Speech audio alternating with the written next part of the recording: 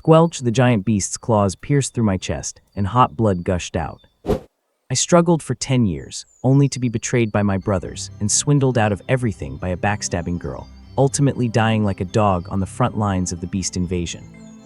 Just as my consciousness began to fade, and I prepared to end this miserable life, a crisp sound of mahjong tiles shuffling suddenly echoed in my head.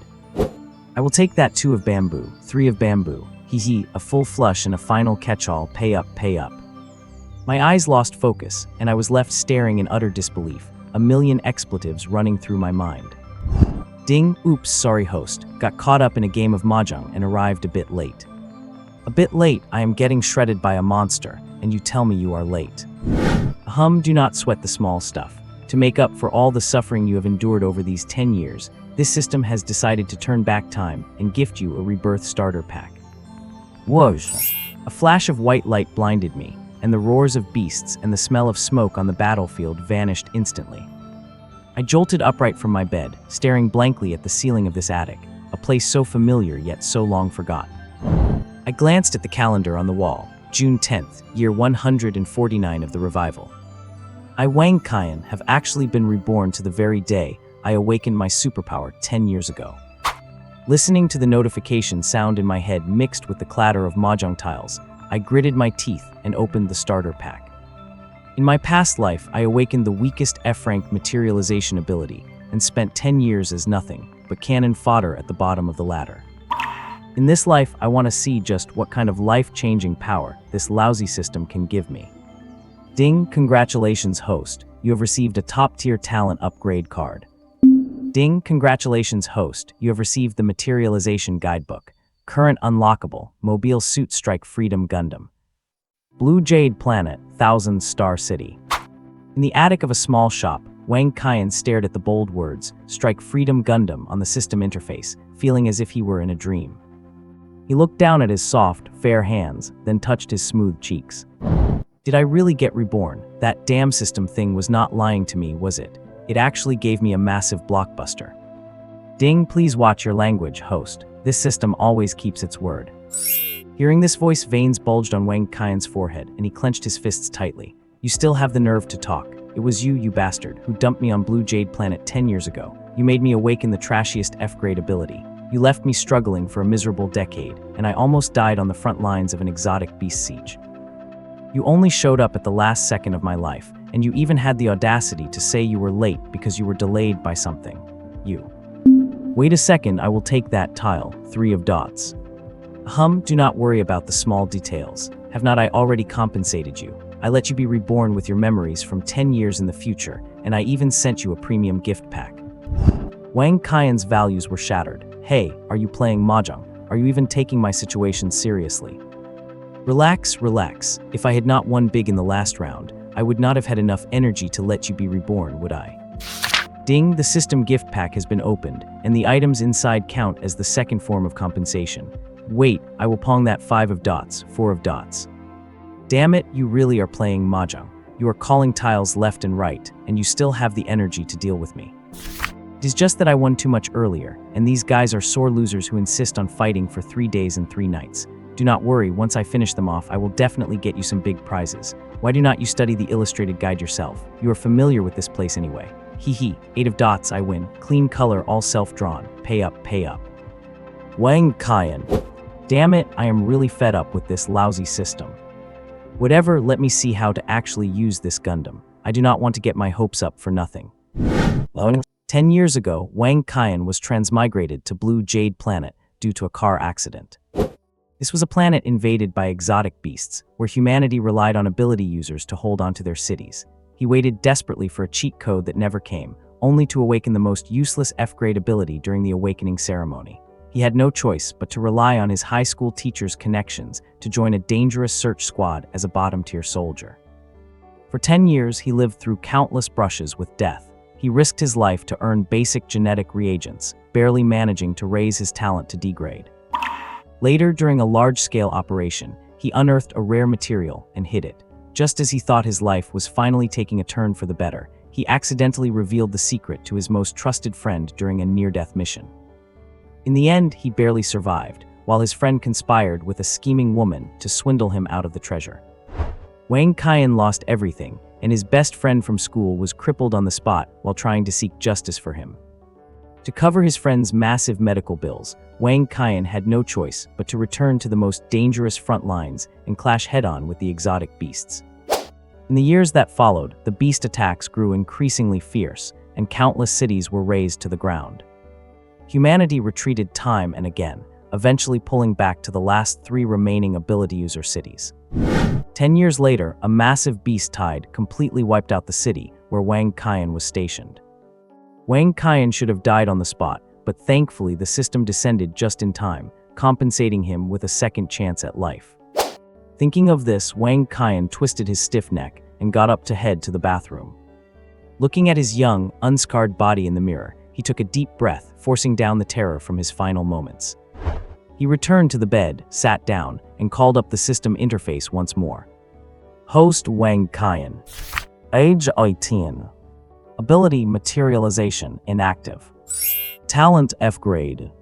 Stamina 7 points, 10 points is normal for an average person.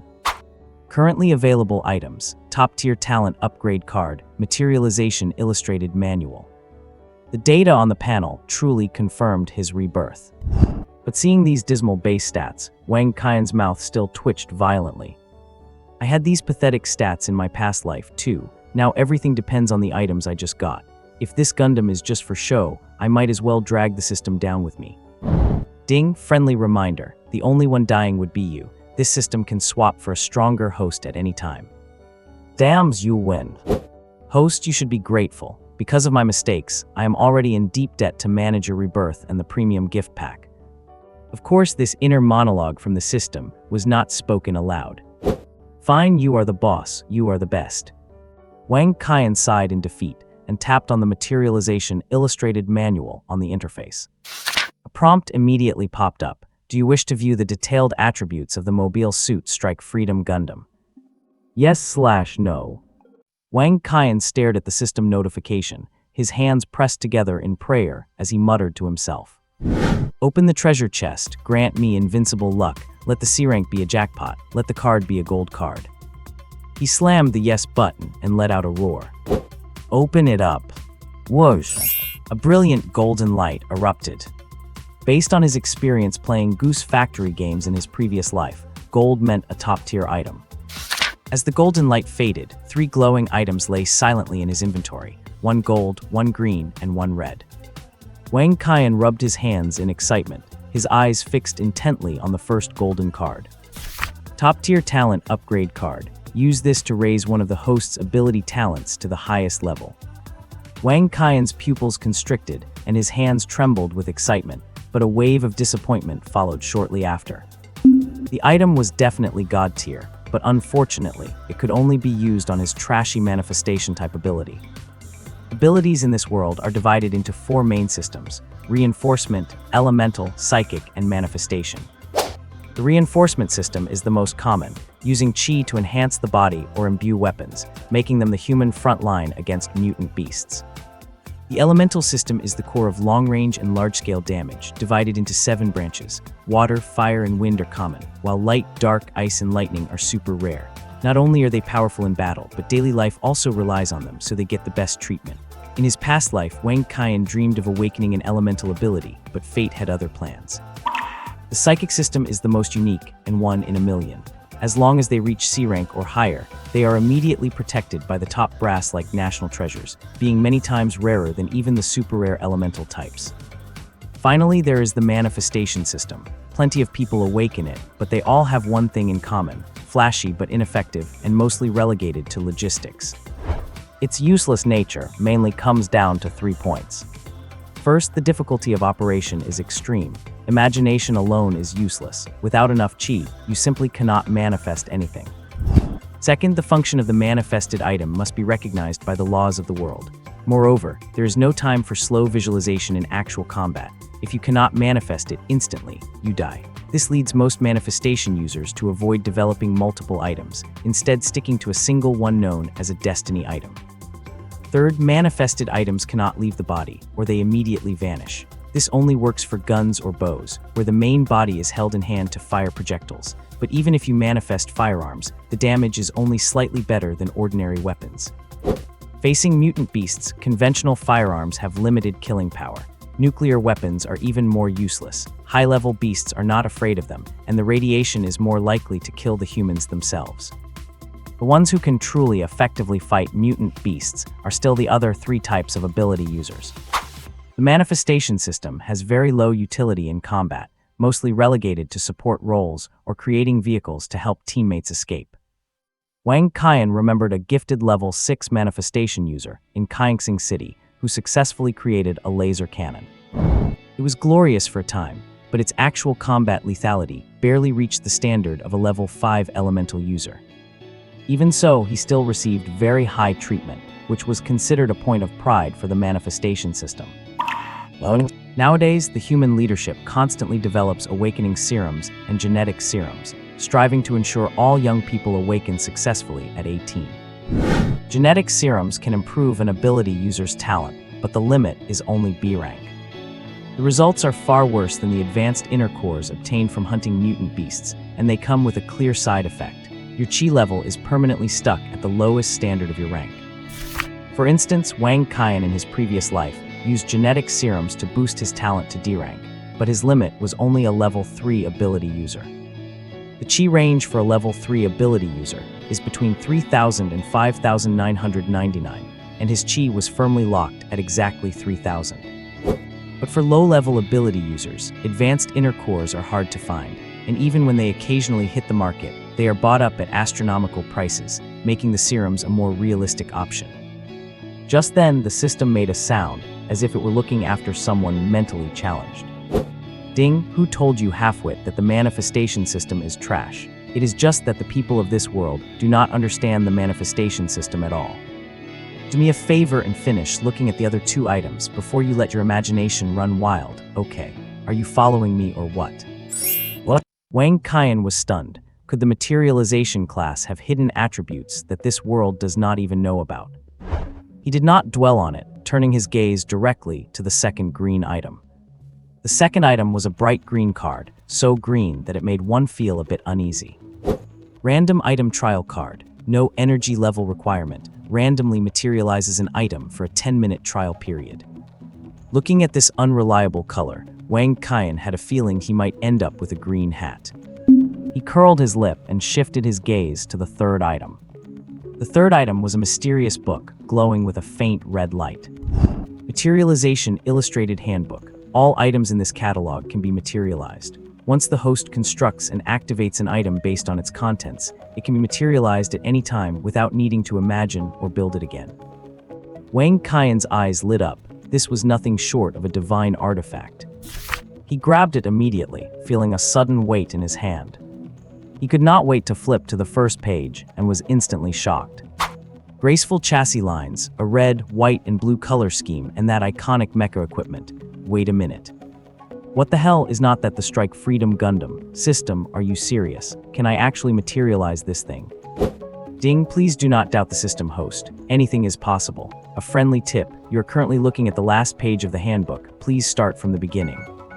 Wang Qian. So this book is meant to be read backwards. He flipped the book over, and the front cover clearly read Beginner's Materialization, Illustrated Handbook. He opened to the real first page, which depicted a wristband along with dense construction parameters. Pulse Cannon requires over 150 energy points to materialize, costs 100 points per unit, and 50 points per shot. A new door had suddenly opened in Wang Qian's mind.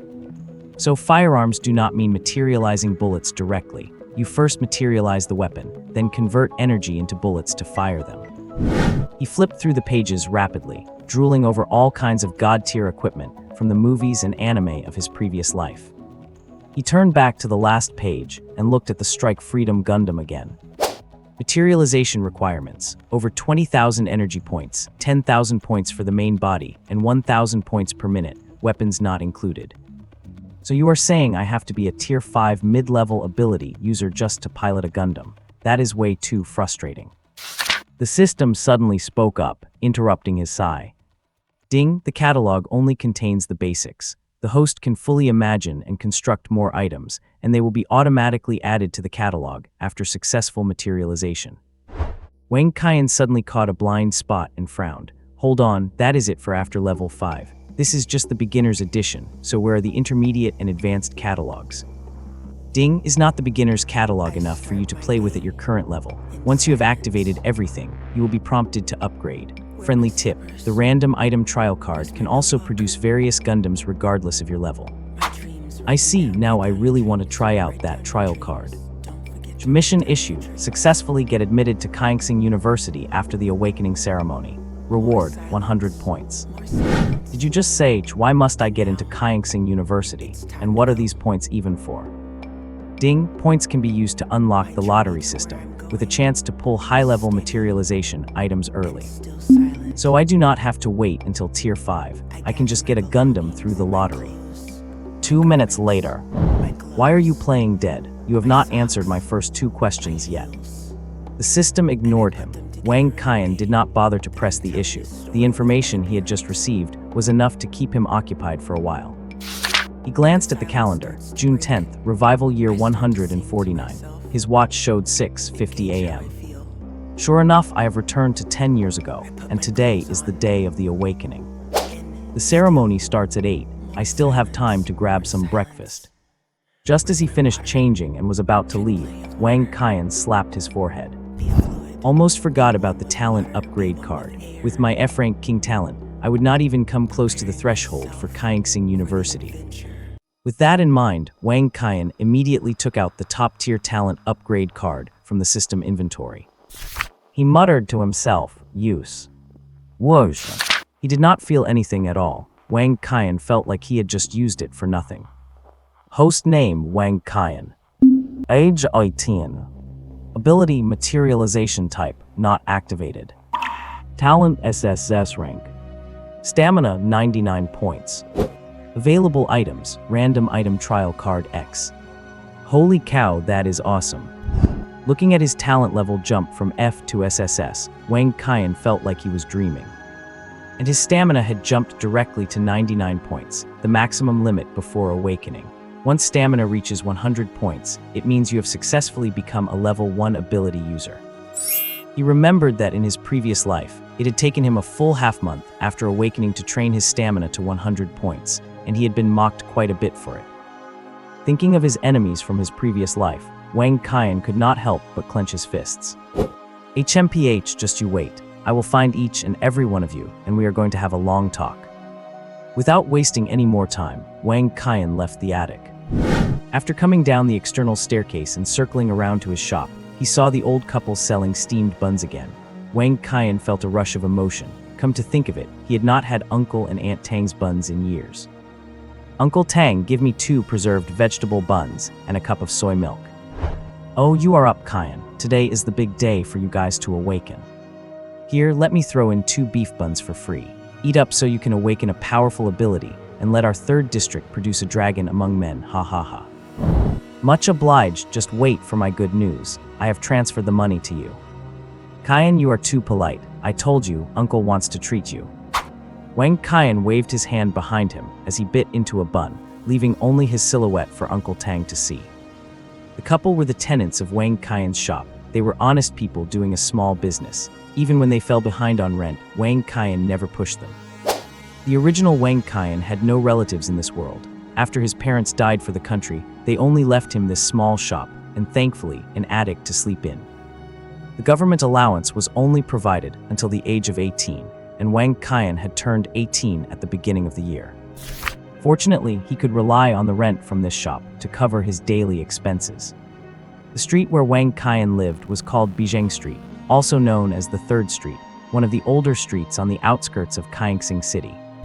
The residents were mostly older locals with little power or money. Those who were well off or capable had already moved to the new districts closer to the city center. Because the outer streets were the most easily affected whenever strange beasts attacked, the defense forces of Kaixing City divided these streets into defense zones. Over time, it came to be known as the 3rd District. He remembered that in his previous life, Kaixing City almost fell after 3 years. The whole city was like the apocalypse had arrived. It was a sea of fire, filled with the sounds of explosions from energy collisions, and everyone was running for their lives in a frenzy. The third district was trampled into ruins right from the start, recalling the scene of his familiar neighbors dying helplessly in the apocalypse. Wang Qian took a deep breath. In this life, with the help of the system, I will definitely do my best to protect this patch of land. After walking for about half an hour, Wang Qian finally reached the third middle school of Kaixing City. The school gate was bustling with activity today, with more parents there than students. But it was only natural. Their children had become the last hope for almost every parent. Only by awakening a powerful ability talent could a child change their fate and change their existing life. It took Wang Qian a lot of effort to push through the crowded classroom, and as soon as he sat down, he heard a voice that he particularly missed. "Qian, why are you here so early? Are you too nervous and excited to sleep?" Sure enough, a short, dark-skinned, slightly chubby boy walked into the classroom and sat directly in the seat next to Wang Qian. Looking at this face that he would never forget, now looking so youthful, Wang Qian's thoughts were drawn back 10 years. His name was Dong Shushu, Wang Qian's deskmate, and the kind of best friend who had stuck by him throughout 3 years of high school. Because Dong Shushu's family was well off, he often brought Wang Qian all kinds of delicious and fun things. However, Dong Shushu had very few friends. It might not have been that people did not want to hang out with him, but rather they just did not want to call out his name.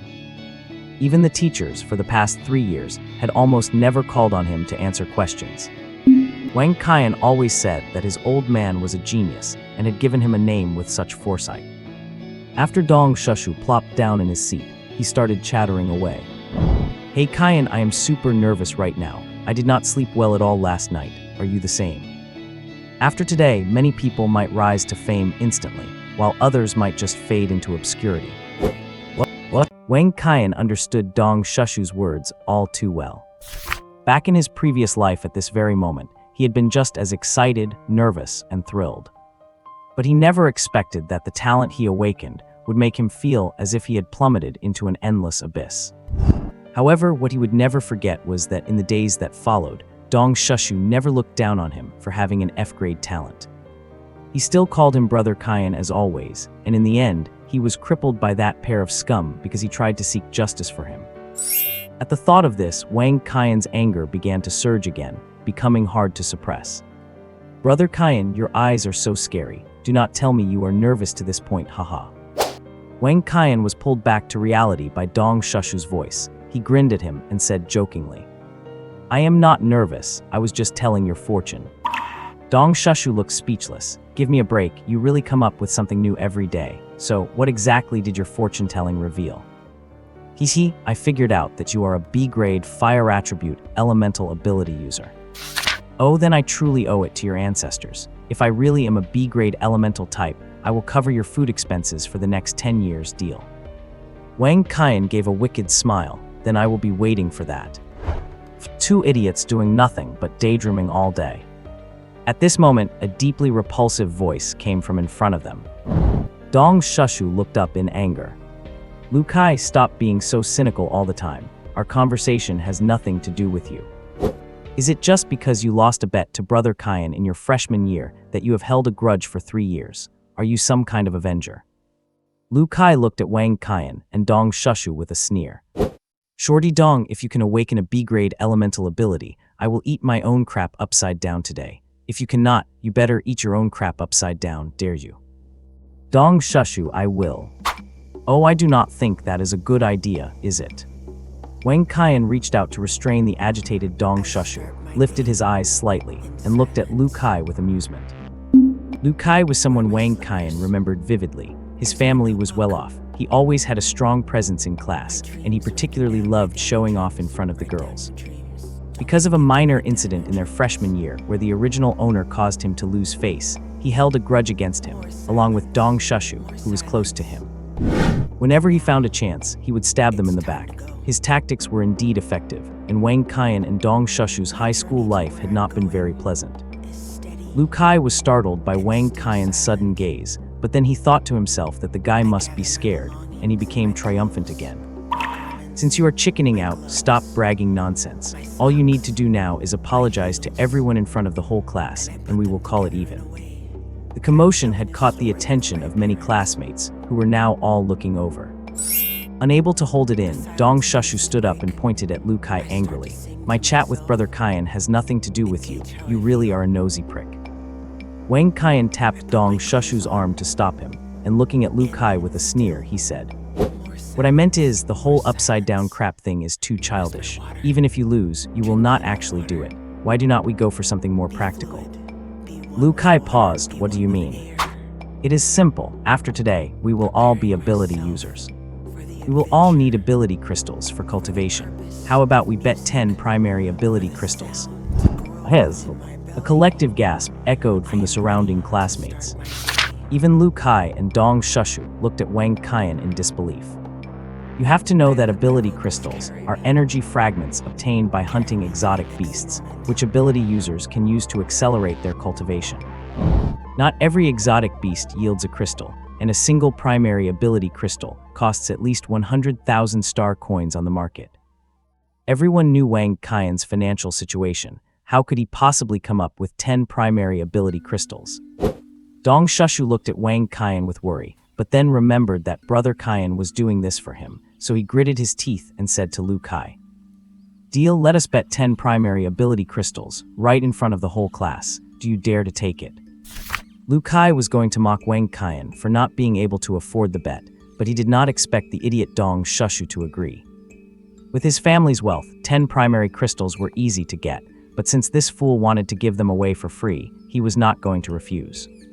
So Lu Kai looked at them with a sneer and said, "Fine, you are on. If you Dong Shushu awaken a B-grade fire ability, I will pay you 10 primary crystals. If it is any other ability, you pay me 10. Just as Dong Shushu was about to agree, Wang Qian shouted, "Wait." Lu Kai sneered immediately. "What? Regretting it? It is too late now." What? Just as the classmates around them all thought Wang Qian was going to back down, he dropped a bombshell that stunned everyone. "I would like to increase the stakes a bit. I wonder if you, Lu Kai, dare to accept. If you do not dare, just pretend I never said anything." They were all hot-blooded young people who could possibly tolerate such a blatant provocation. Lu Kai slammed his hand on the desk, stopped with the sarcastic tone. "Speak, whatever you want to add, I will match it." Wang Qian curled his lips, looking at Lu Kai with calm eyes and said, "How about we bet on what grade of abilities you will awaken, Lu Kai? The bet remains at 10 elementary ability crystals." Wow! Wang Qian's words stirred up 1,000 waves, and all the onlookers looked at him in disbelief. Hearing that Wang Qian actually dared to make such a bet, the students around them erupted into a chaotic discussion. A nosy student spoke up. "Lu Kai has an older brother with an A-grade enhancement talent. Even in the worst case, he would at least be a B-grade. How is that even adding to the bet? Nobody would lose if they bet on that." Exactly. Wang Qian ignored the surprise of his classmates and looked at Lu Kai with a serious expression. Lu Kai looked at Wang Qian as if he were looking at a naive fool. "I think everyone is right. Your additional bet does not count." Wang Qian smiled. "What if I bet that you will have an ability lower than D grade? Do you dare to take that bet?" As soon as Wang Qian finished speaking, one of Lu Kai's usual lackeys immediately clamored. "Impossible, Boss Lu, take the bet with him. This is a guaranteed win." Lu Kai just gave Wang Qian a cold, mocking smile. "I never expected you to pay such a high price just to gross me out. The classmates are right. There is no reason for me not to accept free ability crystals delivered to my doorstep." At this point, Lu Kai glanced at Dong Shushu, who was standing next to Wang Qian, and continued. "Are not you and Dong Shushu best brothers? Is it really okay for you to scam him like this?" Dong Shushu, already getting worked up, was about to snap back, but Wang Qian interrupted him first. "I will bear the responsibility for both bets myself, so do not look for other excuses. Just tell me whether you accept or not, right here in front of all our classmates." "Brother Qian, you..." Before Dong Shushu could finish, Wang Qian cut him off. "Xiao Dong, it is fine. You just need to trust me." Seeing that Wang Qian had made such a big scene for his sake, Dong Shushu nodded on the surface. But inside, he was thinking that no matter what happened later, he would pay those 20 ability crystals for Brother Qian, even if it meant getting a beating from the old man. Lu Kai looked at the two of them, full of triumph, and replied, "Since you are so determined to give me your ability crystals, I have no reason to refuse. It is a deal then, and all our classmates are witnesses. Do not try to welch on it later." Wang Qian smiled confidently. "Fine, it is a deal." Just then their homeroom teacher, Yang Lin, walked into the classroom. The onlookers dispersed immediately and returned to their respective seats. Wang Qian looked at the face on the podium, which he had almost forgotten, and various memories gradually surfaced in his mind. Yang Lin was a very good teacher. Although her own strength was not great, she had always been dedicated to her students. He remembered in his past life, when Wang Qian awakened the most useless talent and ability, Yang Lin had gone to great lengths to help him find a job. Although he only ended up in the lowest level search squad of the city guard, it was still far better than having no job and wasting his life away. That is why Wang Qian still felt a sense of gratitude toward her. Yang Lin, standing on the podium, looked at the students below with a smile and said, "The examiners will arrive in a few minutes to conduct the awakening ceremony. Please relax and try your best to perform well. After today, everyone will be going their separate ways. I wish you all a bright future." After saying that, Yang Lin fell silent and sat quietly in her chair, waiting with everyone for the examiners to arrive. Dong Shushu nudged Wang Qian with his elbow. "Brother Qian, why were you so impulsive just now? How can you be so sure that that bastard Lu Kai is below D grade? Everyone knows he has a genius brother. How bad could he really be?" Wang Qian chuckled. "Just watch later. My fortune-telling is actually quite accurate. Just do not forget that you need to cover my food expenses for the next 10 years. Dong Shushu covered his face. "Oh, for heaven's sake, why are you still talking about that now? Do not worry, no matter what happens later. As your brother, I will not leave you hanging. I will take care of those 20 elementary crystals for you." This was the trait of Dong Shushu that touched Wang Qian the most. The bond of brotherhood between them was not something that could be easily shaken. Wang Qian secretly vowed to himself that in this life, now that he possessed a system, he would never let himself and Dong Shushu end up like they did in his previous life. What? Just as Wang Qian was lost in his thoughts, 3 people in uniforms walked into the classroom. Just as it was in his previous life, these were the same 3 people who came to conduct the assessment for his class. The 3 moved an ability awakening instrument onto the podium. It was covered in various tubes, and on top sat a transparent, round energy crystal. Wang Qian knew that it was filled with awakening gene serum, which served primarily to stimulate the ability cells within the human body. It awakens these dormant cells directly, thereby successfully achieving the awakening.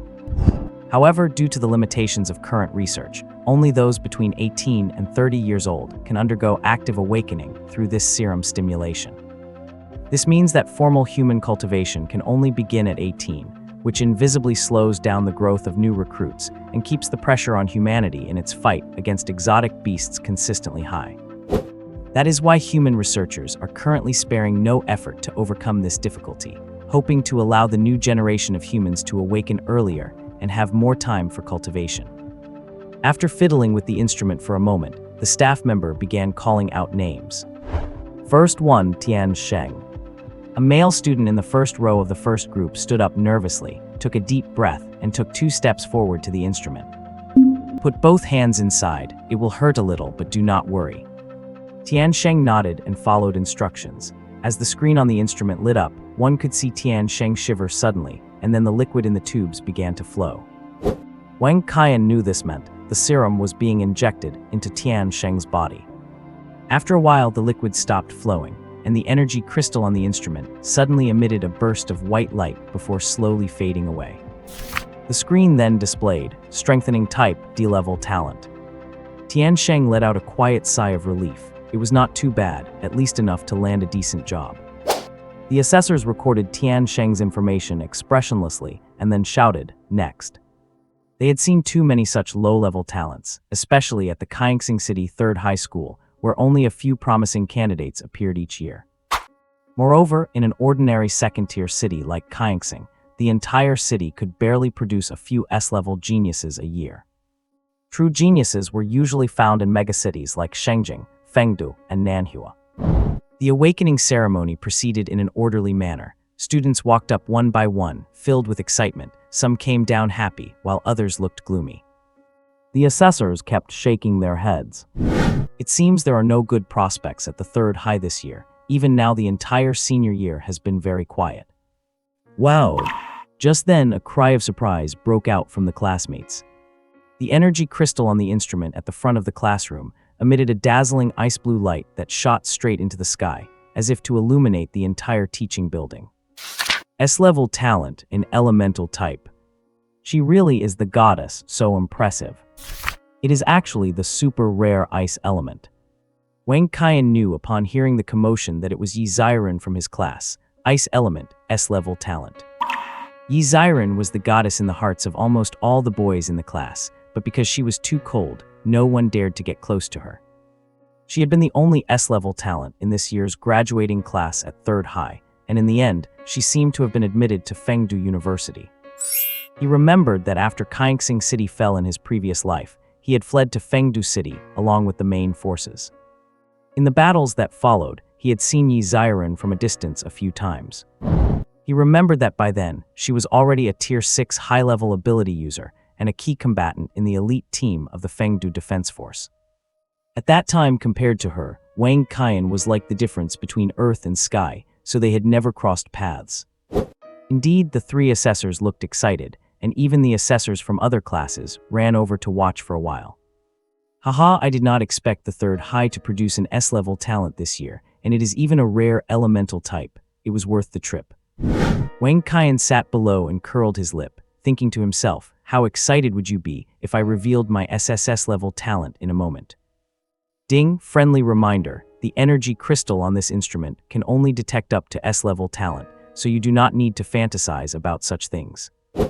Oh, that gave me a scare for nothing, but it is better this way. It will not make me look too high profile. Yi Ziren had already walked down from the podium with a calm expression, as if nothing in this world could stir any emotion in her. Not long after, another exclamation broke out in the class, and then everyone stared at Wang Qian with looks like they had seen a ghost.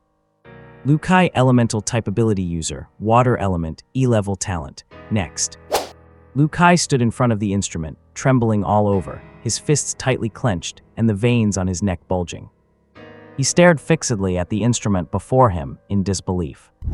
How is this possible? The machine must be broken. I demand a retest.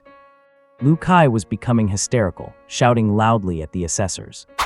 Wang Qian, however, sat below and muttered to himself, how could I, fortune teller Wang, have been wrong? What? Seeing Lu Kai lose control of his emotions, Yang Lin stood up with a stern look and scolded him.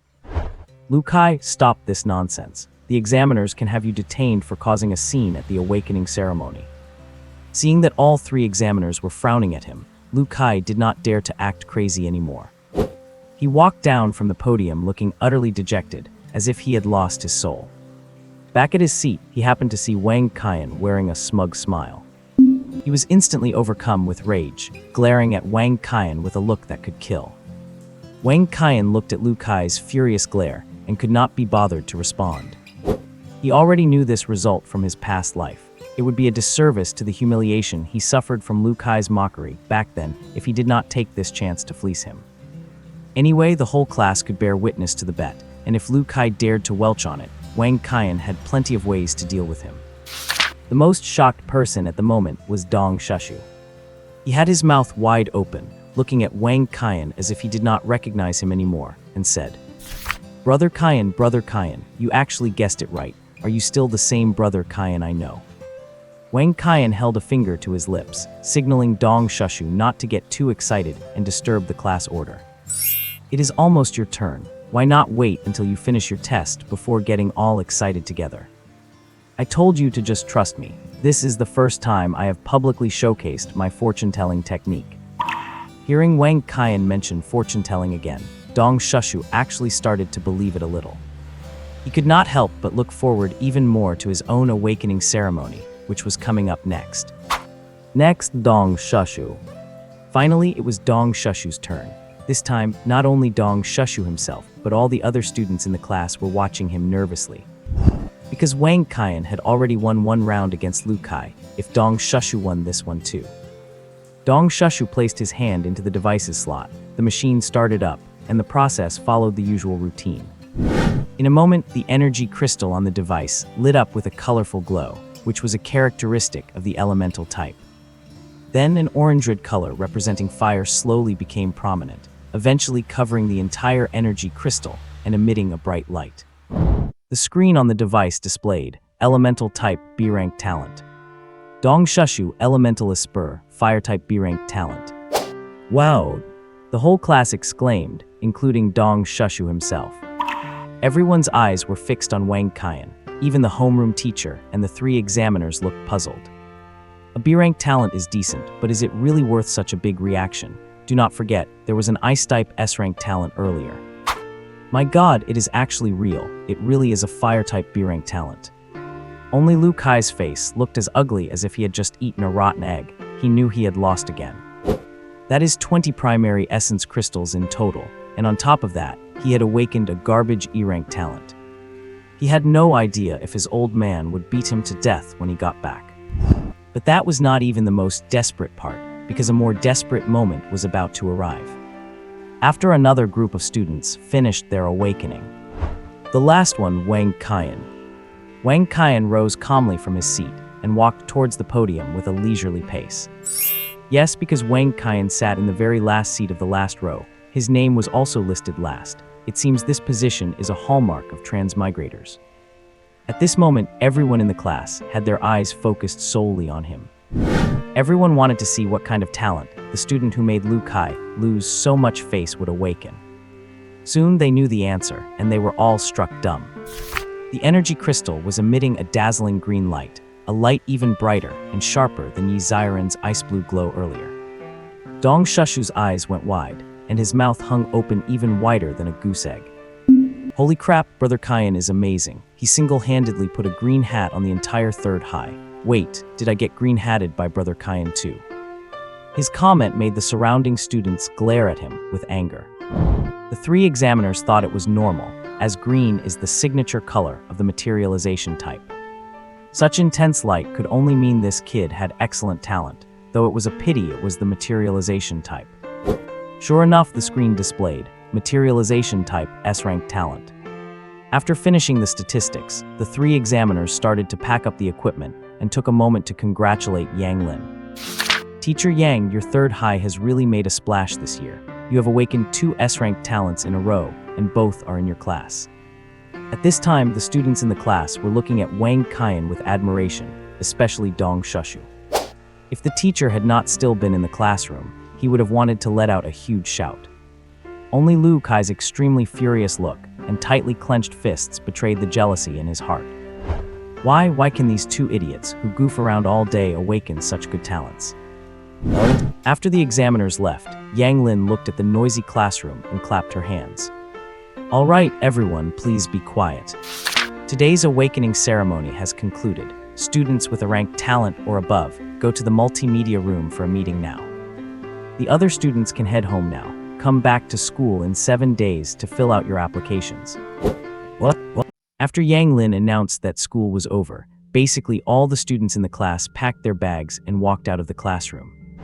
Dong Shushu got up, patted Wang Qian on the shoulder and said, Brother Qian, I am heading off then. I will give you a call tonight. You are not actually planning to cover my meals for 10 years, are you? Ha, of course I am. I have to go back and tell my old man this good news. Dong Shushu walked out of the classroom laughing, and as he passed by Lu Kai, he said in an arrogant tone, Do not you forget about those 20 ability crystals you owe my brother Qian. If you dare to welch on the deal, I will have my dad call Chairman Lu for a little chat. By then, quite a few students around them had started to stir up trouble. People are just like that. When someone is in power, everyone wants to cozy up to them. But once they fall from grace, everyone wishes they could kick them while they are down. Wang Qian understood this all too well, having tasted the coldness and warmth of human nature. Lu Kai gritted his teeth and strode out of the classroom without looking back. He certainly did not dare to welch on the debt. Although Dong Shushu's family was not as wealthy as his, they were still in the same social circle. If this caused any gossip, it would have a significant impact on the group's reputation. He did not dare to tell his family now, and planned to ask his brother for help first. Before long, the classroom was empty, leaving only Wang Qian and Yi Ziren behind. At At this moment, Yi Ziren, who was sitting in the middle of the classroom, turned her head to look at Wang Qian. She had not expected that this classmate, with whom she had had no interaction and barely spoken to over the 3 years they had been in the same class, had actually awakened an S-tier talent ability just like her. Just then, Yang Lin walked over and said to them with a smile, "Let us go. Let us head to the multimedia classroom together. Representatives from several prestigious universities are already waiting there. You two are truly excellent, the only 2 students with S-tier talent abilities in our 3rd high school this year. I am sure many top schools will be offering you an olive branch later, so do not hesitate to accept if the terms are right." Wang Qian followed Yang Lin toward the multimedia classroom with an indifferent expression. Anyway, he could only get into 1000 University, so why bother considering anything else? Entering the multimedia classroom, he saw that all the homeroom teachers of the 3rd grade were already there. After a careful count, there were only 7 students in total. Wang Qian had not known that 7 students with A-tier talents had emerged in their grade, because the moment he awakened an F-tier talent, he had not been in the mood to care about anything else. In the classroom, besides all the homeroom teachers, there were also the principal and a dozen or so unfamiliar instructors. As soon as they walked in, everyone's attention was fixed on Yi Ziren, barely glancing at Wang Qian. Wang Qian could not help but curl his lip and complain to himself. The materialization branch really is not valued at all. Even with an S-tier talent, no one cares. Then a middle-aged man in a white suit stood up and said with a somewhat arrogant tone, "So these are the only 2 S-tier students at 3rd high this year, right? Let me introduce myself. I am an admissions recruiter from Jing University. I wonder if you, Yi Ziren, would be interested in joining us. We at Jing University will waive all your tuition fees, and we will also provide you with 500 academic credits and 20 intermediate ability crystals." Yi Ziren was tempted. Among the top 3 universities, 1 credit was basically worth 10,000 star coins, so 500 credits were equivalent to 5 million star coins. Moreover, you could not buy credits with star coins, and as for intermediate ability crystals, those were even more valuable, going for about 800,000 each on the market. Adding that up, it was equivalent to 21 million star coins. The offer was indeed very tempting. Another teacher also stood up. "Yi Ziren, I am an admissions recruiter from Manhwa University. If you choose our school, we offer the same terms as Jing University." Meanwhile, a very young female teacher sitting next to them also stood up, her bright red dress catching everyone's eyes. "I am a recruiter from Feng University. If Yi Ziren is willing to come to our school, we can offer an additional 10 intermediate ability crystals on top of what the previous 2 teachers offered." The Jing University recruiter felt quite annoyed upon hearing this. "Mu Qingyu, you Feng University folks are really willing to bleed for this, are not you? It is just an S-tier student, and they have not even gone through retesting yet. You are already offering such high terms. One must know that the entire Lanyu planet is currently occupied by mutated beasts, and resources available to humans are extremely limited. Do not underestimate the offer of 10 extra intermediate ability crystals. That might take killing hundreds of tier 4 or higher mid-level mutated beasts to collect. And this is just a reward for 1 S-tier student. Bear in mind that these elite schools recruit many such talents every year. These combined rewards can be considered a massive expenditure, all of which count as early investments." Wang Qian, standing to the side, was also surprised by the generous offers from these schools. If it were him, he would have accepted long ago. But Yi Ziren will definitely choose Fengdu University.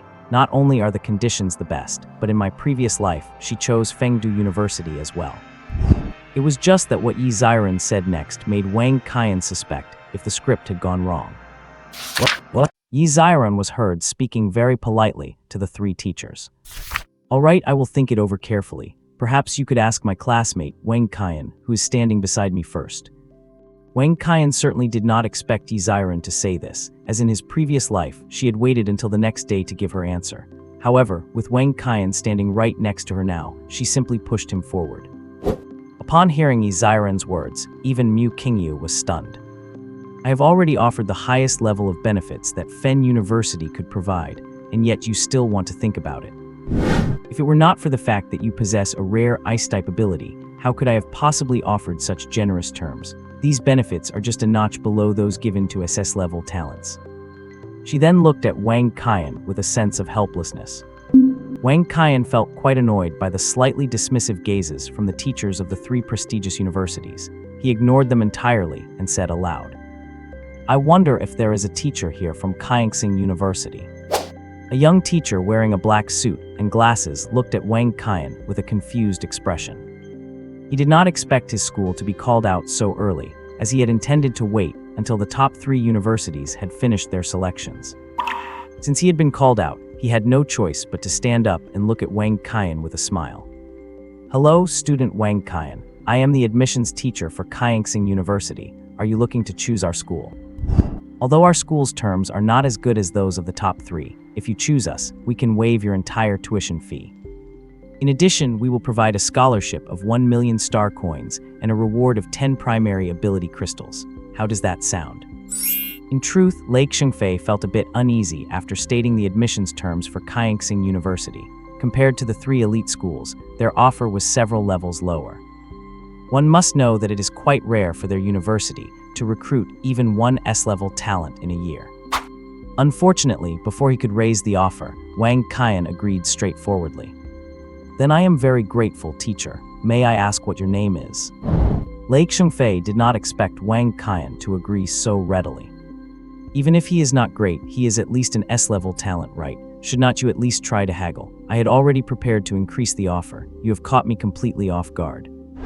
He then stepped forward a few paces, extended his right hand to Wang Qian and said, "Hello, student Wang Qian. My name is Lake Shengfei. Just call me Teacher Lei. I am very grateful that you chose our university, but may I know why?" Wang Qian also extended his right hand, shook Lake Shengfei's hand, and revealed a smile. "I grew up in Kaixing City since I was little, and both my parents sacrificed their lives in the battles to protect this city. The only reason I chose Kaixing University is that I hope to stay in Kaixing City and continue to guard this place." Wang Qian's impassioned statement made all the teachers present look at him with new respect. It should be known that although the materialization class is considered very weak, an S-level materializer can surpass an A-level elementalist if trained well. These teachers all felt that Kaixing University had gotten a real bargain this time. Lake Shengfei was also very surprised. He had not expected Wang Qian to choose his university for this reason, and he could not help but feel a bit more favorably toward him. In reality, if he had lowered his expectations, getting into one of the top 3 universities would not have been a problem at all. He then gripped Wang Qian's hand and said excitedly, "Good, you are truly a fine son of Kaixing City. Since that is the case, I will apply to the school to see if we can upgrade the offer to 10 intermediate ability crystals." Wang Qian was very happy. He knew this was the limit of what Kaixing University could do, and if he had chosen the top 3, he might not have even received such an offer. "Thank you so much, Teacher Lei. I will wait for the admission notice from Kaixing University." Yi Ziren, standing nearby, was surprised by Wang Qian's choice. She did not expect him to be so firm in his decision to stay here, to stay in this city. She had been almost swayed when Mu Qingyu made her offer and nearly failed to hold her ground, so she had not expected Wang Qian's resolve to be so strong. The reason she had been hesitant was that her parents were both inspectors in the Kaixing City Defense Force and were both level 6 ability users, a fact she had never told any of her classmates. Her parents wanted her to attend a top 3 university, believing that staying in Kaixing City would limit her future development, yet she herself had always wanted to stay by her parents' side and protect the city in the future. Now Wang Qian's words were undoubtedly a boost to her morale, and she felt that she too should stick to her own beliefs. Moreover, even if she stayed in Kaixing City, given the strength of her parents and the close relationship between their family and the city's top guardian, Long Zhen, her future training resources would by no means be inferior to those of the top 3 universities. So in this very moment, she made a decision that caused everyone present to drop their jaws, a decision she would never regret. "Teacher Lei, I would also like to choose Kaixing University." Whoa! The scene erupted in a commotion. Whether it was the teachers or students, everyone looked at Yi Ziren in total disbelief. The principal in particular looked displeased. It was hard enough for the school to produce 2 S-level talents, and yet both had chosen Kaixing University. "Yi Ziren, do not be ridiculous. Your ability is an S-level ice type. Is that even comparable to a materialization-type ability? Your stage should not be Kaixing City. You should choose to go to one of the top 3 universities. Yi Ziren looked at the principal with a smile and said, "Is the principal not a citizen of Kaixing City? I think student Wang Qian is absolutely right. My parents have also been fighting hard to protect Kaixing City. As a citizen of Kaixing myself, should not I choose to stay and protect my own city?" The principal was instantly rendered speechless by Yi Ziren's retort, while Lake Shengfei was truly excited, his voice even trembling slightly. "If student Yi Ziren is also willing to choose our university, I will likewise apply to the school for the best possible terms for you." The 3 teachers from the top universities looked at this scene, feeling quite irritated. They had come happily to recruit after hearing that the 3rd middle school had produced 2 S-level talents, only to come away with nothing. All 3 of them left the classroom in a huff, not even bothering to say goodbye. At this moment, the most surprised person was Wang Qian, who looked at Yi Ziren in disbelief. He saw the latter give him a slight nod. Although she still looked cold, Wang Qian could clearly feel her friendliness. "Oh, it seems this little butterfly has already flapped its wings." What?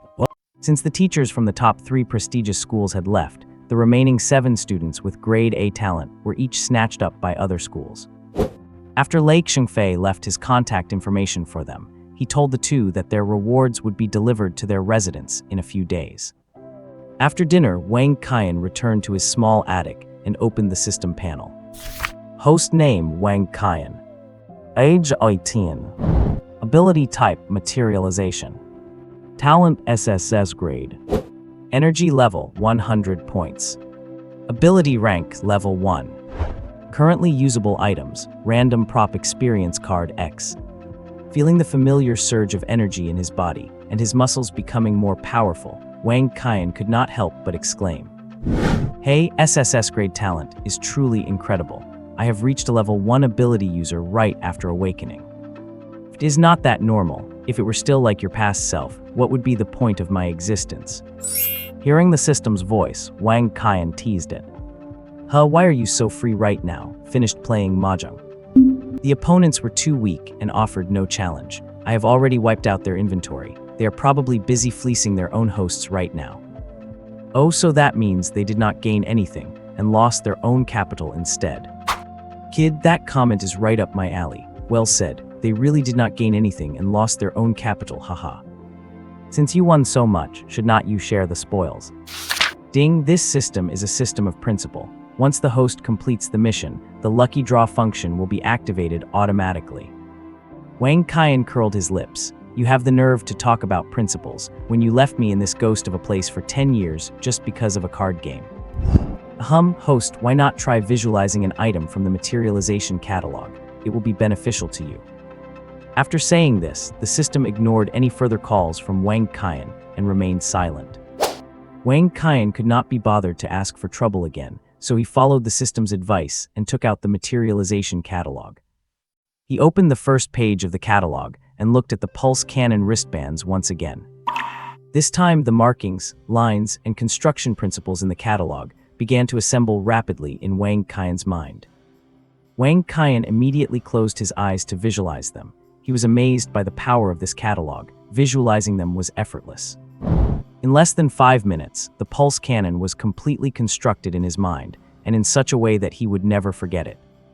His 10 years of experience told him that once he could materialize these wristbands, he could probably do it in less than a second. As soon as this thought crossed his mind, he felt a familiar sensation of energy in his arms. It was as if all the energy in his body had converged onto his arms. Shocked, Wang Qian quickly opened his eyes. He saw his arms emitting a brilliant green glow, and a pair of pulse cannon wristbands had fully materialized on both his left and right arms. Damn, what is going on? Was not it supposed to require 150 energy points to materialize just one? How did I manage to materialize the whole pair at once? Filled with confusion, Wang Qian hurriedly opened the system panel. Looking at the energy level line on the panel, which showed 300 points, his jaw dropped wide open without him realizing it. I gained 200 energy points in just a moment. You have to know that in his previous life, relying solely on his own cultivation, he could only increase his energy by 1 or 2 points a day. He could only boost his cultivation speed if he were lucky enough to acquire primary ability crystals.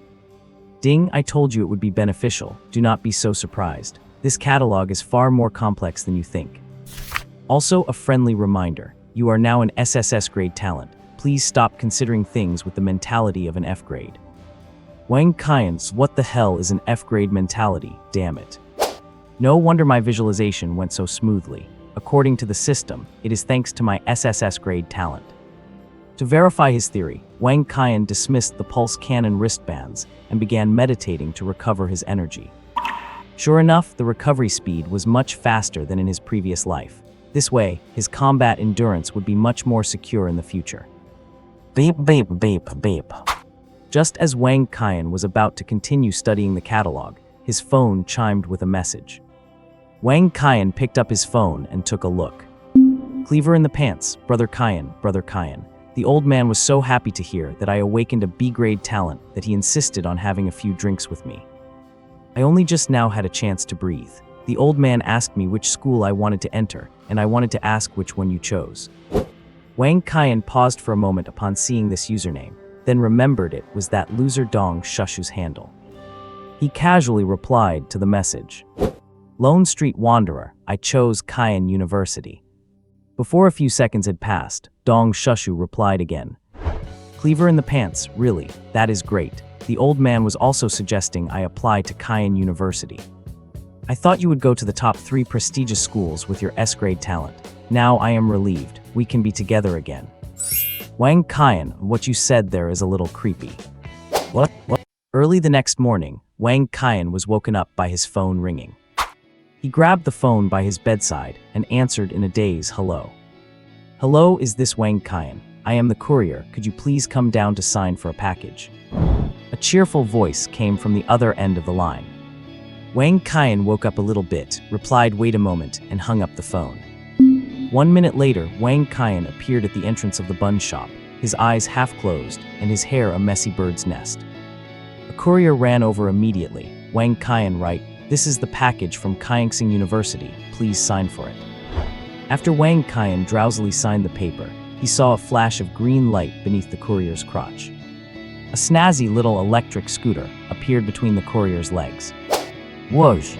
All that was left behind was a trail of dust. The courier's showy move completely shook Wang Qian out of his sleepiness.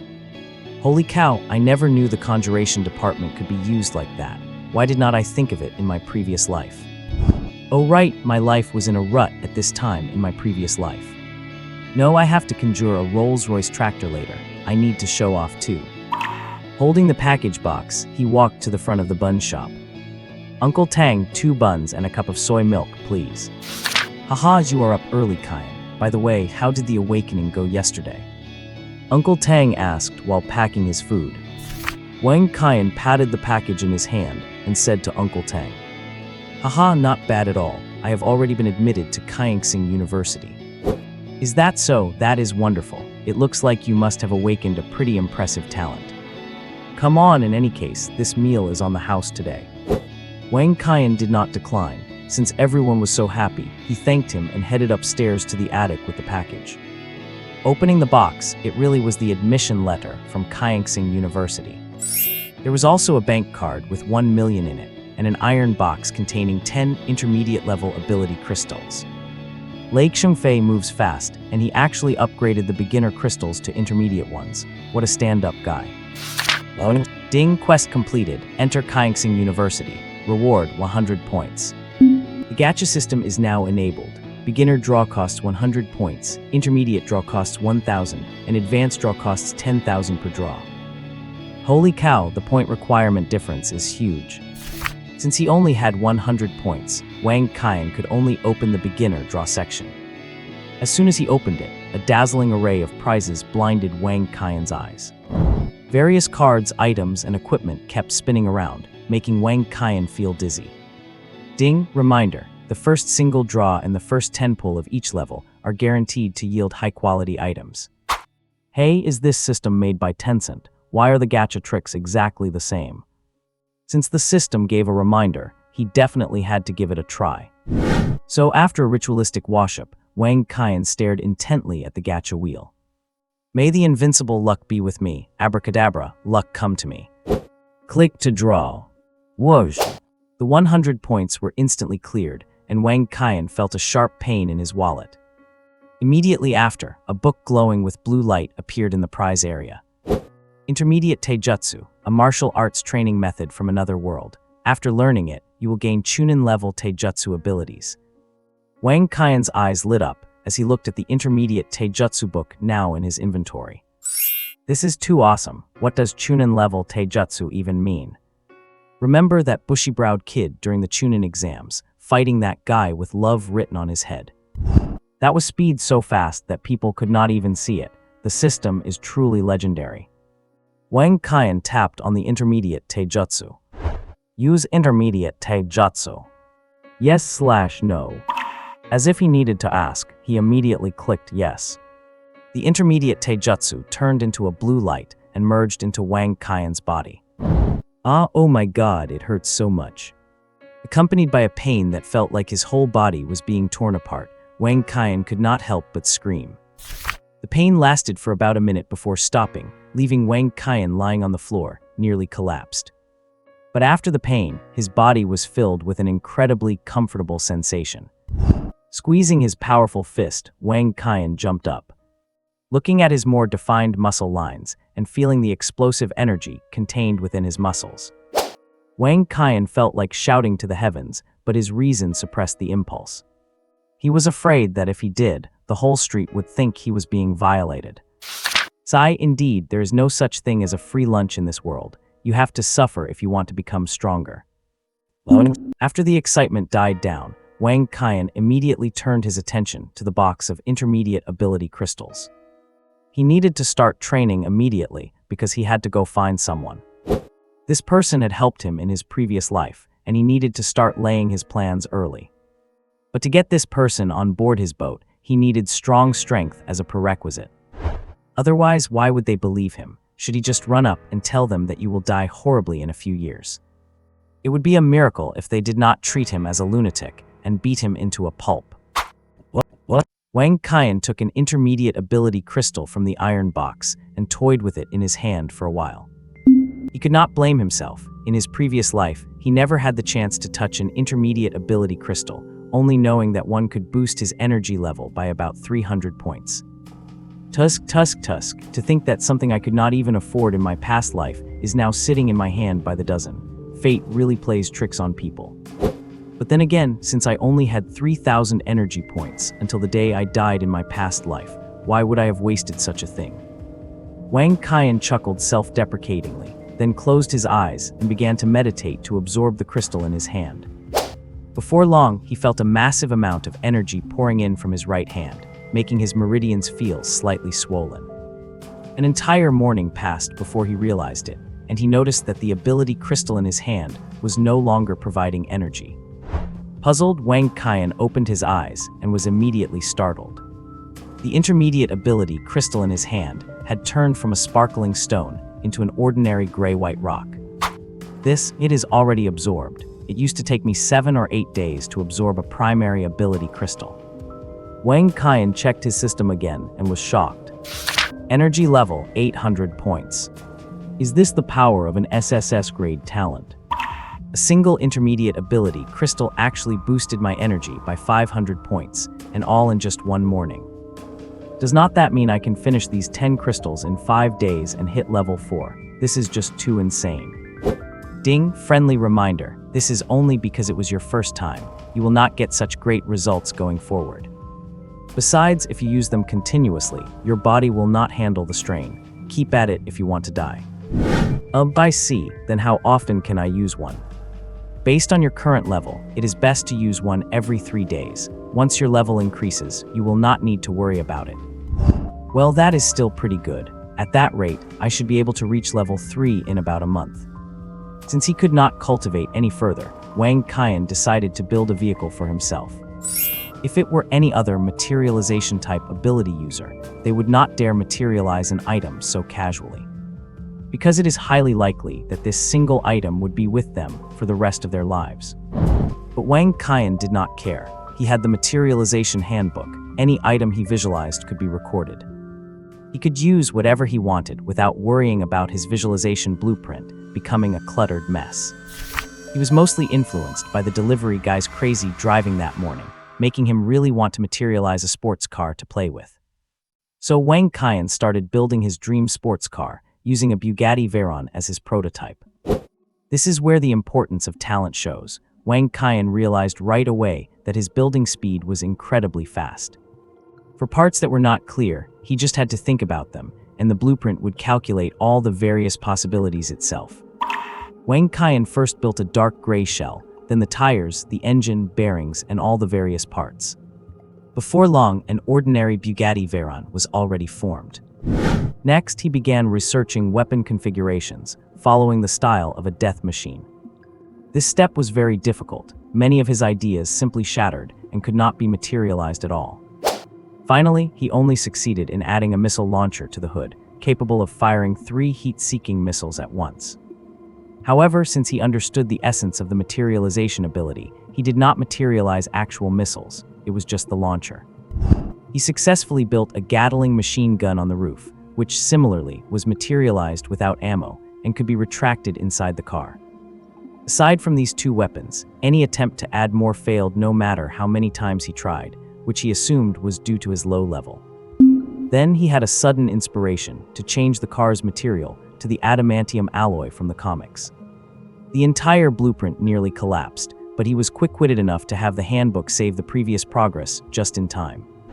Otherwise, all the work he put in that afternoon would have been for nothing. Sigh, it is just a pity. I wish I could actually materialize adamantium someday. If anyone else knew that he could build a perfect item in just one afternoon, let alone such a complex battle car, and that he was still complaining about it, they would definitely drag him away to be studied under a microscope. After all, a typical level 1 materialization type user might take 3 or 4 days just to build a handgun. Wang Qian looked at the new page in his materialization handbook, which showed the Bugatti Veyron battle car he had just constructed. He felt a sense of satisfaction. At the very least, this was something he would not have dared to dream of in his past life. Bugatti Veyron battle car. Materialization requirement, energy level of 800 or higher, consumes 500 energy points to manifest the main body. Consumes 10 energy points per kilometer driven, 30 points per heat-seeking missile, and 2 points per bullet. Looking at the data in front of him, Wang Qian felt a slight bitterness. The fuel cost is one thing, but why is the ammo so expensive? 100 energy points only get me 50 bullets. Good thing it only allows for 2,000 rounds per minute when built. If I successfully built a Vulcan cannon, would not I be a 1-second man? Ding, with your current energy level, you would only last 4 seconds anyway, so what is the difference? Wang Qian, Japanese letter, Japanese letter. Nobody will think you are a mute if you do not talk, you know. What?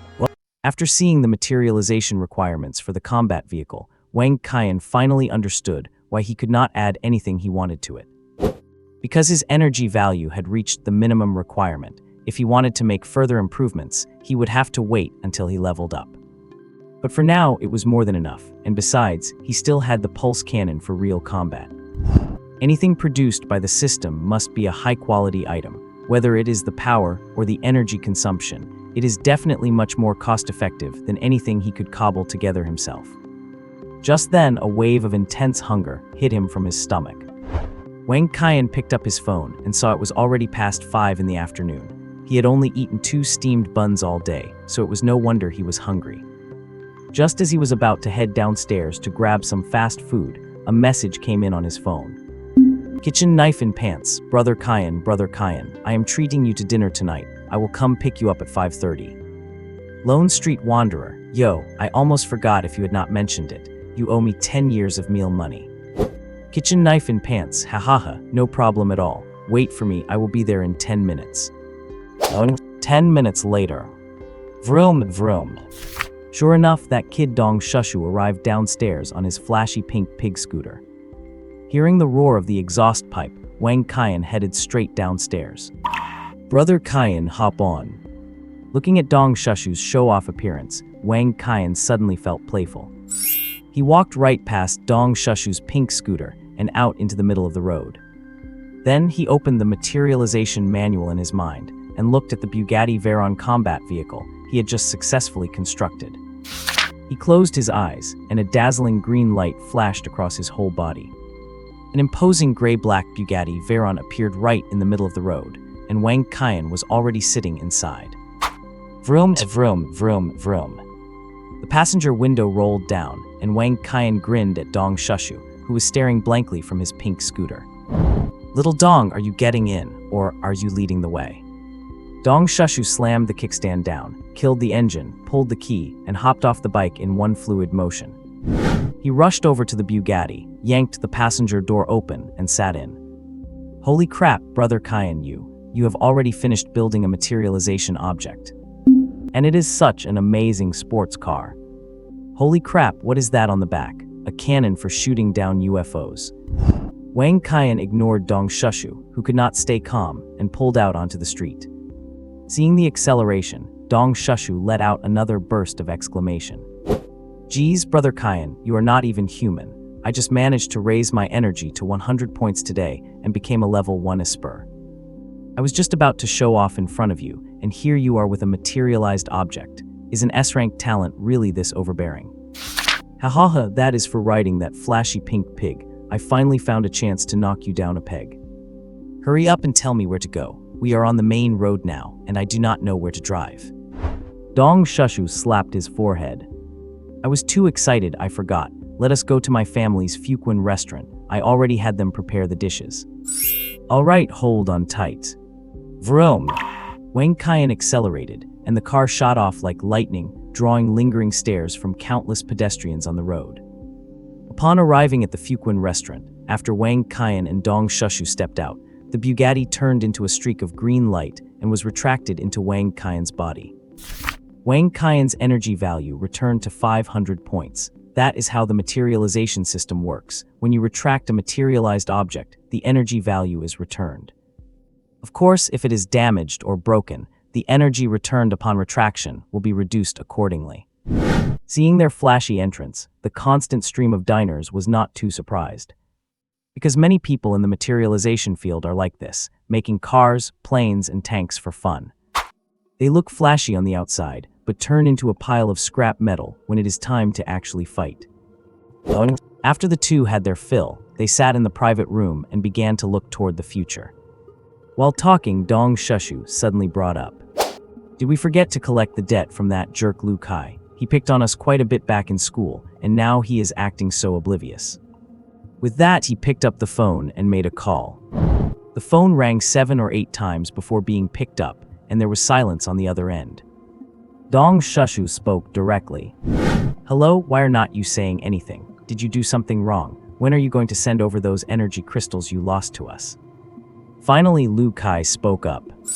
"HMPH, I will not welsh on the debt. I am bringing them over now. Send me your location." About half an hour after hanging up, the door to the private room was pushed open. It was Lu Kai and his older brother, Lu Zong. Lu Zong looked at Wang Qian and Dong Shushu calmly and tossed 20 primary energy crystals onto the dining table like he was throwing away trash. "So you two are the ones acting pretty arrogant. Here is your stuff. Be careful when you go out in the future. Watch out for bad luck." Dong Shushu was not going to take that, so he mocked Lu Kai. "Yo, what is this? Cannot afford to lose a bet, so you brought someone to back you up. What are you threatening us with your brother? If you could not pay, you should have just said so. Besides, it is only 20 primary energy crystals. I do not really care about them." What? Lu Kai wanted to say something else, but Lu Zong held him back. Lu Zong did not say anything more, just gave the two a careful look before leading Lu Kai away. Wang Qian watched the two walk out of the private room, his eyes narrowing slightly. He was not afraid of a simple-minded person like Lu Kai, but people like Lu Zong, who have both strength and the ability to endure, are the most dangerous. "Xiao Dong, I spoke a bit too hastily just now, but this Lu Zong is no good. I am a loner, so I do not fear his retaliation, but you should be careful from now on. I am worried he might go after your family." Dong Shushu felt a bit of lingering fear now. Indeed, the look Lu Zong gave him at the end was quite terrifying. Moreover, this guy is already a level 4 Esper who has tasted blood. He is not someone small fry like them, fresh out of the gate, can contend with. Seeing Dong Shushu's face turn pale, Wang Qian smiled slightly. Do not worry, it is still very safe in the city, and we will be entering Qian University soon. It is even safer at school. Just remind your parents to keep an eye on the Lu family. Hearing Wang Qian's words, Dong Shushu felt a bit better and pushed the 20 primary level energy crystals scattered on the table toward Wang Qian. Wang Qian shook his head and pushed them back into Dong Shushu's hands. You need to focus on your cultivation. Since you have officially reached level 1, it means your family has already taught you the meditation technique. I have a scholarship of 10 intermediate level energy crystals, so these 20 primary ones will not be of much help to me. Besides, your family cannot provide you with energy crystals forever, and millions is not a small sum for your family. Dong Shushu wanted to decline, but hearing that Wang Qian already had intermediate level energy crystals, he realized these 20 primary ones really would not help him much. So he did not stand on ceremony and accepted them, though he kept Wang Qian's favor in his heart. All right, brother Qian, then I will not be polite. Will you still need to go to school next week to fill out your preferences? No need, I have already received my admission letter from Qian University, and I only have about a month of vacation. I plan to use this time to cultivate properly and strive to form a demon hunting squad as soon as possible. Dong Shushu widened his eyes, looking at Wang Qian in disbelief. Brother Qian, are you planning to start your own demon hunting squad? Do you have any idea how dangerous that is? If you are short on money, I can lend you some. There is no need to go and form a demon hunting squad. Wang Qian smiled gently. It is not about the money, I have my own plans. Only a demon hunting squad can leave the city at any time to hunt exotic beasts. You know the situation on Blue Jade Star right now. If I do not start fighting beasts for real as soon as possible, who knows when they might attack the city. I do not want to be shaking in my boots when that day comes. These words left Dong Shushu in awe. He had not expected Wang Qian to change so much after graduation. Thinking about Wang Qian's words now and looking at himself, the difference was like night and day. He also needed to become as mature as Wang Qian. Brother Qian, I will work hard on my cultivation, and I want to join your demon hunting squad when the time comes. Wang Qian did not expect that a casual remark of his would wake Dong Shushu up. He still remembered that in his previous life, it was Dong Shushu who came to cheer him on at this exact time. He did not expect the roles to be reversed now, and that it would be his turn to give Dong Shushu motivation. Wang Qian patted Dong Shushu on the shoulder and stood up, saying, "Let us go, let us head home. Your car is still downstairs at my place, let us go together." Just as the two stepped out of the private room, Wang Qian saw a familiar figure. Why is she here? Seeing this person, Wang Qian's thoughts were suddenly pulled back 10 years. This woman was called Tang Jing. At this time, she should only be about 20 years old and was just a grade D enhancement type Esper.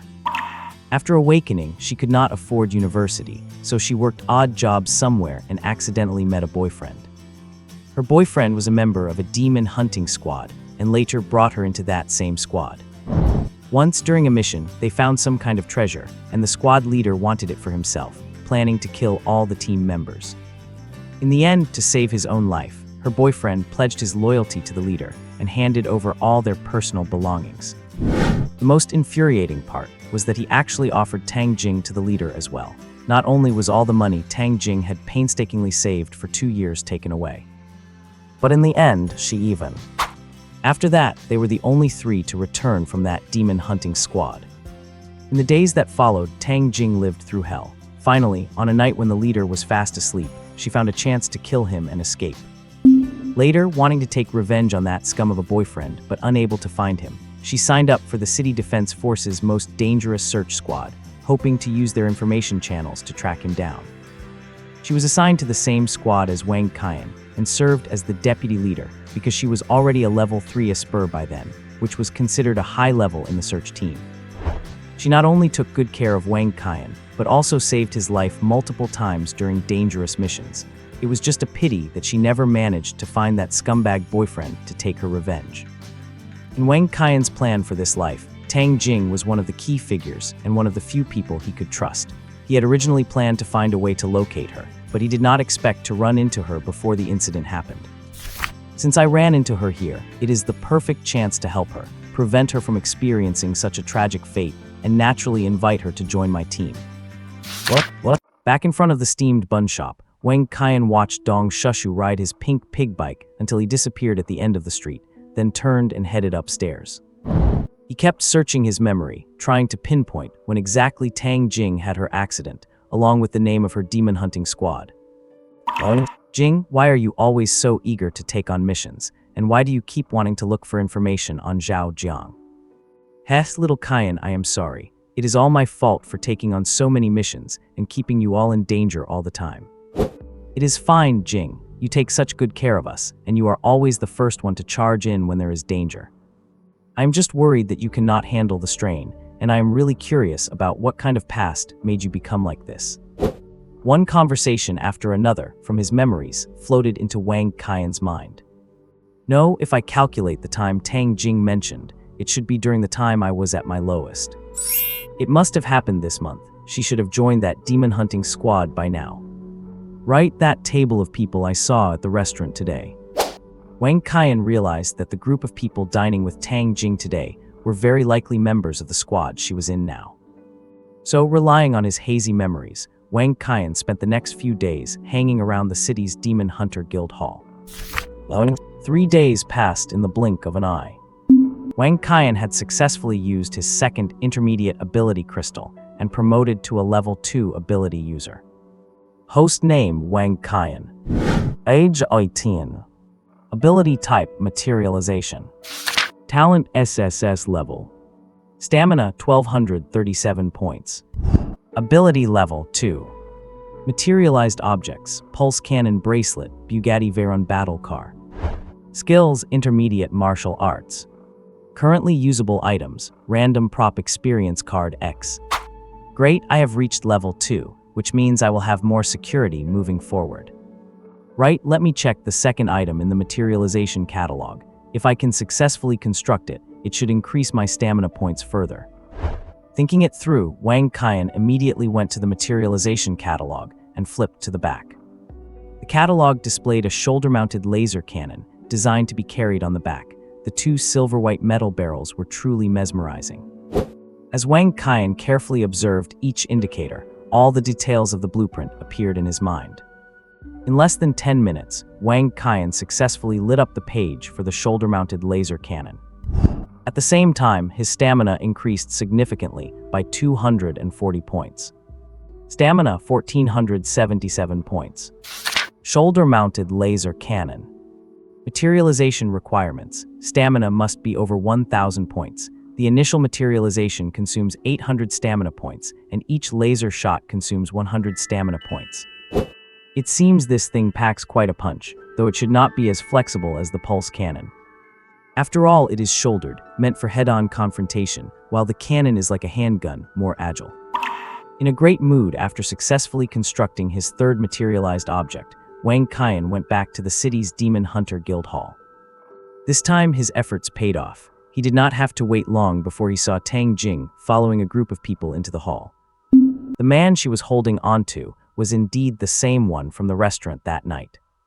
Wang Qian stared fixedly at the man. This person must be the scumbag Zhao Jiang, whom Tang Jing never managed to find in his previous life.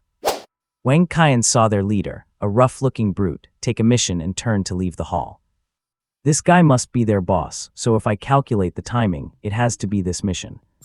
Because demon hunting squads are usually in it for the money, they usually only take 1 or 2 missions a month. And since it is already the middle of the month, they should not be picking up any other missions. Once his target was locked, Wang Qian got up and followed them. The brute glanced at Wang Qian as he ran ahead of him and frowned. "Kid, why are you blocking my way?" Wang Qian feigned fear and said, "Big brother, can I join your squad? Many teams will not take me once they hear I am of the materialization type. I am already a level 2 ability user, and I am willing to pay an entry fee." As he spoke, he took out the bank card sent to him by Kaingsing University and flashed it in front of the brute. The brute's pupils contracted when he saw the bank card in Wang Qian's hand. "Holy cow, you cannot even get a card like that without 500,000. This kid is a fat sheep." The brute immediately put on a smiling face. Oh my, those people really have no eye for talent. Little brother, our fierce Fang squad has decided to let you in, but do not you think it'd be safer if you kept that card with me? Wang Qian said with feigned ecstatic joy. Really, you are such a good person, big brother, but I also need to test your strength. I just saw that you took a D-level mission. If you can complete it successfully, I have another 300,000 in this card that can be used as an entry fee. The brute was delighted. 300,000 was a nice sum, and once he got the password, he would just butcher the kid. He replied with a grin, all right, my name is Dai Meng. What is your name, little brother? Nice to meet you, brother Meng. My name is Lu Kai, just call me Kaizai. Dai Meng. Other squad members. Damn, he really is a sucker. What? Just like that, Wang Qian successfully joined the monster hunting squad that Tang Jing belonged to. The team moved closer to the city gate, gazing at the familiar steel walls from afar. Even though he had seen them countless times, Wang Qian still found them incredibly awe-inspiring. Yet it was this very awe-inspiring steel wall that would be easily torn apart by an army of monsters 3 years later. Upon arriving at the city gate, the city defense guard stopped the squad to question them. Dai Meng skillfully took out the squad badge and handed it to the captain of the guard. Well, it is Dai Meng. You actually took a mission for armored rabbits this time. Those guys are not easy to deal with. Wait, why does your team have one extra person? This does not match the number of people registered. That is right, this little brother just joined. He already registered at the guild hall, so maybe the information has not been updated yet. The city guard captain looked at Wang Qian, gave a grunt, and returned the badge to Dai Meng. After leaving the city gate, Dai Meng led the team to the city defense encampment outside the walls to rent 2 military jeeps, and then they set off for the mission destination. The area outside the city was a scene of devastation, all of which were sights Wang Qian was very familiar with. Dilapidated roads, collapsed buildings, and chaotic vegetation growing everywhere.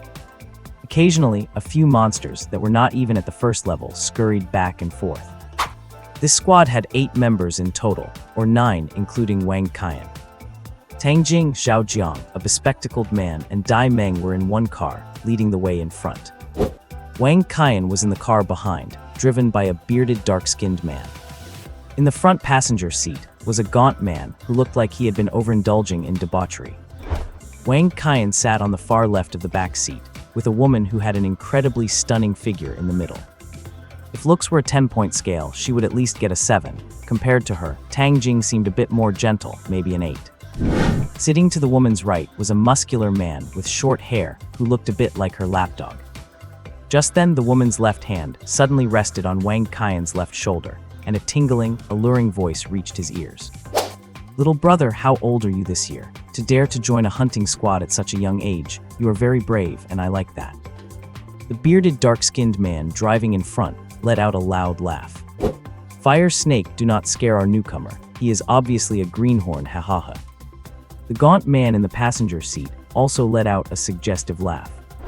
Wild wolf, look at how you have been fawning over Fire Snake for so long, and she still keeps you on a leash, while this pretty boy shows up and hooks her soul right away.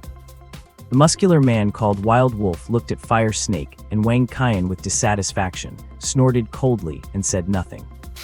Wang Qian did not want to get involved in their team's drama. He was only here to save Tang Jing, and he could not care less about the others. If he did not know that only 3 people would end up surviving, he would not have dared to come and stir up this trouble. These people were at least 3rd-level psychics, and Dai Meng might even be a 4th-level one. The only one he could confirm was Tang Jing at this time, who should only be a 2nd level.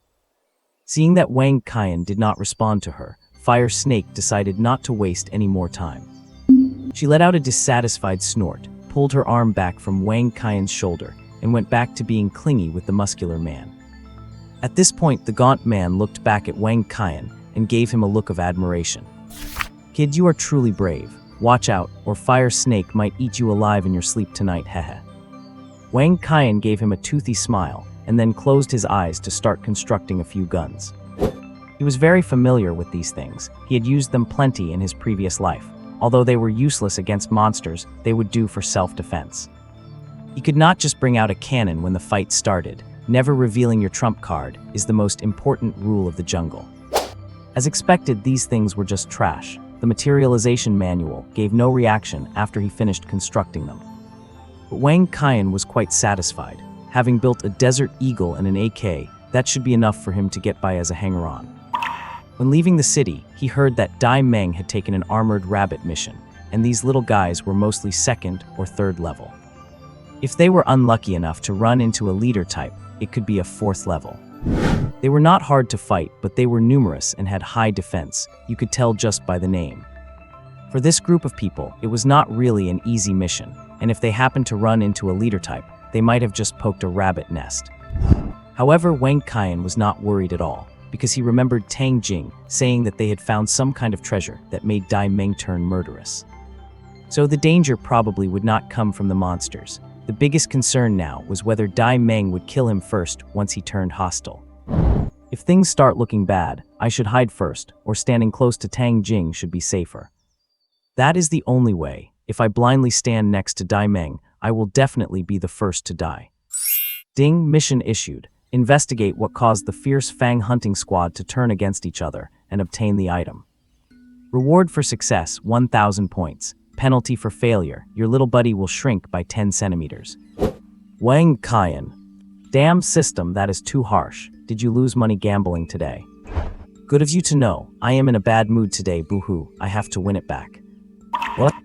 Wang Qian's plan was slightly altered due to the system's sudden interruption. Dai Meng must die to complete the system quest. This is getting tricky. It seems I will have to make use of the others. With this in mind, Wang Qian glanced at the 2 people on his right, who were chatting away enthusiastically. He cleared his throat and said, "Fire Snake, sorry about that. I was just trying to upgrade my manifested item and could not multitask." Upon hearing Wang Qian initiate a conversation, Fire Snake immediately stopped her intimacy with the muscular man, grabbed Wang Qian's shoulder, and parted her flame-red lips. "Ho ho, looks like I misunderstood you earlier. What kind of item did you manifest? Why not bring it out and let me see?" "Hee, it is just an AK. I was experimenting with reinforcing the bullet's strength. After all, we are about to deal with iron-armored rabbits, which have very high defenses." Fire Snake covered her mouth and giggled, her charm indeed seductive. "Ho ho, little Kai, you are quite earnest. It is all right, I will protect you if you run into any danger." In order to extract their information, Wang Qian spoke with a silver tongue, cozying up to everyone on the vehicle. Especially that muscular man, who had originally held the biggest opinion of Wang Qian. As it turned out, Wang Qian showered him with praise, complimenting his powerful muscles, his great strength, and his ability to win the favor of a beauty like Fire Snake. The muscular man was so delighted that he nearly wanted to swear an oath of brotherhood with Wang Qian right then and there. Of course, Wang Qian also obtained all the information he needed. The bearded, dark-skinned men and the muscular man on Wang Qian's vehicle were all enhancement type, while Fire Snake was a fire-type elemental ability user. The thin man, like Wang Qian, was of the manifestation type, and his manifested item was a poisoned sleeve arrow. Since his attack power was not high, he focused all his abilities on using poison. He could be considered a talented person who found a unique path. Except for the co-driver, the man with glasses who was a wind-type elemental ability user, the other 3 in the front vehicle were all enhancement type. Apart from Wang Qian and Tang Jing, who were level 2 ability users, and Dai Meng, who was a level 4 ability user, everyone else was level 3. Good grief, this Dai Meng really is a level 4. I wonder if my cannon will be effective against him. There are actually 2 elemental types in the team. I must make good use of them, otherwise it would be pointless if the cannon cannot hurt Dai Meng. The vehicle soon drove into the area where iron-armored rabbits appeared, and one could already see a few lone rabbits scattered about. Do not be fooled by the word rabbit, thinking this thing is cute. This creature has nothing to do with cuteness. Each of them has green faces and fangs, and their bodies are covered in a thick layer of scales. It is likely that humans named them iron-armored rabbits because of their long ears and red eyes. The group parked the vehicle behind a dilapidated, collapsed house and got out. Dai Meng took out 2 spiked gauntlets, put them on his hands, and looked at his team members with a serious expression. The road ahead is difficult for the vehicle, so everyone stay alert. The mission this time is 200 fangs and 300 scales. The task is not hard, but the quantity requirement is quite high. So we must be careful, as we might encounter a leader-level iron-armored rabbit. Everyone nodded earnestly, grabbed their weapons, and followed the team forward. Dai Meng looked at Wang Qian, who had manifested his AK and was holding it in his hands, smiled and said, "It seems little Kai is a combat-oriented player. The AK is not bad. It has considerable lethality if you aim for the iron-armored rabbit's eyes." "Ha ha ha, many thanks for the praise, brother Meng. I just reinforced the strength of the bullets along the way. I will surely perform well in a moment." "Ha, that is good. Just stay behind me and you will be fine." Actually, what he thought in his heart was, "Do not die until you tell me the password to the bank card." The two exchanged a few hypocritical pleasantries, and Wang Qian set his sights on the man with glasses. This person was key. The journey went very smoothly. The number of rabbit packs encountered was small, and they were all dealt with easily. The Thin Man and Tang Jing seemed to be specifically in charge of collecting mission materials. Seeing their movements, Wang Qian also consciously ran over to help collect materials. Seeing Wang Qian so self-aware in collecting materials, everyone showed friendly smiles, feeling that this kid was sensible. Generally, they were unwilling to do these dirty, tiring jobs, which were usually handled by the weakest members of the team. Wang Qian rarely had a chance to get close to Tang Jing, so he hovered near her intentionally or unintentionally while collecting materials. Finally, next to a few carcasses lying together, the two were very close. Tang Jing looked up at Wang Qian and flashed him a friendly smile. Suddenly, Wang Qian whispered, "Sister, our levels are so low. Are not you afraid of performing such a dangerous mission?" Tang Jing was taken aback and smiled slightly. "I am afraid, but with A Jiang here, he will protect me well." "Oh really? But I always feel that among the whole team, only he and Dai Meng do not seem like good people. I think you should be careful with your boyfriend." "Oh right, you would not tell them I was talking behind their backs, would you? I do not want to die yet, hee." After saying this green tea-like comment, Wang Qian left Tang Jing's side naturally to continue collecting materials from the next iron-armored rabbit. Tang Jing heard this inexplicable remark. Her heart beat faster, and her movements became clumsy, nearly cutting her own hand. Although she did not know why Wang Qian would say Zhao Jiang did not seem like a good person either, she had always felt that Dai Meng did not seem like a good person. She only stayed in this team because of Zhao Jiang. Tang Jing, filled with doubts, continued to collect the remaining materials. She was not a gossipy person, so she just took it as a child's joke. What? Tang Jing lowered her head, scanning the silhouette of Wang Qian crouching on the ground out of the corner of her eye. She could not understand what that guy was trying to do. His tone made it sound like they were old friends, and there was a hint of concern in his words, yet Tang Jing did not know Wang Qian at all. Feeling deeply unsettled, Tang Jing quickly rejoined the group after finishing the cleanup of the battlefield. Seeing that the three had returned, Dai Meng stopped resting and led the team back on the road. All the way, he kept praising Wang Qian for being sensible, saying that having three people helped them finish the cleanup much faster. Zhao Jiang, however, noticed that Tang Jing seemed restless after returning to the team. She was usually chattering away with him, but now she had become so quiet. "Jing, what is wrong? Are you not feeling well?" Tang Jing gave him a sweet smile. "Nothing, just feeling a bit disgusted by those corpses earlier." Zhao Jiang laughed and put his arm around her. "We have been on missions together for a while now. Why are you still not used to it? You should learn a thing or two from the newcomer." Hearing Zhao Jiang mention Wang Qian, Tang Jing could not help but look at him as he walked ahead, suddenly feeling an inexplicable sense of irritation. She wanted to tell Zhao Jiang what had happened earlier, but if she did, Wang Qian would certainly not survive. Because Wang Qian had not just told her to watch out for Zhao Jiang, he had also pointed out Dai Meng. So there might really be something fishy going on. This kid who suddenly asked to join their team must have had some bad blood with Dai Meng and Zhao Jiang. Tang Jing decided to wait and see. She wanted to find out exactly what Wang Qian wanted her to be careful of. At the very least, she did not believe this kid, who was at the same level as her, could pose any threat to their team. Soon night fell and Dai Meng found a dilapidated building to rest for the night. Everyone sat around the fire, eating dry rations and chatting about all sorts of risque topics, appearing to be in high spirits. Suddenly Wang Qian felt a palpitation. It was his sixth sense, honed from years of playing it safe. Sure enough, the next moment, countless red eyes lit up around the building. In the glow of the firelight, a large pack of armored rabbits appeared, including a giant one the size of a calf. Oh no, it is the armored rabbit leader. Everyone prepare for battle. Dai Meng roared and was the first to stand up. Wang Qian rolled behind a collapsed floor slab, avoiding everyone's attention before slowly retreating into the darkness. He had a vague suspicion that tonight might be the very plot point Tang Jing described from her past life that caused her a lifetime of pain. Everything is ruined now. Those people might not have all been killed by Dai Meng, but rather slaughtered in large numbers by these rabbits. Otherwise, they would not have just watched Dai Meng kill them all one by one. But if I save them, would Dai Meng still dare to make a move afterward? If Dai Meng does not make a move, would Zhao Jiang's true colors be exposed? Just as Wang Qian was deep in thought, the battle had already begun, and everyone was fighting for their lives. Especially Fire Snake and the guy with glasses, spell after spell was unleashed on the rabbit pack as if they cost nothing.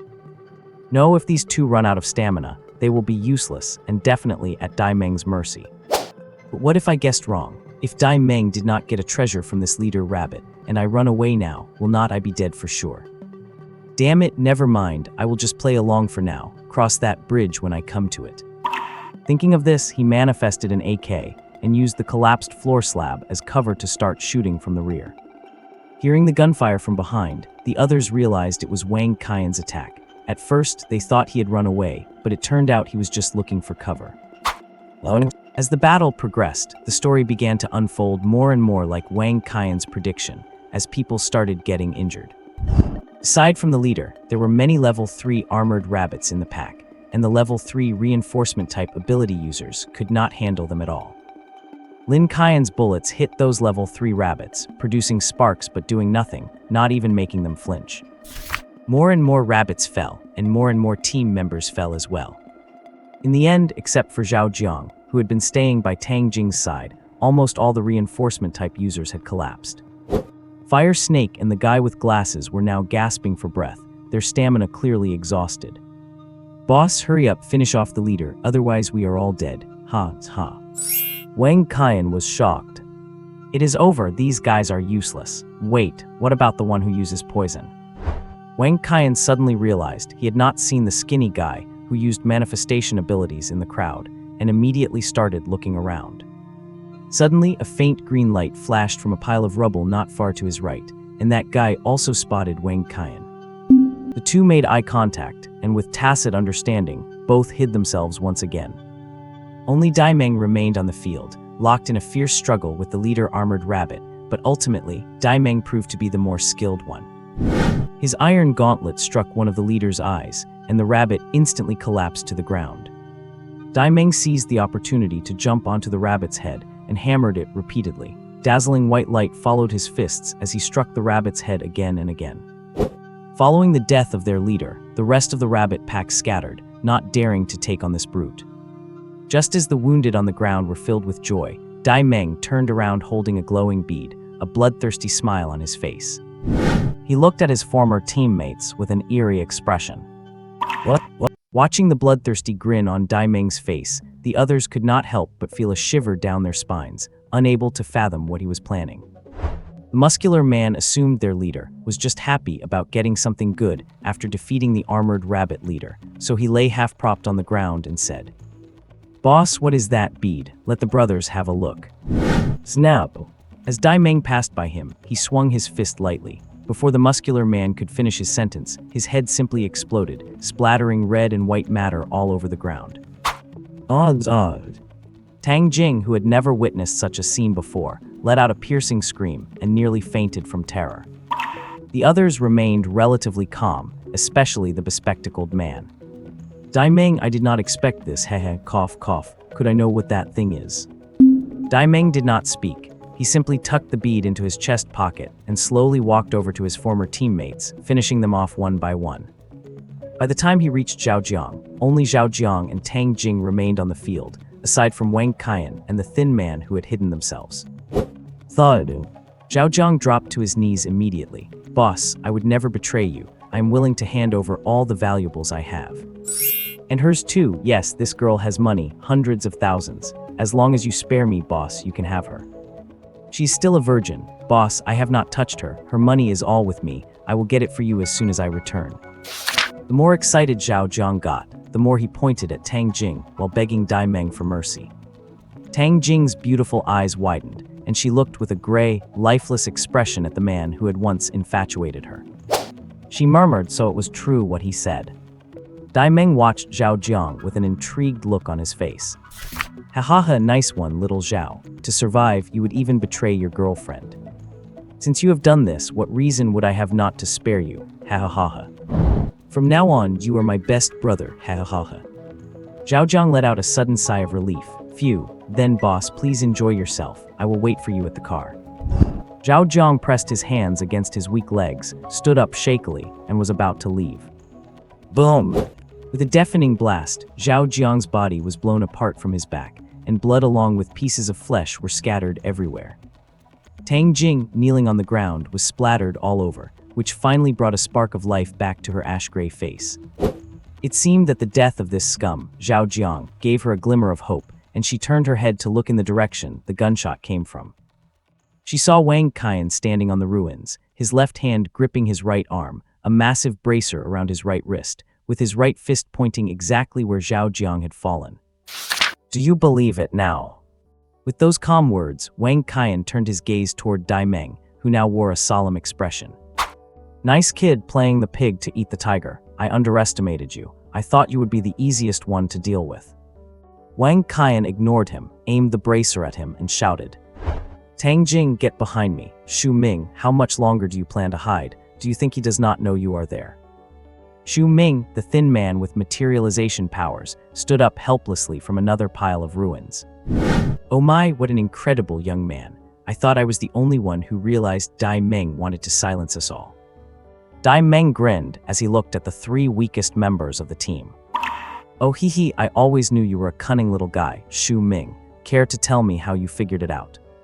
Xu Ming spread his hands. Given your strength, a single level 4 rabbit could never have caused all of us to be injured. You were clearly doing it on purpose. Regardless of whether there was a treasure on that rabbit, you intended to keep the spoils of this mission to yourself. Ha ha ha, what a smart guy. That is why I hate teaming up with smart people like you. But so what if you know? Do you three think you can kill me? Lu Kai, do not think that just because your last blast killed a level 3 Esper that you can handle me. That idiot Zhao Jiang had already run out of energy, but I have already cloaked my entire body in qi. Your cannon, as powerful as it looks, will not work on me. The corners of Wang Qian's mouth curled up. True, I cannot break your defense, but do not forget that Xu Ming deals with poison. Can you keep your entire body cloaked in qi for long? Xu Ming on the side was furious. Hey, you kid, you are not planning to make me wear him down, are you? I do not have that much energy left. How could that be? I just need you to seize the opportunity and deliver a fatal blow. Before he could finish the last word, Wang Qian had already vanished from where he stood. Xu Ming and Dai Meng both widened their eyes, staring in disbelief at the spot where Wang Qian had just been standing, and even Tang Jing, who was behind Wang Qian, was no exception. In the next second, a series of rapid-fire thuds echoed from Dai Meng's chest, back, legs, arms, face, and every other part of his body. That is right, Wang Qian used taijutsu. While it might not hurt Dai Meng, that was only if he kept his entire body protected by qi. Otherwise, with Chunin level taijutsu, a single strike to flesh without qi protection could be just as fatal. Wang Qian shouted while they were locked in combat, "Can you see an opening to shoot him now?" Xu Ming smiled knowingly. You really are full of secrets. Leave the rest to me. He will have to reinforce his defense against my attack. What? Dai Meng, trapped in the siege, was getting quite annoyed by Wang Qian's relentless attacks. Just as he tried to lift his foot to charge toward Xu Ming, Wang Qian delivered a heavy kick directly to his knee. Although it could not hurt him, the impact made him lose his footing, forcing him to stay put and focus entirely on defense. Dai Meng roared angrily, "Fine, I want to see how long you can keep up this intensity." Just as he finished speaking, a poison-tipped arrow shot toward his mouth. He immediately gathered more energy into his left palm and raised his hand to block his face. However, this move caused the energy aura around the rest of his body to weaken significantly. Wang Qian seized the opportunity and fired a cannon shot directly at his right flank. Boom! The hit sent Dai Meng flying sideways through the air with a howl before he crashed hard into the ruins nearby. It seemed the impact was substantial, as Dai Meng's aura had clearly become much weaker. He climbed to his feet, spat out a mouthful of blood-stained phlegm, and charged fiercely at Wang Qian. "Pa, you little brat, I am going to finish you off first." Wang Qian would not just stand there waiting. He dodged to the side, performed a front flip, and delivered a powerful axe kick. His heel slammed into the back of Dai Meng's head, sending him face-planting into the ground. Before he could rise, Xu Ming fired another poisoned arrow at Dai Meng's temple. This time, Dai Meng was too slow to block with his hand, so he had to concentrate more energy to protect his head. With a metallic clink, the poison arrow was deflected once again. But at that moment, a sense of impending danger struck Dai Meng. Oh no! Sure enough, the very next second, Wang Qian fired a cannon blast squarely into Dai Meng's groin. Even Xu Ming and Tang Jing winced, closing one eye and letting out a sharp hiss of sympathy. It was their first time seeing someone use a cannon there. Even for a reinforcement-type user, that part of the body cannot be turned into iron. Arg! Dai Meng coughed up a spray of blood. That area was indeed hard to defend, especially since he had already poured most of his energy into protecting his head. The result left his lower body a bloody mess, and he could not even stand on his legs anymore.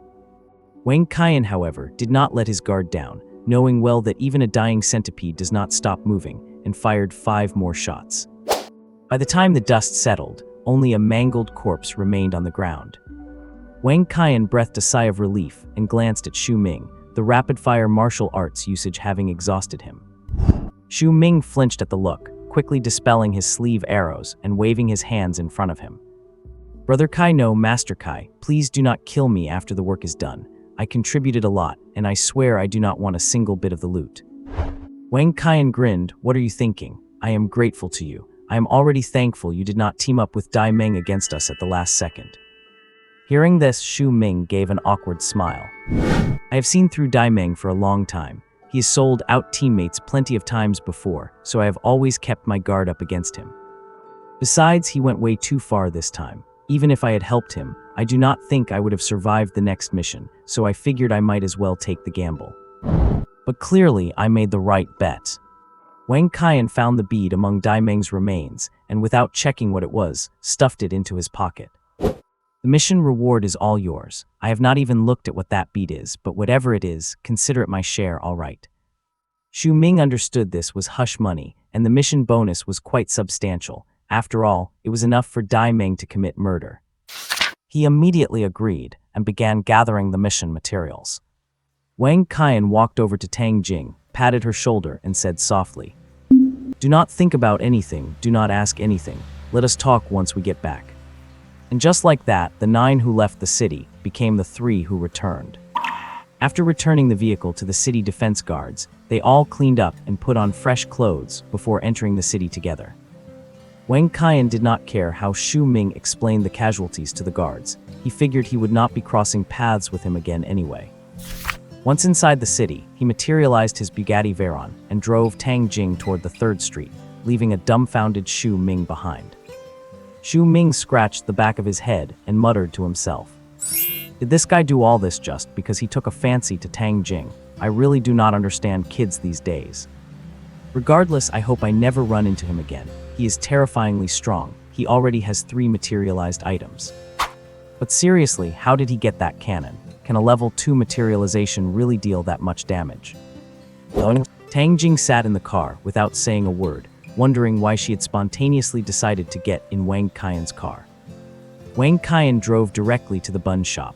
Looking at the busy crowd out front, he realized it was already 7 in the morning, just in time for breakfast. He put the car away under the surprised gaze of the neighbors and greeted them with a smile. "Hey Qian, look at you now. So you awakened a materialization-type power, showing off such a fancy car."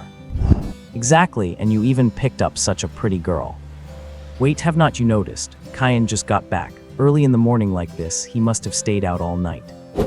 Wang Qian, do not start with that. Uncle Tang, give me a few buns, I will pay you later." "Uncle Tang, ha, take them, it is on me for your girlfriend." What? Tang Jing followed Wang Qian up to the attic, only to find that the tiny space contained nothing but a bed and a desk, not even a place to sit. She felt a bit awkward. She had heard every single word of the gossip from the neighbors downstairs. It was only now that she realized she had somehow, in a daze, followed this guy home. Besides, why did they all call him Brother Qian? Was not his name Lu Kai? Wang Qian seemed to sense Tang Jing's embarrassment, so he plugged in the kettle and turned around to pull 2 folding chairs out from under the bed. He opened one for Tang Jing, sat on the other, and looked at her with a smile. Do not be confused. My real name is Wang Qian. The other name was just to fool Dai Meng. I know you have many questions, and I will answer them one by one. Sit down first. All you need to know for now is that I definitely do not have any bad intentions towards you. Tang Jing felt a little more at ease looking at Wang Qian's bright, sunny face. After sitting down, she just stared blankly at him without saying a word. Since you have not decided where to start, why do not we see what kind of good stuff Dai Meng actually got? With that, he pulled the white bead from his pocket, looked at it closely, and was startled. So it is this thing. He certainly recognized it. If it was for this item, then it made sense for Dai Meng to be willing to kill for it. Anyone else might have done the same. Tang Jing was puzzled, not knowing what it was. What is this? Why do you look so surprised? Hearing the system notification that the task was complete, Wang Qian smiled mysteriously and tossed the bead to her. Tang Jing fumbled to catch the bead, looking it over, but she could not make heads or tails of it. She tilted her head and looked at Wang Qian, looking completely confused. But Wang Qian's next sentence almost made her drop it. This is a primary level evolution core. Tang Jing hastily clutched the bead as it nearly rolled to the floor, exclaiming in disbelief, "You mean this is an evolution core, something that only appears in 1 out of 10,000 exotic beasts?" Wang Qian nodded. It looks like that armored rabbit leader evolved on its own, not through consumption. Most exotic beasts evolve into leaders through consumption, and by that, I do not mean eating their own kind. They evolve by devouring the corpses of high-level exotic beasts or high-level human superhumans. Exotic beasts capable of evolving on their own are truly rare, found in maybe 1 out of 10,000, so this kind of evolution core is incredibly precious.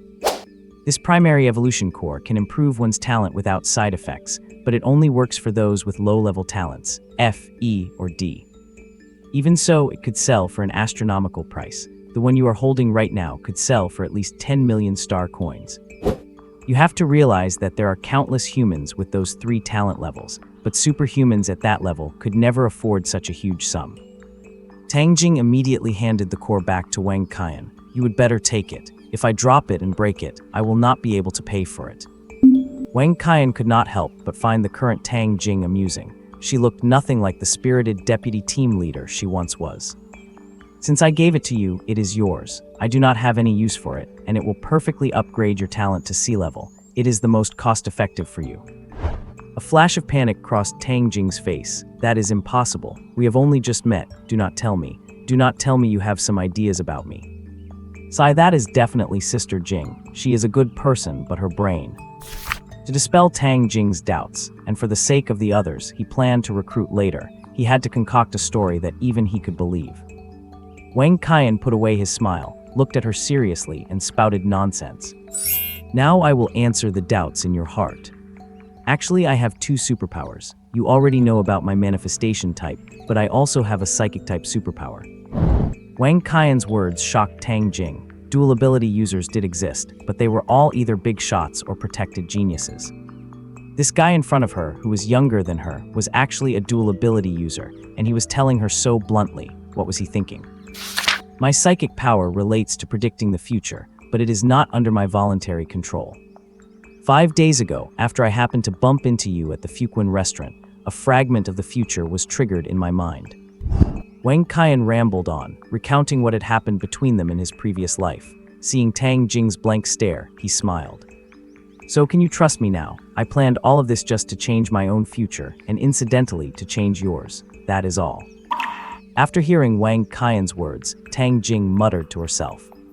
No wonder you gave me that cryptic warning. Even though I still cannot quite believe it, everything that has happened before makes it impossible for me not to. With that, Tang Jing gave a bitter laugh. Then what should I, a person who was supposed to be dead, do from here on out? What? Wang Qian stood up, brewed 2 cups of tea with the freshly boiled water, and handed one to Tang Jing. He sat back down, blew on the tea leaves that had not yet settled at the surface, and took a gentle sip. If all goes as planned, I should reach level 3 in the next few days, and I intend to form my own monster hunting squad. I have many plans to implement and need an identity that allows me to enter and leave the city at will. Having seen some glimpses of the future, I feel you are a person I can trust, so I would like to invite you to join my squad. Tang Jing hesitated upon hearing this, looking a bit dazed while holding the inner core in one hand and the teacup in the other.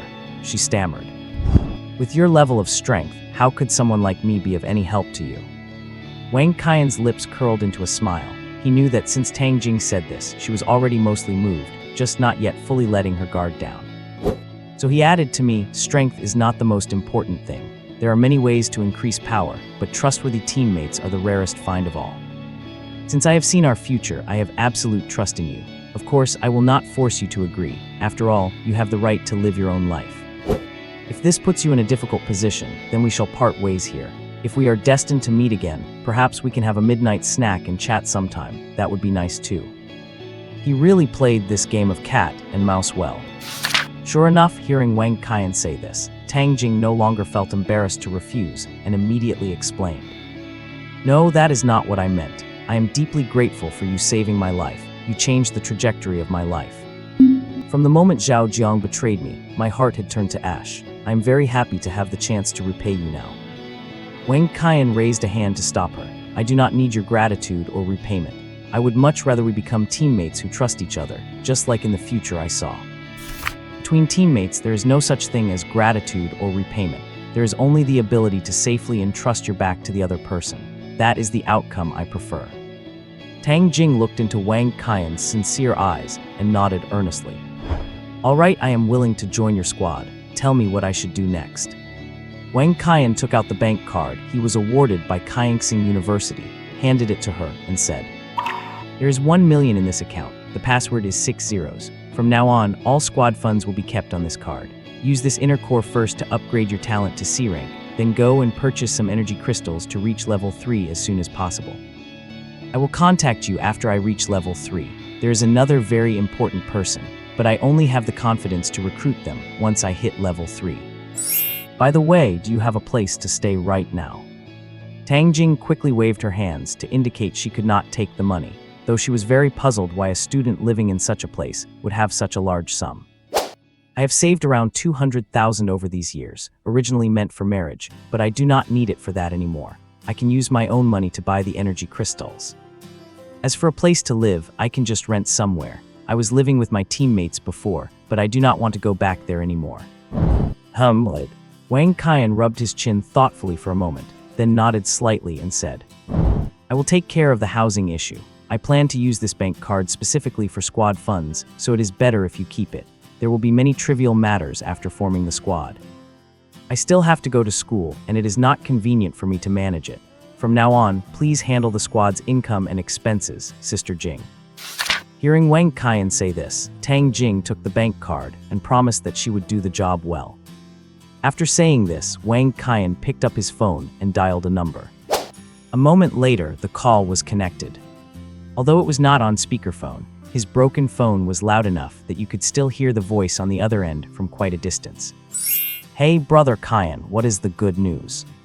Lei, do you still have any houses for rent? A friend of mine needs to rent one. She is a beautiful woman, so it needs to be clean, hygienic, and most importantly, quiet and safe." "Yo, brother Qian, do not tell me it is sister-in-law. You have got such high standards. Stop blabbering, just tell me if you have one or not. If not, I will ask someone else." "Do not be like that. If you are asking, how could I not have one? The unit I am staying in myself will do. I will start cleaning it up right now." "What about yourself, then?" "Hey, do not I have plenty of these single rooms. The only one that meets your requirements is the place I am living in now. It is a 2-bedroom apartment, and the kitchen and bathroom are newly renovated." "All right then, call me when you are done cleaning, and I will bring her over later." "Understood."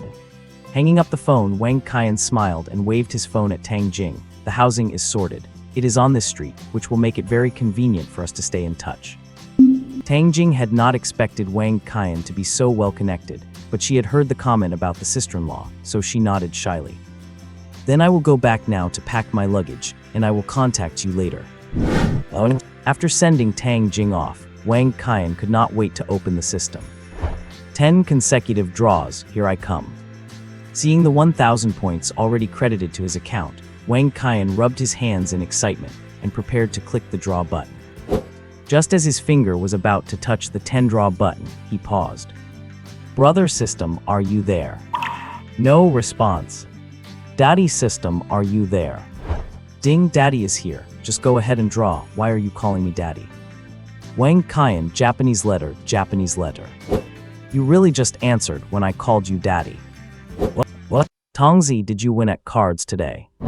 Why are you asking about that, kid? Wang Qian put on a cheeky grin and rubbed his fingers excitedly. Hee, is not it because I am about to do a 10-draw pull? I have to wait until you are in a good mood to do it, right? I already told you the first 10-draw pull is guaranteed to have a big prize. Just draw already. Fine, I will take your word for it. Wang Qian closed his eyes and clicked on the 10-draw pull. He watched as 9 white lights mixed with 1 green light flashed across the screen, and his heart gave a sharp tug. Oh no, I forgot to chant the spell. Just looking at these colors feels wrong. The system is scamming me. Congratulations to the host for receiving 10,000 star coins. Congratulations to the host for receiving 10,000 star coins. After 9 consecutive notifications for 10,000 star coins flashed by, Wang Qian just wanted to start cursing. When he saw the very last notification, he could not hold it in anymore. Congratulations to the host for receiving the grand prize, 1 random item trial card. That is it, that is really it. System, you call this a grand prize, 90,000 star coins and 1 random trial card. It is not even enough to buy a single basic ability crystal. Ding, friendly reminder, the random item trial card has a chance to summon a level 9 item. Is not that considered a grand prize? And the odds, what is the probability of summoning a level 9 item? About 0.001%, I suppose. Wang Qian flipped the table. Wang Qian went straight to flipping the table. How is that any different from impossible? Oh, this was just a basic draw. Do not pin all your hopes on the basic draw. You have not even tried the intermediate or advanced ones yet. Then why did you trick me into doing a 10-draw pull? I would have just done 1 intermediate draw if I had known. Sorry, the number you have dialed is currently out of service area. Wang Qian. Forget it, Wang Qian accepted his fate. Might as well spend the time cultivating. Having an SSS grade talent is no joke. Aside from being able to use an intermediate ability crystal every 3 days, Wang Qian gains about 10 points of strength value daily through normal meditation. It is so much stronger than when he had an F grade talent, so he treasures every moment and does not slack off. By the afternoon, Tang Jing called to say she had arrived downstairs. Wang Qian poked his head out the window and sure enough, there was a graceful beauty standing next to 2 large suitcases. After heading downstairs, Wang Qian called Lizzie directly, and once he confirmed everything was ready, he took Tang Jing over there. Lizzie's place was only about 100 meters away from Wang Qian's shop, in a 3-story residential building. The first floor was a storefront operating a small supermarket. The second floor was partitioned into several single rooms for rent, and the third floor was a complete 2-bedroom apartment. Brother Qian, what do you think? Is it clean enough? I even specially put out some aromatherapy. Wang Qian nodded in satisfaction and turned to Tang Jing. How do you find it? Tang Jing was pleasantly surprised. She was truly happy with this place. Since her hometown fell, she had been drifting alone without a fixed home. Although the high-level officials and the military distribute them to surrounding cities after rescue, only those under 18 receive a relief allowance. Young people like them have to rely on finding their own jobs to survive, and it had been a long time since she lived in such a comfortable place. Thank you, I am very satisfied, but can I really live in such a big place by myself? Would not it be too wasteful? Wang Qian did not reply, just signaled for her to start unpacking while he pulled Lizzie outside. He transferred the money to Lizzie. Lizzie, thanks. Let us go grab a drink sometime. Lizzie laughed heartily. Sure thing, Brother Qian. Why be so polite? Who in our old neighborhood does not know you have made it big? We are all counting on you to bring us some glory from now on. But Brother Qian, is she really not your girlfriend? She is quite pretty and seems so gentle and virtuous. Wang Qian pushed him. All right, how could you tell she is gentle and virtuous just like that? She is really not my girlfriend. She is more like a distant cousin of mine. Lizzie suddenly understood. Got it. Brother Qian, you really know how to play it. I will take off then, you go ahead and keep your cousin company. After saying that, he ran off in a flash, leaving Wang Qian to laugh and scold him where he stood. When he turned and went back upstairs, he saw Tang Jing organizing the bed. The pink bedsheets instantly made the room look very feminine. Tang Jing saw Wang Qian looking at the bedsheets from the doorway and blushed, as if her secret had been discovered. Wang Qian did not mind. Many girls liked that color. He walked into the room and said, "You can stay here for now. I rented a 2-bedroom because I thought I might recruit some teammates in the future. If they do not have a place to stay or live too far away, they can move in too. It is more convenient to the city gate from here anyway." Tang Jing nodded upon hearing this. "Oh, I understand. I will reach level 3 as soon as possible in these next few days." Wang Qian nodded slightly. "Good. Contact me by phone if anything happens. I will head back now." What? Back in his attic, Wang Qian lay on his bed, recalling the events that were about to unfold in the coming days. He checked the time on his phone. June 16th. Tomorrow, he would be able to use an intermediate ability, Crystal, again. The day after tomorrow is when we fill out our college applications. I remember my classmates organized a party that afternoon. It seems Yang Lin was dragged along by them too. I am not sure who else went, but in my previous life, I did not go. I will see when the day comes. Right, I recall that around the 20th or so, the south side of the city was ambushed by exotic beasts. I remember the leader was a level 6 blood-sucking vine. Although it was eventually killed by Yi Ziren's father, it seems Yi Xiangming suffered very serious injuries after that battle. I could actually give her a heads up. That should earn me some goodwill from Yi Xiangming. He later became the first inspector in Thousand Stars City to reach level 7, a hidden big shot. How could I turn down such a free favor? Hey. Thinking of this, a smug smile appeared on Wang Qian's face. Oh right, at that time, a group of level 3 scorpion-tailed rats suddenly emerged from the sewers, causing many deaths. The city defense troops searched for over a dozen hours before a demon hunting squad finally found their hideout and successfully wiped them out. It is said that the squad got quite a lot of benefits from it, along with many commendations from the city defense forces. I cannot kill the blood-sucking vine, but maybe I could take on the scorpion-tailed rats. I remember there are points for killing exotic beasts. Otherwise, where did the extra 30 points in my system come from?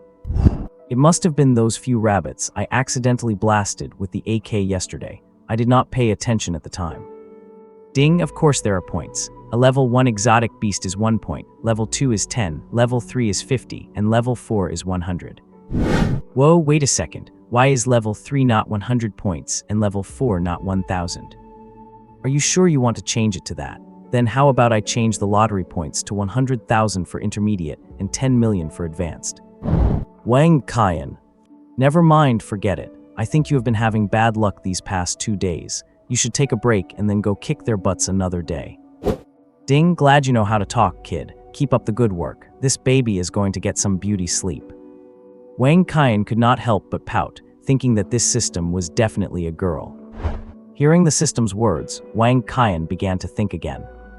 Looks like I killed 3 level 2 armored rabbits. Since I can kill level 2 beasts by finding their weak points with an ordinary AK, it should not be hard to kill them directly if I modify the firearm according to the diagram. The cannon consumes too much energy. I can use it to deal with level 3 beasts. Yeah, that is the plan. Let us try it first. No sooner thought than done. Wang Qian began reconstructing the desert eagle in his mind. He modified the magazine into a structure that stores energy, then worked on the barrel, only to find that no matter how he did it, it would not take shape. It was not recognized by the rules. What is going on? Could it be because the gun was just a regular pistol when it was initially constructed? Then I will just build a different one from scratch. Just as Wang Qian was about to build a new pistol, he had a flash of inspiration and thought of a much more powerful one. The M revolver, because its bullets are larger, making it easier to fill with energy. Plus, it can be loaded with 5 rounds at once, or fired one by one, making it very flexible. As the visualization was completed, an exquisite silver-white M revolver appeared in his mind, and then the manifestation index lit up. Wang Qian immediately took out the index and flipped to the first page, finding that it was no longer the cannon armlet, but the M revolver he had just built, displayed as two crossed revolvers. M Magic Modified Revolver. Manifestation requirement, energy level above 100 points. Manifestation body consumes 50 energy points, and each bullet consumes an average of 1 energy point. Wang Qian was overjoyed when he saw the pistol in the index. That is awesome. It is economical, practical, and I can manifest 2 of them. I am going to become a real gunslinger. Now I just need to see which day the exotic beasts will attack the city. I hope it is as late as possible, so I might be able to reach level 3 by then, which would be safer. With everything settled, Wang Qian had a simple bowl of instant noodles and went to sleep early. He did not have a habit of playing games or watching videos before bed. Having spent the last 10 years with his nerves on edge, he had developed good life habits. The next day, after a simple workout, Wang Qian hurriedly took out the intermediate ability crystal to start cultivating. Sure enough, the effect was worse than the last time, adding only about 420 points. Including the results from his meditation over the past few days, his total energy reached 1925 points. With this much energy, if he used the shoulder laser cannon, he could fire about 10 consecutive shots.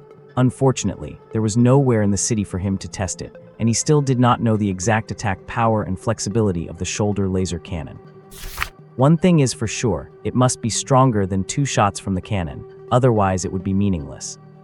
Soon it was June 18th, and Dong Shushu sent a message just as expected. Cleaver in my pants, Brother Qian, we have finished our applications. The classmates suggested a graduation party this afternoon and pulled Lin Jai into it. She agreed. They told us to invite you and Yi Ziren too. What? Upon receiving Dong Shushu's message, Wang Qian thought it over. If Yang Lin was the one who asked for Yi Ziren to be notified, she would likely show up. It would be a perfect opportunity to tell her about the beast attack on the city. So he replied directly to Dong Shushu. Lone Wanderer, got it. Where is the party? Cleaver in the pants, it is at Kaiju KTV. I did not really want to go, but since Sister Lin spoke up, I figured I should. Lone Wanderer, fine. They should not dare to cause any trouble inside the city. Cleaver in the pants, yeah, I will meet you at the entrance of Kaiju at 3 p.m. Lone Wanderer, sounds good. Clearly, Kaiju is a property owned by Lu Kai's family. Given Lu Kai's personality, and the fact that he only awakened an E-rank talent, he would never have organized this party. There must be something fishy going on. It is a pity I do not know where the graduation party was held in my previous life. This gives Wang Qian a bit of a headache. Being used to foresight, he felt restless encountering something suddenly outside his control. Forget it, when soldiers come, block them. When water comes, cover with earth. Besides, there are so many classmates and teachers around. Right, I can just invite the principal. Even if he is just a high school principal, he is at least a level 4 Esper. With the principal around, why would I be afraid of whatever tricks Lu Kai and Lu Zong try to pull? Ha, I really am a genius. Lone Wanderer, Little Dong, do you have the principal's number? Cleaver in the pants, let me ask my dad. Brother Qian, you're not actually thinking of inviting the principal, are you? Lone Wanderer, you are so smart. Cleaver in the pants, how could I compare to you? Why did not I think of that? Hang on. Beep on beep. Hello, who is this? Principal, it is me, Wang Qian. Oh, student Wang Qian, is there something you need? Our class is holding a graduation party this afternoon, and I would like to invite you to join us. Haha, thank you for your kind offer, Wang Qian, but I still have to tabulate the volunteer forms. I really do not have the time. Have a great time, you all. Wait, hello. Wang Qian looked at the hung-up phone, feeling depressed. Lone Wanderer, the plan failed. Let us just be careful on our own. Cleaver in the pants, shivering in fear. Should the two of us just skip it this afternoon? Lone Wanderer, forget it. What is coming will come. We will just stay alert this afternoon. With Yang Lin and Yi Ziren both there, they should not dare to act rashly. Cleaver in the pants, that is true. All right then. After finishing his chat with Dong Shushu, Wang Qian began to think about how to tell Yi Ziren about the beast attack. The excuse he used on Tangjing last time definitely will not work anymore. The things he experiences will change, just like this afternoon's party, which he had not experienced before. And he certainly cannot sit by and watch Kaingsing City be razed to the ground in this life, so he can only predict the plot of the next 3 years at most. With his involvement, all outcomes will surely change, and his lie about having foresight will be exposed immediately. But how to tell Yi Ziren without being labeled as crazy? He still had not figured it out by nearly 3 in the afternoon, so he had no choice but to head over. When Wang Qian arrived at Kaiju, Dong Su was already waiting at the door. He waved at him from a distance when he saw him approaching. "Brother Qian, let us go. The others have already gone up, and Sister Lin is up there too." It has to be said, Kaiju is packed this afternoon, which makes sense, as most high schools have finished their forms today, so there are bound to be many classes out partying. After waiting for the elevator for quite a while, they finally reached the 8th floor, found room 8888, and pushed the door open to walk in. The room was very lively, with students already singing and dancing. Seeing Wang Qian and Dong Shushu enter, many classmates greeted them enthusiastically. Wang Qian walked straight over and sat next to Yang Lin. "Teacher Yang, has Yi Ziren not arrived yet?" Yang Lin looked at Wang Qian with amusement and said, "Did not realize you were so fond of Yi Ziren, asking about her the moment you got here." Wang Qian scratched his head in embarrassment. "It is not like that. I just wanted to discuss some cultivation techniques with her. I have just been at home cultivating for the past few days." "Fine, you are all graduated and adults now. Not only will I not stop you from dating, I will even support you. She called me just now, she will be here soon." Wang Qian had not expected Yang Lin to suddenly become so gossipy. As expected, she was just putting on an act at school. Thinking about it, she was not much older than them and was not married, so of course she likes to have fun. She usually only kept up the teacher's authority to maintain discipline. Sure enough, 5 minutes later, Yi Ziren pushed open the door and walked in. The whole room burst into cheers. "Wow, the goddess is here." "You are late, goddess. You have to drink 3 cups as a penalty." "Goddess, what song are you going to sing? Want to do a duet with me?" "Quick, pick the song, sister. You sit at the bedhead. We want to see the goddess sitting at the bedhead." It is the boat, not the bed. Where would you even find a bed to sit on?" Ignoring the teasing from everyone, Yi Ziren scanned the room and walked straight towards Yang Lin. What? Seeing Yi Ziren approaching, Wang Qian moved aside to make room, gesturing for her to sit in the space between him and Yang Lin. Yi Ziren gave a slight nod to Wang Qian as a greeting and sat directly in the spot he had opened up. "Teacher Yang, I spent a bit too much time on my cultivation, so I am a little late." Yang Lin looked at Yi Ziren with doting eyes and said, "It is fine. It is rare for students to get together, so just enjoy yourself and do not worry about such things." Which teacher would not love such an outstanding student? With great grades and a stellar attitude, she would have been a perfect model student back in the 21st century. Yi Ziren then turned her gaze to Wang Qian and pursed her lips. "You really should not judge a book by its cover, Wang Qian. I never expected you to have reached level 2 in just a few days. I actually thought you did not even have a meditation method." Wang Qian was stunned, thinking to himself, "What does this girl mean? Am I that ugly? What does she mean by don't judge by appearances? Is my face not worthy of this cultivation speed or something?" However, remembering that he had something important to warn her about, he did not argue with her and said directly, "The Kaingsing University awarded me so many energy crystals that my early progress was bound to be faster. That is nothing special. Have not you reached level 2 as well, Yi Ziren? But there is something I want to bring up. I joined a demon hunting squad a few days ago and went outside the city for some field experience." Upon hearing this, the pupils of both Yi Ziren and Yang Lin shrank. Yang Lin, in particular, reprimanded him with a tone of reproach. "You just awakened and you dare to go outside the city. Are you tired of living? Is this something to joke about? You will have plenty of chances to gain experience after you enter university. You must never go outside the city on your own again." Wang Qian sheepishly replied, Yes, I know. It was just an F-rank mission to see the world. Sitting at home was boring. Do not worry, teacher, just let me finish." Wang Qian brushed off Yang Lin's concerns and continued, "Our mission was just to collect some supplies. We only encountered level 1 and level 2 beasts, which the veteran hunters easily took care of. It was very safe. But we discovered traces of blood-sucking vines in the vicinity. The captain felt something was fishy, so we abandoned the mission and hurried back. The area we went to was south of the city, near the downstream. Is not that area under your father's jurisdiction? I think you should mention this to him. It would be best to explore it in advance." Yi Ziren's expression turned serious upon hearing Wang Qian's words. Blood-sucking vines were level 5 beasts. If they really appeared near Kaingsing City, the the consequences would be unimaginable. It was definitely necessary to warn her father. However, she looked at Wang Qian with a puzzled expression. How did you know my father is in charge of that area? Oh no. Wang Qian immediately laughed it off. My captain told me. He said that area was under Inspector Yi's jurisdiction. And how many Inspector Yes are there in Kaingsing City? I naturally assumed it was your father.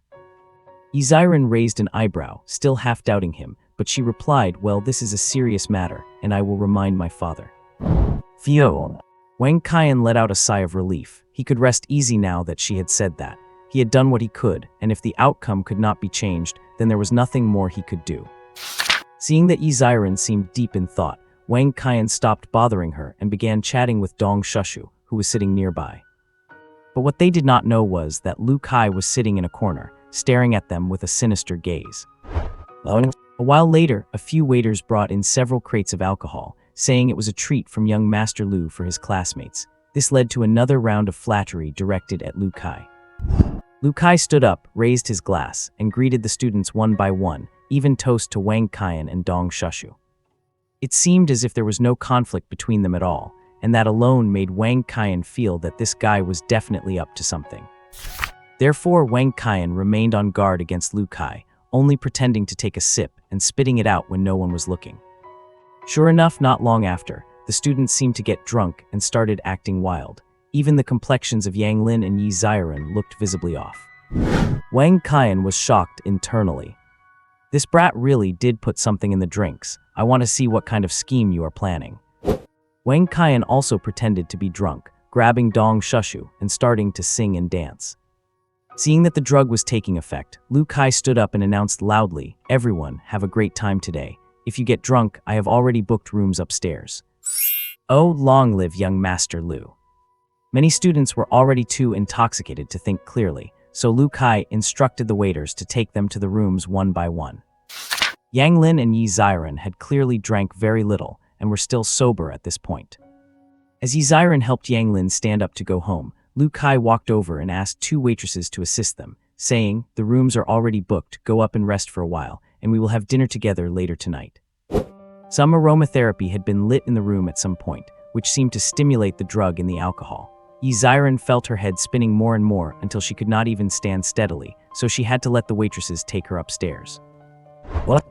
After watching Yi Ziren being led upstairs by a waiter, Lu Kai summoned two burly men and had them roughly grab Wang Qian and Dong Shushu.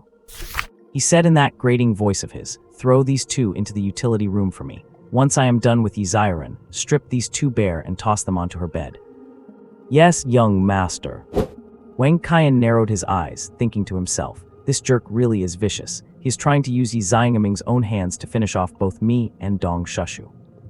Wang Qian let the two men carry him and Dong Shushu upstairs, keeping his peripheral vision locked on Lu Kai while simultaneously forming two finger blades in his mind.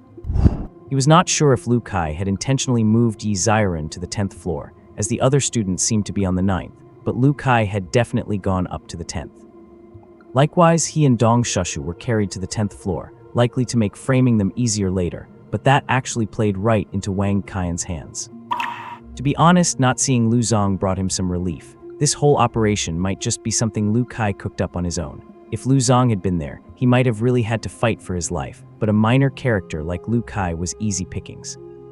The two men carrying them opened a door. The first guy roughly tossed Dong Shushu into the room, and seeing the second guy preparing to do the same to him, Wang Qian immediately pretended to retch. The man carrying him dropped him right where he stood, checking his crisp suit with an expression of pure disgust. Damn it, lucky he did not throw up. My suit, hurry up and give me a hand, toss him inside. The other man crouched down to help lift Wang Qian, but found he would not budge. Wang Qian was secretly bracing himself. The two men had no choice but to grab one of Wang Qian's arms each, draped them over their shoulders, stood up slowly, and then tried to haul him into the room. Just then, two faint green flashes appeared on Wang Qian's hands, and two finger blades materialized on his hands, perfectly positioned right against the men's throats. It was no surprise when both men had their throats slit immediately. Thud, thud. The two men collapsed, their upper bodies falling into the room while their legs remained in the hallway. After dragging the bodies into the room, Wang Qian left the door slightly ajar and crouched by the entrance, peering out into the corridor. He saw several waitresses exiting one of the rooms and rushing down the stairs in a panic. One of them was the same waitress who had brought Yi Ziren up earlier. Without a second's delay, Wang Qian slipped out of the utility room and with a few swift movements, arrived at the door the waitresses had just exited. Wang Qian pressed his ear to the door and could hear Lu Kai's sleazy, sinister laughter coming from inside. Heh heh heh heh, I never thought the ice-cold school beauty would end up for me, Lu Kai. Plus, I have got 2 idiots to take the fall, this feels amazing. Now, let us get down to business. Then came the sound of rustling fabric. Wang Qian could not wait any longer. He pressed his index finger against the keyhole, channeled his cyan energy into the lock to sense the pin positions, then materialized a key and gave it a gentle turn. Click! With a soft sound, the lock clicked open. This trick was a unique skill he had developed over many years in his past life, inspired by Mr. Three's wax fruit, and it had saved his life more than once. Click!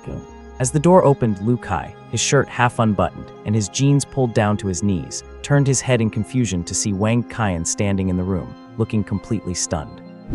Wang Qian, meanwhile, was so disgusted by the sight that he barely wanted to keep his eyes open.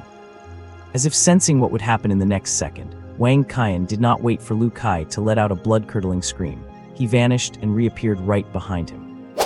With a swift hand chop to the back of Lu Kai's neck, Lu Kai collapsed instantly. Wang Qian turned to glance at Yi Ziren, who was lying on her side on the bed. Although her clothes were a bit disheveled, she was still fully dressed.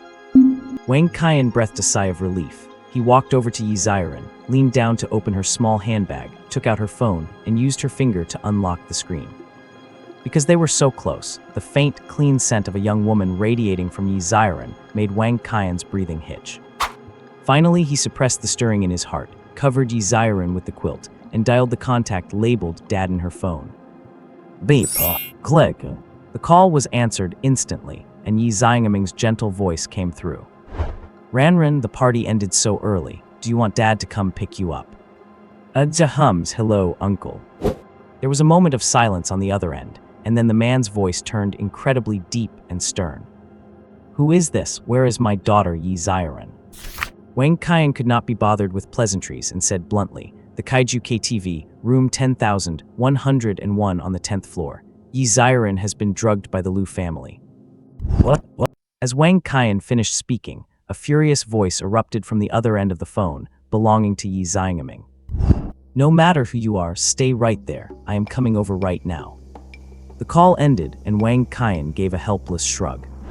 Who does not know about that fiery temper of yours? I am not waiting for you. Goodbye. After saying that, he walked over to Lu Kai and delivered another punch to his head.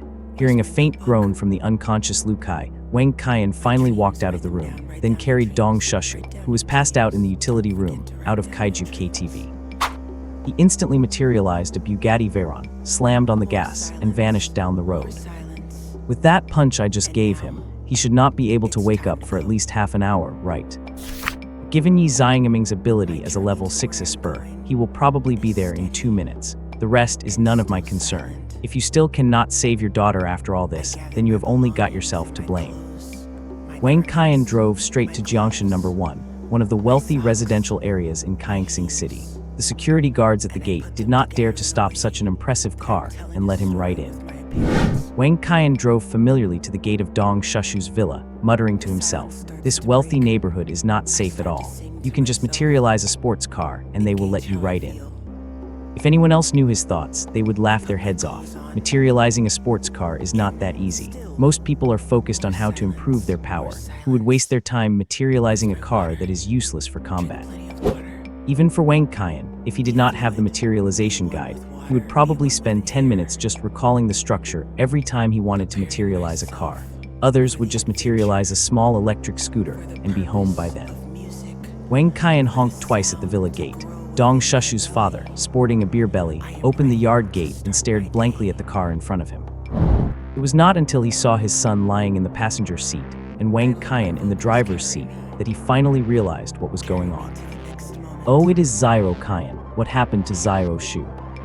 Hello, Uncle Dong. Dong Shushu is drunk, so I brought him home. Dong Hongyuan's face twitched. He could not tell if Wang Qian was saying Dong Shushu or Uncle Dong. Maybe I should just change his name. Wang Qian did not hear Dong Hongyuan's mumbling. He put the car away and grabbed Dong Shushu to support him. "Uncle Dong, come help me take him. This guy is really heavy." Dong Hongyuan immediately ran over to help. Together, they carried Dong Shushu into the living room and placed him on the sofa. Dong Hongyuan wiped the sweat from his forehead. "Hugh, I am exhausted. How did he get this drunk?" Wang Qian sat down and looked at Dong Hongyuan seriously. He was drugged by someone named Lu. He then gave a detailed account of the origins and events of the incident. By now, the veins on Dong Hongyuan's forehead were bulging. The Lu family, those two bastard sons, are really something. Wang Qian comforted him, saying, "Uncle, there is no need to be so worked up. Although I did not want to tell you at first, you are a level 4 spur after all, and you would have noticed the effects of the drug sooner or later, so I thought it was best to tell you everything. However, the Lu family is powerful. They are manageable in business, but I worry about them playing dirty. So this time, Lu Kai dug his own grave by setting his sights on Yi Xiangming's daughter. The whole Lu family is probably in a panic right now. I think this is a good opportunity for you to make a move in business, uncle." Dong Hongyuan closed his eyes and pondered for a moment before saying, "Zio Qian, I thank you. I hope you will continue to look after my silly son at Qian University. As for the Lu family, I will handle them myself. Perhaps I can use this opportunity to align myself with the Yi family." Wang Qian nodded. This was a struggle for the older generation, unrelated to them, so he got up to say goodbye and headed home. Just as Wang Qian suspected, Kaiju KTV was in total chaos. First, Yi Xiangming stormed into room 10,101, seeing Lu Kai passed out on the floor and Yi Xiaoren sleeping soundly on the bed. He felt like his blood pressure was about to explode. He ripped the blanket off his daughter, saw that her clothes were intact, and that her bag was still with her. Only then did Yi Xiangming breathe a sigh of relief.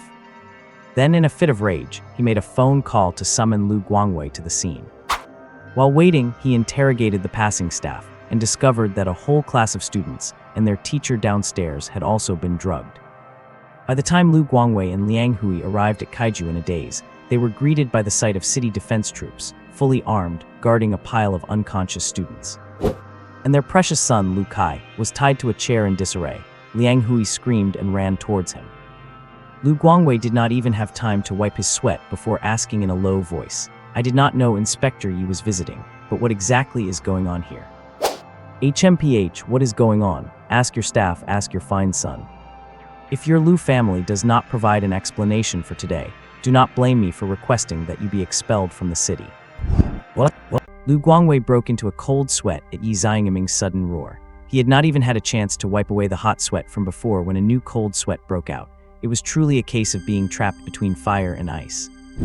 He pulled over several trembling waiters to ask what happened. Having never seen such a scene before, the waiters immediately explained the whole story from beginning to end. Lu Guangwei's body trembled after hearing this, though it was unclear if it was from anger or fear, or perhaps a mix of both. "Hurry up and get the antidote," Lu Guangwei immediately snapped at the waiter. The waiter was so scared that he knelt on the floor, not daring to lift his head. Ray reporting to Chairman Lu, "Only young Master Kai knows about the antidote." Looking at the unconscious Lu Kai, Lu Guangwei gritted his teeth in anger. He could not believe his son had caused such a massive disaster. He walked over to Lu Kai, channeled energy into his hand, and pressed it gently against the injury on Lu Kai's head. Before long, a dazed Lu Kai opened his eyes, his first words being, "Wang Qian, you motherfucker." Only then did he see Lu Guangwei standing before him with a furious face, which gave him a sudden jolt of terror. When he realized the situation on the scene, he turned pale as a sheet. "Dad, I was framed." Slap! A slap landed hard on Lu Kai's face. "Shut up, I have no such bastard son. Get the antidote out immediately." Liang Hui covered Lu Kai's head and scolded angrily. "Why are you hitting him so hard? Cannot you see our son is already injured?" Lu Guangwei looked at the mother and son with a feeling of disappointment and despair, pointing his finger at Liang Hui. "It is precisely because you spoil him so much on a daily basis that he has become this lawless." Yi Xiangming stood to the side without saying a word, quietly watching their family act out their drama. Knowing the game was up, Lu Kai had no choice but to produce the antidote. Once all the students, including Yang Lin and Yi Xiaoren, were detoxified, they opened their eyes one after another. The other students were still confused about what had happened, but Yang Lin, being more experienced, immediately figured out the situation. She had a premonition before losing consciousness because she knew her own alcohol tolerance. There was no way she would have passed out after only a few sips. She bowed to Yi Xiangming, thanked him, and then called the bewildered students to leave the scene. Yi Xiangming pulled the newly conscious Yi Xiren into his arms and comforted her softly. "Xiren, are you feeling better?" Yi Xiren looked at her father in a daze, then at the departing teachers and students, and finally at the disheveled Lu Kai, as if she realized something. "Dad, I am fine. How did you get here?" Just thinking about that made Yi Xiangming furious. "HMPH, I do not know which little brat used your phone to notify me. I told him to wait for me here, but when I arrived, I did not see anyone. It is so infuriating." Yi Xiren smiled at Yi Xiangming's exasperated appearance. "You must have been too fierce over the phone and scared them away." Yi Xiangming looked unconvinced. "How could that be? I am such a gentle person. Why would I be fierce to anyone? I just wanted to properly thank him." All right, let us go back and talk about it, Dad," Yi Xiren said helplessly. She knew her father all too well. Apart from her and her mother, he spoke to everyone else as if he were issuing military orders. Yi Xiangming nodded. "All right, my good daughter has been frightened today. Let us go back first." Having said that, he assembled his team and led Yi Xiren toward the exit.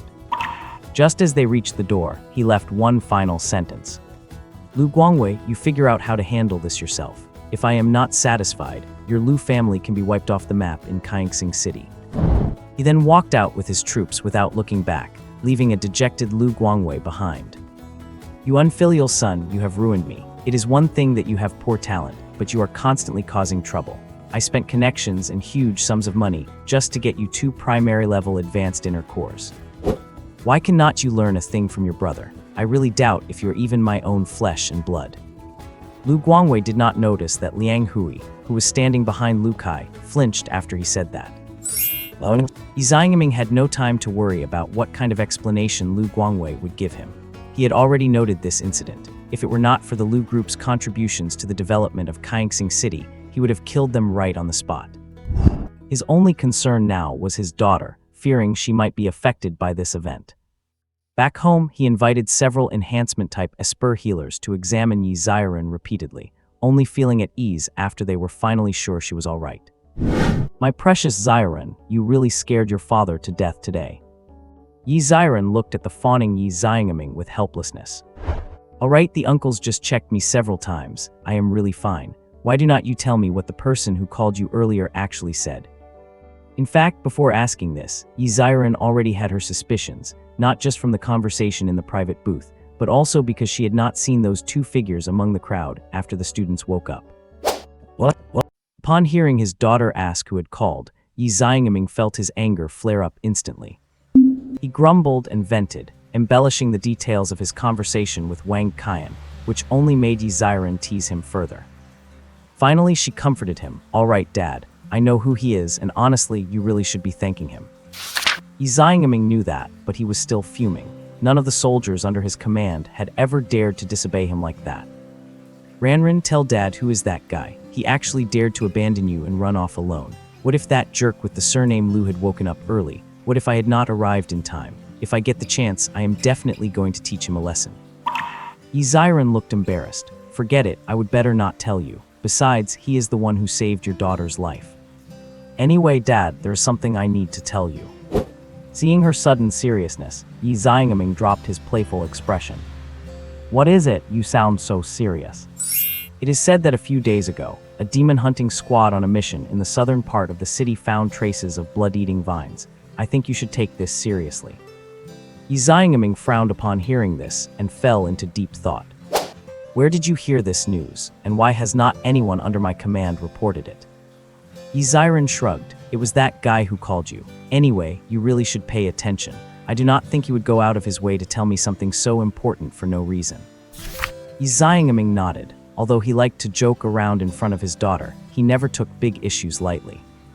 Moreover, this was not something that would benefit anyone. On the contrary, if it were true, the entire Kaixing City would suffer a devastating blow. All right, I understand. I will conduct a thorough investigation over the next few days. Ranran, you have just been poisoned, so get some rest. I'm heading to the military headquarters to discuss a plan. Go ahead, Dad. Actually, I really hope this turns out to be just a joke. Yi Xiangming understood what his daughter meant. He patted her soft hair, stood up, and left the room. Watching her father leave, Yi Xiren curled up her legs, rested her chin on her knees, and whispered to herself. Wang Qian, what kind of person are you? For 3 years in high school, you were such an invisible nobody. How did you become like a completely different person after you awakened? Achoo. Wang Qian, wandering far away on Beijing Street, suddenly sneezed. Which lady is talking about how handsome I am? Could it be Tang Jing? That is possible. I have not spoken to her in 2 days. Perfect time to call and check in. Beep. Hello, Wang Qian. What do you need? Tang Jing, who was in the middle of cultivation, answered the phone immediately upon seeing his name. Nothing important. I just wanted to see if you are getting used to living there and if you need anything else. Tang Jing felt a slight sweetness in her heart. I'm doing great. Would you like to come over for a bit? That will not be necessary. I do not want to disturb your cultivation. By the way, how is your progress coming along? Hearing him decline, Tang Jing felt a twinge of disappointment for some reason, but she answered truthfully anyway. Since taking the internal elixir, I can clearly feel my meditation speed increasing, and my chi energy has seen a noticeable boost. I think I should reach level 3 in less than 3 days. That's great. Stay focused on your training for now. Once you hit level 3, there's something I need you to do. All right. After hanging up, Wang Qian realized he had nothing else to do. He turned and headed home, planning to have some instant noodles and study his manifestation abilities. In the evening, Lu Guangwei brought Lu Kai to the Yi residence. As soon as he entered the door, he bowed 90 degrees, then gave Lu Kai a hard kick behind the knee. With a thud, Lu Kai dropped to his knees. It hurt, and he was wincing in pain, but he did not dare make a sound. He knew exactly who was sitting before him, a representative of the elite combat strength of Kaixing City. Aside from the 2 supreme military commanders, who were level 7 ability users, the next tier down consisted of level 6 inspectors like Yi Xiangming, each responsible for their own sector. Therefore, Yi Xiangming's threat to banish the Lu family was no joke. He really could do it, and it would take him just one simple sentence. Yi Xiangming sat on the sofa with a grand, imposing posture, not even sparing the father and son a glance. Lu Guangwei maintained his 90-degree bow, walked straight to the coffee table, and offered the items in his hands with both hands. Inspector Yi, I offer my sincerest apologies. I hope you can show us mercy. Yi Xiangming glanced at the items on the table, and even someone as experienced as him was taken aback by what he saw. He waved a hand at Lu Guangwei. That's enough. Go and make amends to the students and teacher Yang yourself. If they are not satisfied, I will still report this to my superiors. Lu Guangwei was overjoyed. He knew Yi Xiangming was satisfied, so he bowed again. Thank you, Inspector Yi. We will certainly ensure teacher Yang and the students are satisfied. Seeing that Yi Xiangming no longer acknowledged him, he pulled Lu Kai away and bowed as they backed out of the Yi residence. What? Lu Guangwei really took a massive hit this time. The foundation of the Lu group has been shaken. Yang Lin was easier to deal with, though it cost him 10 intermediate ability crystals to earn her forgiveness. As for the other students, it was even simpler. Giving each of them a primary ability crystal made them as happy as can be. After all, they did not really lose anything. The real issue is with Yi Xiangming. Even Lu Kai knows exactly what the items Lu Guangwei left on the Yi family's coffee table signify. He will not be having an easy life for at least the next 5 years. Yi Xiangming stared at the pile of items on the table, rubbed his throbbing head, and called his wife and daughter out. When Ziging looked at the items on the table, completely bewildered, and asked blankly, "Dear, are you trying to get yourself sent to prison?" Yi Xiren could not help herself and covered her mouth to stifle a laugh. When Ziging did not know what had happened that afternoon, so Yi Xiangming told his wife the whole story from beginning to end. Slap! When Ziging slammed her hand down on the coffee table, Yi Xiangming's eye twitched as he watched, thinking, good thing you are not an enhancement-type ability user. This Lu Guangwei got off way too easy. Why did not you tell me when you got home? I think your skin is itching for a beating. Saying this when Ziding grabbed Yi Xiangming by the ear, making him yelp in pain. Alright honey, I was wrong. I have been thinking about the beast incident ever since I got back from the military department. I have not had a chance to tell you. Besides, is not Xiren fine? Do not be angry, do not be angry, be careful not to make yourself sick. When zigging finally stopped, but she hummed unhappily, if anything had actually happened to our precious daughter, I would have torn the Lu family apart and changed my name to theirs. After the grumbling subsided, the family turned their attention back to the coffee table. First was a check for 100 million star coins. In this world at war with beasts, the purchasing power of 100 million is terrifying. Although high-level cultivation resources cannot be bought with money, it is more than enough to raise a hunting squad consisting entirely of B-grade talents. Next was a storage ring. The ring itself is worth over 50 million star coins. Inside the ring were 200 intermediate ability crystals, which is equivalent to the total scholarship money offered by the 3 major academies to 10 S-grade freshman talents. The final item, and the main reason Yi Xiangming was willing to forgive the Lu family, was a manual of insights on ice-type cultivation, inherited from a legendary 7th-level ice-type ability user. This is something that even Yi Xiangming could not get his hands on.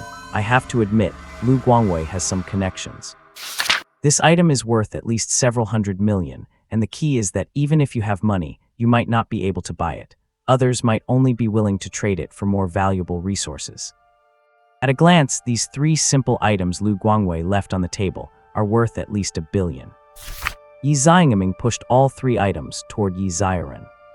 Take them, Xiren. These will be very useful to you. They might even be enough to help you cultivate to the 6th level. Yi Xiren immediately put the storage ring on her finger and put everything inside it. She knew her parents did not need these. Both of them were 6th level ability users with S-grade talent. These trinkets would not help them break through to the 7th level. Just as Yi Xiren was about to go back to her room on the 2nd floor, when Ziding mentioned something. By the way, dear, since you know who saved you, I think you should go and thank them in person, and you could give them some of these things as a proper gift. Yi Xiren stiffened slightly, then continued walking upstairs. Thanks for the reminder, Mom, I understand. Beep, beep, beep, beep. Wang Qian picked up his phone and saw a message from that guy, Dong Shushu. Vegetable knife in the crotch. Brother Qian, my old man told me what happened this afternoon. I owe you my life again, brother. Vegetable knife in the crotch. Red packet, please accept. Wanderer of the lonely street, what are you doing? Vegetable knife in the crotch. Meal money. Did not I say I would cover your food expenses for 10 years? Wanderer of the lonely street. Hey, we are brothers, why are you being like that? Wanderer of the lonely street. Payment received. 1 million star coins credited to the phone. On the other end of the line, Dong Shushu watched Wang Qian accept the payment so quickly, his mouth twitching. He thought to himself, you really do not even pretend to be modest anymore. You really are my brother Dong Shushu. Beep, beep, beep, beep. Wanderer of the lonely street. Little Dong, you are too polite. Tomorrow, brother will get you an intermediate advancement core to boost your talent to a grade.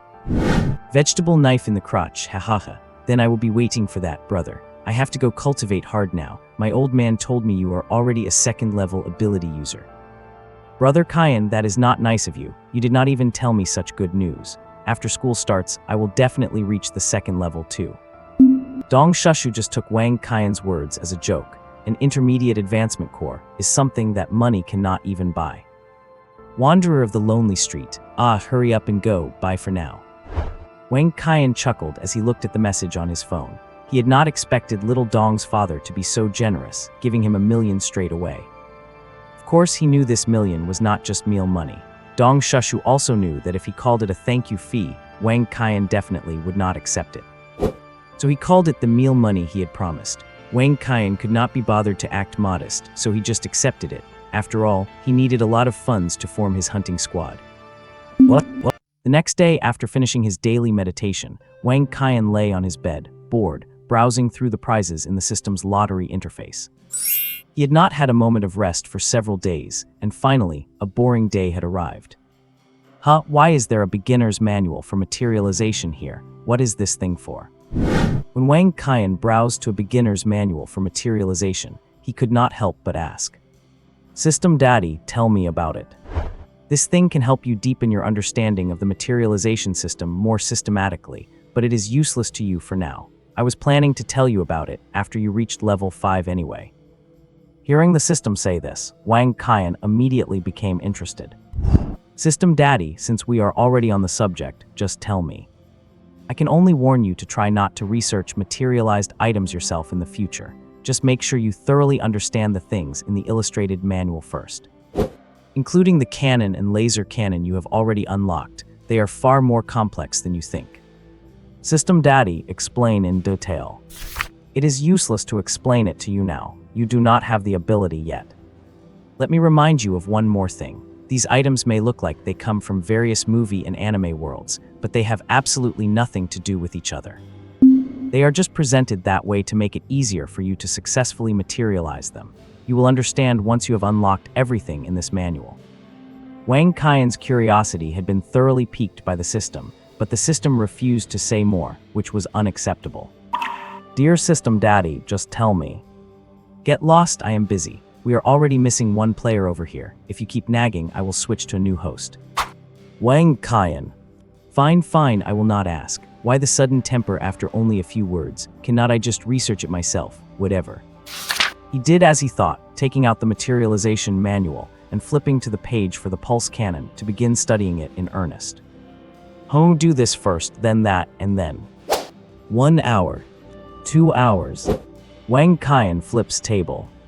Damn it, there is nothing special about this at all.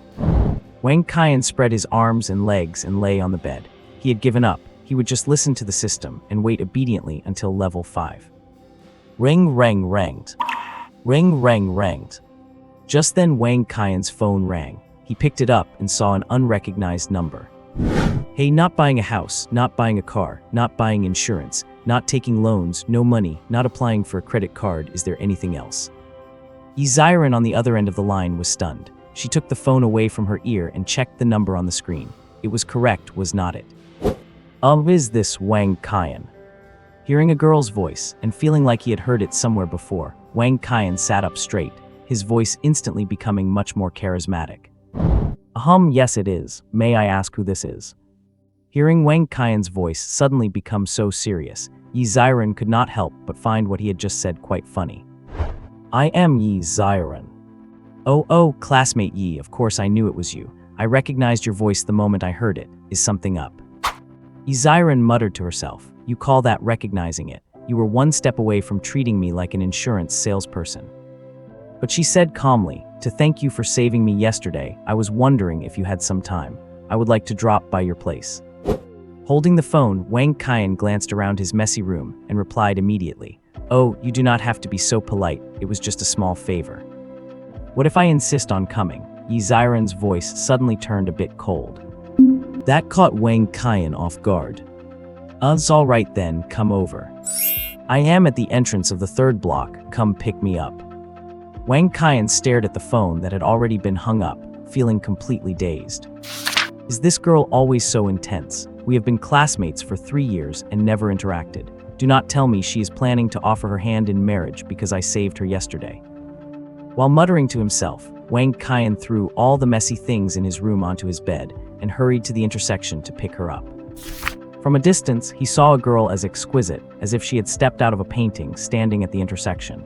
It was indeed Yiziren. She was wearing a long blue and white dress, her head bowed, with her soft, jet black hair resting casually on her shoulders and a natural elegance flowing through her features.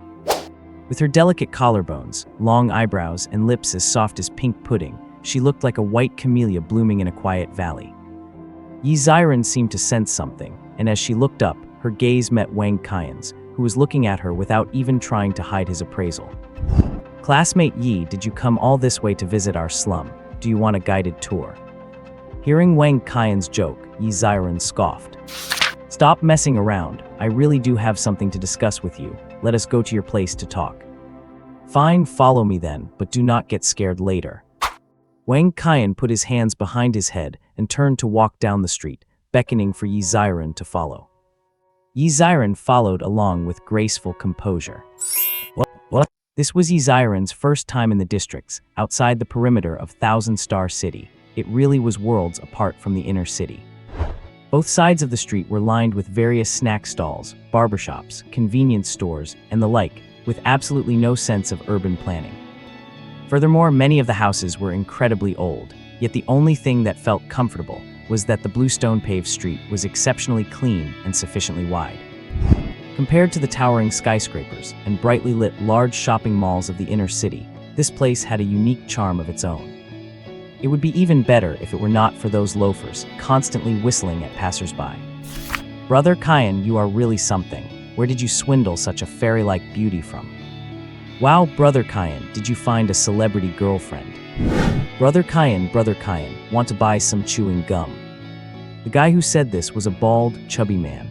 If his shop sign did not say adult products, you might actually think he was asking you to buy chewing gum. The further Yi Ziren walked, the more uncomfortable she felt, and her head kept bowing lower, as she blamed herself for insisting on coming here in person. What kind of people live in this godforsaken place? No wonder Wang Qian is such a flaky person. They really are birds of a feather. Fortunately, it was not long before they reached the bun shop.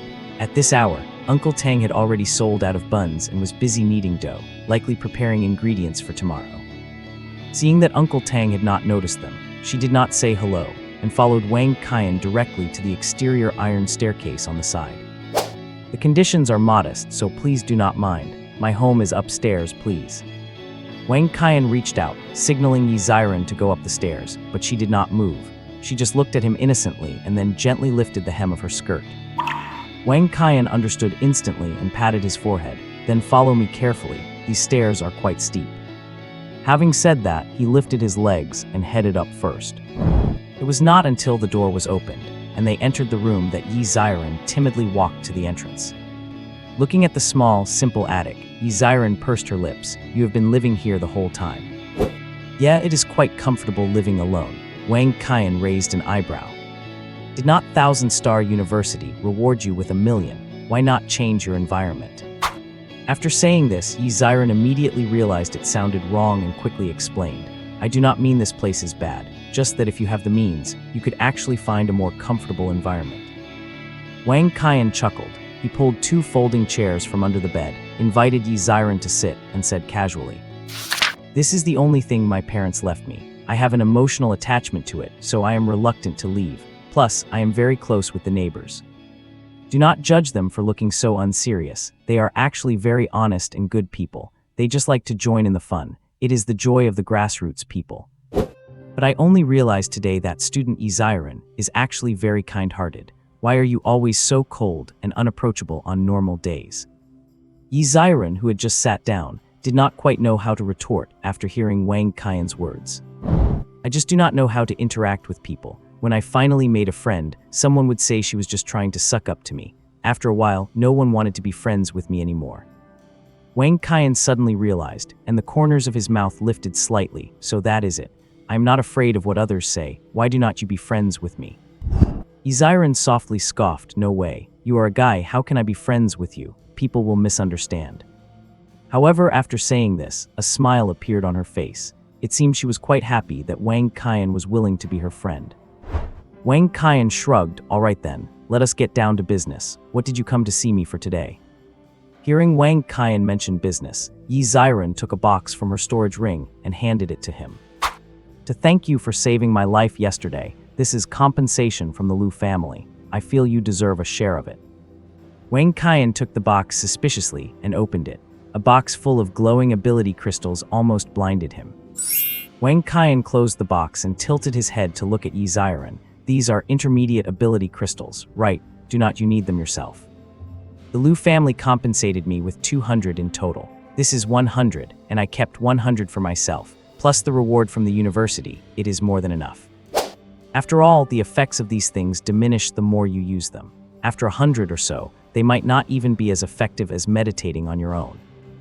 Even Wang Qian could not help but gasp when he heard that the Liu family had compensated her with 200. That Liu family really bled for this. If you do not need them, you could trade them for other things. You really do not have to give them to me. I said it was just a small favor. Yi Ziren shook her head, just take them. I do not like all this back and forth. Besides, the Liu family compensated me with more than just these things. There is also a guide for ice element cultivation, so it is enough for me. Hearing about the ice element cultivation guide, Wang Qian's brows twitched. All right then. Since I happen to really need these, I am extremely grateful. Yi Ziren nodded slightly. By the way, I also want to thank you for the information you provided yesterday. My father has already started conducting searches regarding that. What? Hearing from Yi Ziren that Yi Xiangming had already begun investigating the matter, Wang Qian finally felt relieved. You are welcome. As long as Inspector Yi is concerned about it, that is all that matters. After all, the safety of Kaixing City is everyone's responsibility. Seeing that the two had nothing left to talk about, Wang Qian stood up and said, "If there is nothing else, I will see you out." Yi Ziren looked up at Wang Qian. "What, is chatting with me that boring? You want to get rid of me so soon?" Wang Qian was taken aback. He did not expect Yi Ziren to say something like that. It seemed he really did not understand her at all. "How about I go downstairs and stir-fry a couple of dishes? What alcohol percentage do you prefer?" Yi Ziren felt a vain twitch in her forehead. She really did not know how this guy's brain worked, so she said helplessly, "I heard you are planning to form your own monster hunting team." Now it was Wang Qian's turn to be surprised. "How did you know? Nobody knows about this except Dong Shushu." Yi Ziren glanced at him. "It was Dong Shushu who told me. I did not have your number, so I called around asking our classmates. I only got your number from him eventually, and that was when I realized you are even less popular than I am." Wang Qian scratched his head helplessly. "Are you and Dong Shushu that close? He had to tell you about such a trivial matter." Hearing this, Yi Ziren's body stiffened slightly. "I am certainly not going to tell you that I was the one who asked Dong Shushu about your situation." Then she looked away toward the empty space and replied somewhat unnaturally, "I do not know why he is so talkative. I just asked for your number, and he just kept rambling on and on." Wang Qian rubbed his chin for a moment. "All right, he must have gotten all carried away the moment he received your call. I am indeed planning to build a monster hunting team. You have to realize that in this world, crises and opportunities coexist. If we just keep hiding in school without real experience, I am afraid we will not even have the courage to lift our weapons when the beasts finally arrive at our door." Unexpectedly, Yi Ziren nodded thoughtfully and said, "I think what you said makes a lot of sense. I feel like today is the first time I have truly got to know you. If, and I mean if, one day I also wanted to join your monster hunting team, would you agree?" Hearing this, Wang Qian looked at her in complete astonishment. Of course, he had thought about having top-tier combat power in his team. But he would not dare set his sights on Yi Ziren. She is the pride of Kaixing City. If she got even a scratch, Yi Xiangming would surely be the death of him. However, he could not refuse outright, or she might say, "You do not even have a team yet, and you are already putting on airs." Hahaha, if that is the case, I would be truly honored. I really hope that day comes soon.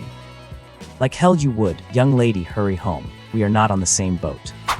Yi Ziren did not know what Wang Qian was thinking to himself. She was delighted by his answer and said, "That is a promise. See you when school starts. Since we are both S-rank, we should be in the same class, classmate Wang Qian." Wang Qian also stood up with a stiff, awkward smile. "Oh haha, is that so? That would be great." After finally seeing Yi Ziren off, Wang Qian immediately called Dong Shushu. The call was answered instantly. Before Wang Qian could say a word, he heard Dong Shushu shouting excitedly on the other end. Brother Qian, you are amazing. The goddess Yi was asking me about you. Did she go find you?" "Oh, she just left." Wang Qian was so sidetracked by Dong Shushu that he forgot what he wanted to say. "Wow, what did she want with you? Was she planning to offer herself to you?" Wang Qian felt a headache coming on. "Where do you get all these wild imaginations? She just came to say thank you." "Brother Qian, you saved a beauty yesterday, and now you are on her mind. Your spring has arrived." "Stop right there. Why do you have such unrealistic fantasies? I am asking you, why did you tell her about us forming a monster hunting team?" Dong Shushu was stunned on the other end. Was I not supposed to tell her? I thought I was finding a strong teammate for the squad, and she seemed quite interested. This is the first time I have realized Goddess Yi is not actually cold at all. She is very easy to get along with. Wang Qian held the phone in one hand and supported his forehead with the other. He was completely defeated by Dong Shushu. "Alright, let us leave it at that this time. Next time, do not go around telling people about things that are not even confirmed. Besides, have you ever considered if her parents would come after you if something went wrong?"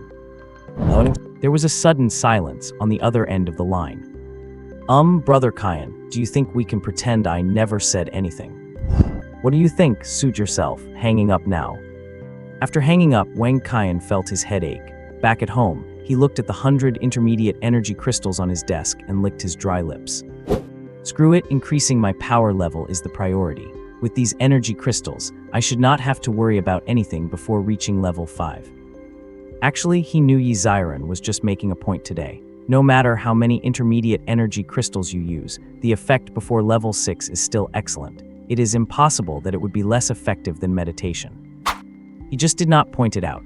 After all, he really needed this batch of crystals right now. It was a case of one willing to beat and one willing to suffer. What? 2 days later, Tang Jing called to say she had successfully reached level 3, so Wang Qian immediately rushed to her dormitory. Wang Qian's own power level had already reached 2410 points yesterday, meaning he was just 5 days away from becoming a level 3 superhuman. I hope the mutant beast ambush happens after the 26th, that would be much safer. Thinking this, Wang Qian arrived at Tang Jing's place. Before he even reached the door, she opened it, as if she had heard his footsteps. Hey, Sister Jing, you look great. As expected, being level 3 really makes a difference. Tang Jing looked at Wang Qian, who was teasing her, with a smile on her face. Hurry up and come inside. Wang Qian sat on the sofa in the living room, while Tang Jing busied herself making tea and cutting fruit. Wang Qian sighed, it really makes a difference having a woman at home. It finally feels like a real home. Hearing this, Tang Jing could not help but think of Wang Qian's small attic, littered with clothes, socks, and instant noodle cups. It was truly a pigsty, and she could not stop herself from laughing. All right, stop sighing, eat some fruit first, and tell me about the upcoming tasks. Wang Qian picked up a piece of watermelon, shoved it into his mouth, and said vaguely, there are 2 things I need you to do, though you can think about the first one before giving me an answer. The first is that I want you to specialize in the medical department. I have 1 million here, which should be enough to buy a beginner-level cultivation technique for that department. Tang Jing was puzzled why. I was planning to specialize in speed and stamina. Wang Qian smiled and explained, there is no need to specialize in speed and stamina. I have something better. From now on, any member of my team can learn this. As he spoke, he took out the intermediate body technique he had transcribed earlier. This body technique is very profound, but you have to be able to endure hardship to master it. It is not something you can learn in a short time. As for why I want you to focus on the medical department, it is simple. You are the only enhancer type among us. You cannot expect me, a manifestation type, to learn medical skills, can you? Tang Jing rolled her eyes at him, took the paper from his hand, and began to read, immediately getting drawn into the content. The methods described were completely different from the cultivation styles of their enhancer group. It seemed to be a specialized way of tempering the physical body, and she read it with great interest. Wang Qian did not disturb her, continuing to eat his fruit and drink his tea, feeling quite content. After a long while, Tang Jing finally looked up, staring at him in surprise. Did you come up with this yourself? Wang Qian nodded noncommittally. You could say that. This was the body technique I used when I fought Dai Meng the other day. Tang Jing could not help but recall the scene of that battle. The more she thought about it, the more excited she became, and she finally asked impatiently, if I practice according to these methods, can I also reach your level? That depends on you, but generally speaking, it should be possible. Tang Jing took a deep breath and let out a forceful sigh. All right, I will go find a beginner medical cultivation technique later. What about the second thing?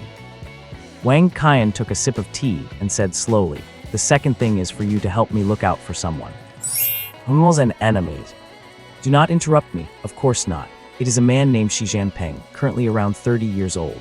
He is a B-grade talent enhancer, and if I am not mistaken, he should be around level 4 by now. So you want to? He is the person I want to recruit. Wang Qian nodded seriously. Tang Jing gave him a suspicious sidelong glance, thinking to herself that he must be daydreaming.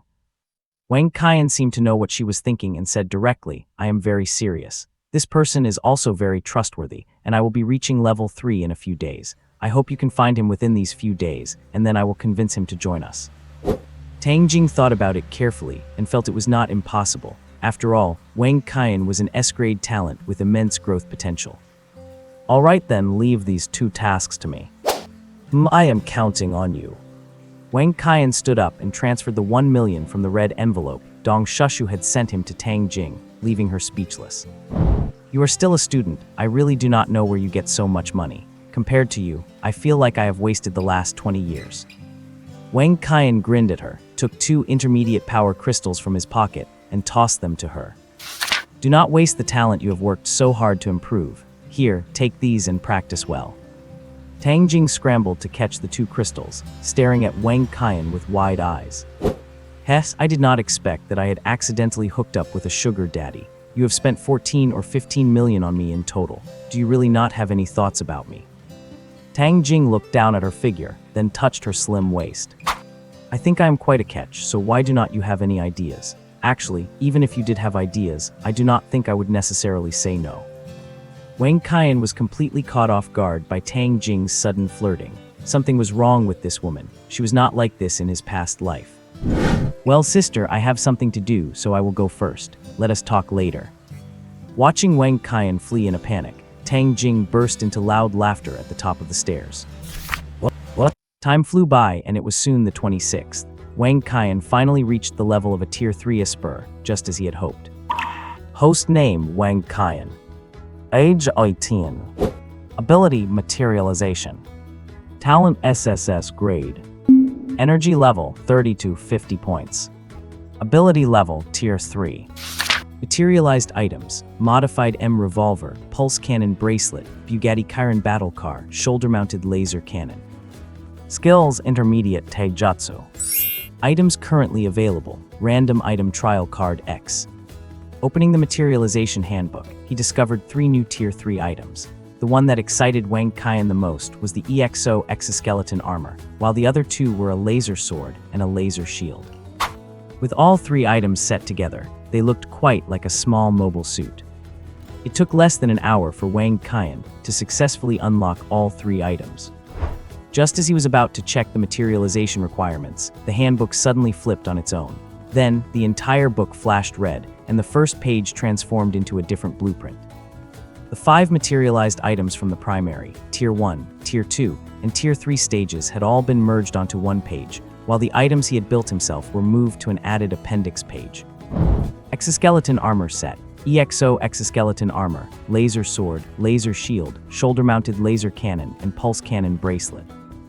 Materialization requirements: Energy level of at least 4,000 points. The EXO Exoskeleton Armor consumes 1,000 energy points and costs 50 energy points per minute to maintain. The Laser Sword consumes 500 energy points and loses durability while in use. The Laser Shield consumes 500 energy points and loses durability while in use. The Shoulder-Mounted Laser Cannon consumes 800 energy points, with each shot costing 100 energy points. The Pulse Cannon Bracelet consumes 150 energy points, with each shot costing 50 energy points. Seeing this, Wang Qian finally understood. The items from the Tier 1, 2, and 3 stages were actually a complete set. The exoskeleton provided mobility, the sword and shield handled melee combat, and the laser cannons were for ranged attacks. Awesome, just awesome. Wang Qian was drooling again. Anyone who did not know better would think he was a cute little guy. Wait, the requirement for the set is an energy level of over 4,000, which means... Sure enough, after successfully unlocking the 3 items, his energy level shot up to 4150 points. This meant each item had boosted his energy by 300 points, effectively the same as using 3 intermediate Esper crystals at once. Wang Qian was so excited he wanted to shout, "Come on, monsters, hurry up and lay siege to the city." Wait a minute, that is not right. Are not I only supposed to be able to materialize 1 item at a time? Then this set is useless. Ding, you get cranky if I do not scold you for a few days. I told you the materialization ability is not as simple as you think. If I could not materialize them all at once, why would I bother giving you this handbook? Think about how many components make up a Gundam, you idiot. Wang Qian looks offended. I know you are powerful, but cannot you just say it nicely? Ding, given that the host has cursed the system in their mind, a mission is now issued. Mission 1, successfully stop the scorpion-tailed rat rampage and eliminate the scorpion-tailed rat leader. Success rewards 1,000 points. Failure results in 7 days of diarrhea. Mission 2, successfully help Yi Xiangming kill the blood-sucking vine without letting him sustain serious injury. Success rewards 5,000 points. Failure requires you to do a handstand and pee in Panda Plaza. Wang Qian shouted in rage, "System, you are playing me." Ding, keep yapping, and I will change the mission to having you defend against the monster siege all by yourself. System Dad, I was wrong, System Dad. Long live System Dad, you are the best. HMPH, you do not have to tell me that. I have had good luck with my cards these past 2 days, otherwise I would not have gone so easy on you. Kong, I declare a Kong. Put those cards down, you brat. Wang Qian's, I am out of here, not worth provoking. Just as Wang Qian finished bickering with the system, Tang Jing's call came in. Wang Qian felt a surge of joy, sensing that he already knew what it was about. Hello, Jingjai. Wang Qian, we found the guy. Where is he? I will be there right away. He just left the Hunters Guild and looks like he is heading towards 7th Street. Intercept him, I am on my way. Send me your location. Vroom, vroom. A sleek Bugatti zoomed out of the 3rd Street like crazy. Little girls, you have been following me for a while now, and now you're blocking my path. What exactly do you want? A tall man with a deep scar on his face and a world-weary expression frowned as he looked at Tang Jing standing in front of him. Gulp! Tang Jing swallowed hard, watching the man with a murderous glint in his eyes nervously, but she did not budge an inch. Please wait, my partner will be here any second. He has something to ask you. Xi Jinping let out a cold snort. Get out of the way. I do not have time to play house with you. With that, he reached out to push Tang Jing aside. Tang Jing, not knowing where she found the courage, channeled her energy into her hands and blocked his push. Xi Jinping laughed in anger. Little girl, you started it. Even if I kill you right now, the city guards will not hold me responsible. Have you thought this through? What? Tang Jing looked at the fierce man standing before her, his fists glowing with a surge of energy, and a bead of cold sweat slid down her temple. Mr. Shi, please believe me. We are here to invite you to join our demon hunter squad. Please wait a moment. The others will be here soon. Xi Jinping laughed out loud at Tang Jing's words. Little girl, it is not easy for someone as young as you to reach level 3, so do not try to pull my leg again. I already said I would not play house with you. If you do not move, I am going to have to take action. Screech. Just then, the piercing sound of brakes screeching echoed behind Xi Jinping. Xi Jinping turned around and saw Wang Qian putting away his sports car. He frowned, slightly surprised. He had not expected the newcomer to be an even younger kid, and a level 3 intermediate materialization type ability user at that. Before Xi Jinping could speak, Wang Qian spoke first. Mr. Shi, please do not be angry. We mean no harm. HMPH, even if you mean no harm, I will not play house with you two kids. Please move aside and let me pretend I never saw you. The corners of Wang Qian's mouth curled up slightly. Let us have a fight. If you lose, you come with me. Xi Jinping could hardly believe his ears. What did this level 3 materialization type kid just say? He wants to fight him. Does he look down on him that much?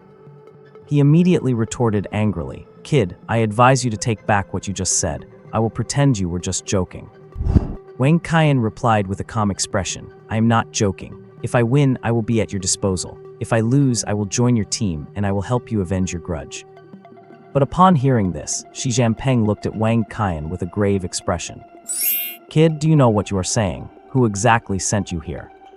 I said, what is wrong with you? I already told you to fight first. Otherwise, would you even be willing to listen to anything else I say right now? HMPH, do not act like you know me so well. Since you are looking for a beating, then come on. I will ask you questions after I have knocked you down.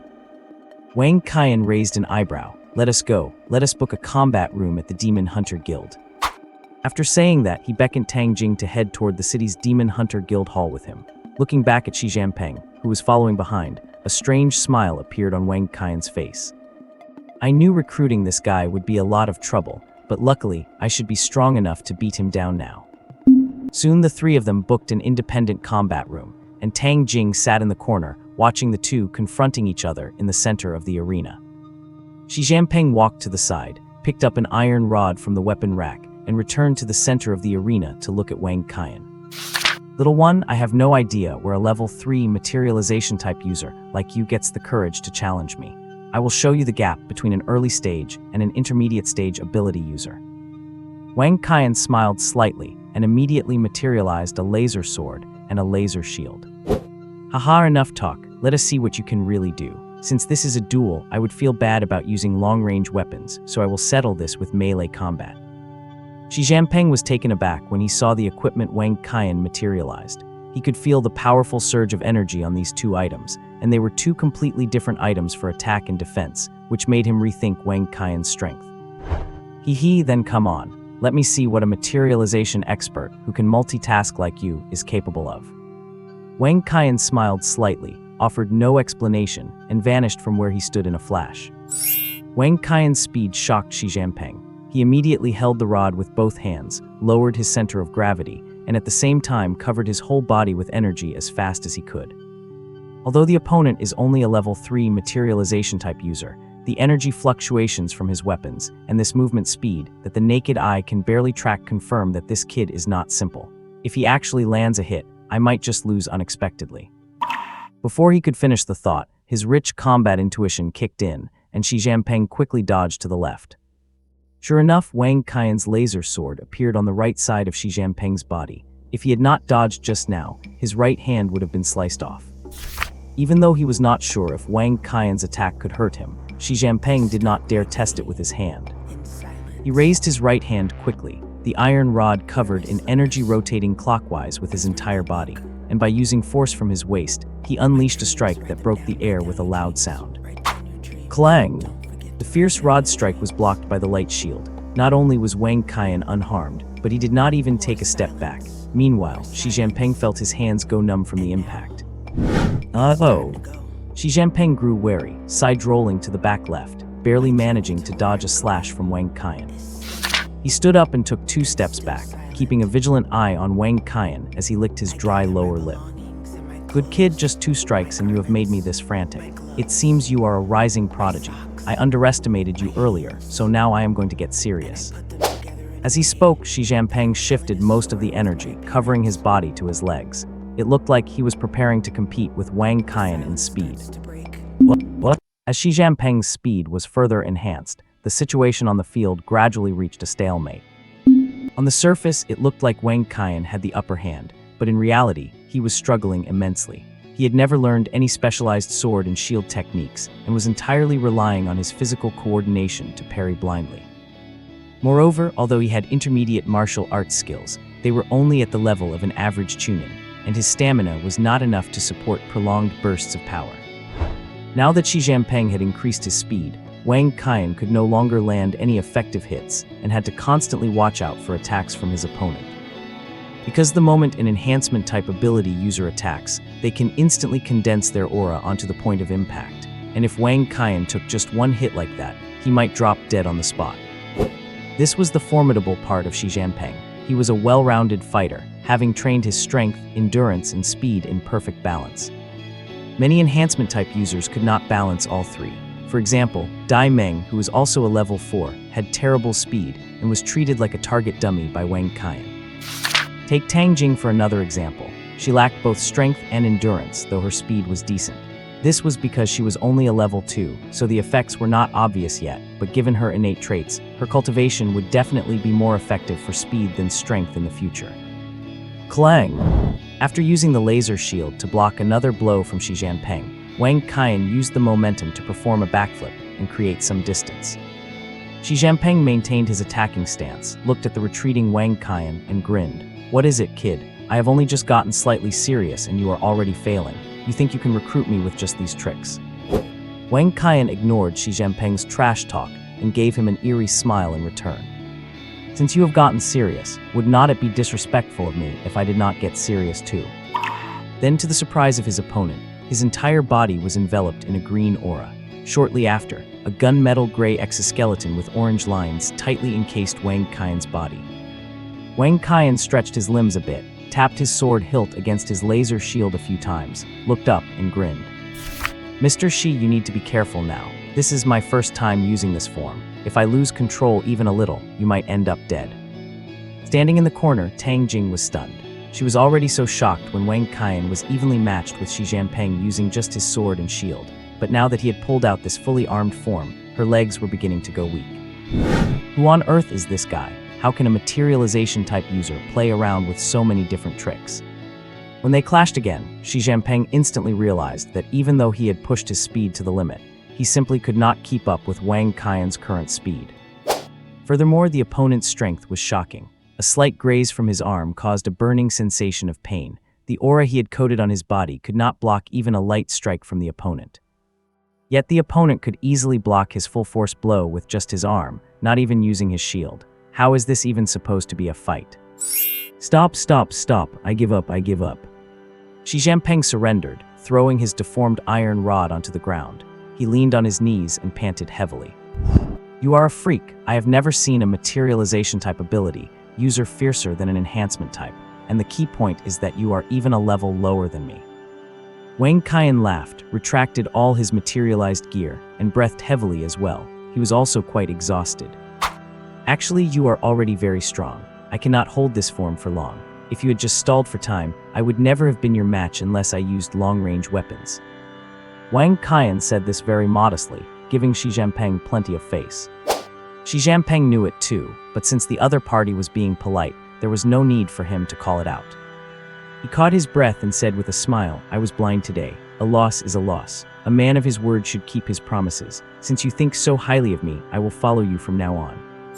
Seeing that his goal was finally achieved, Wang Qian was in a great mood.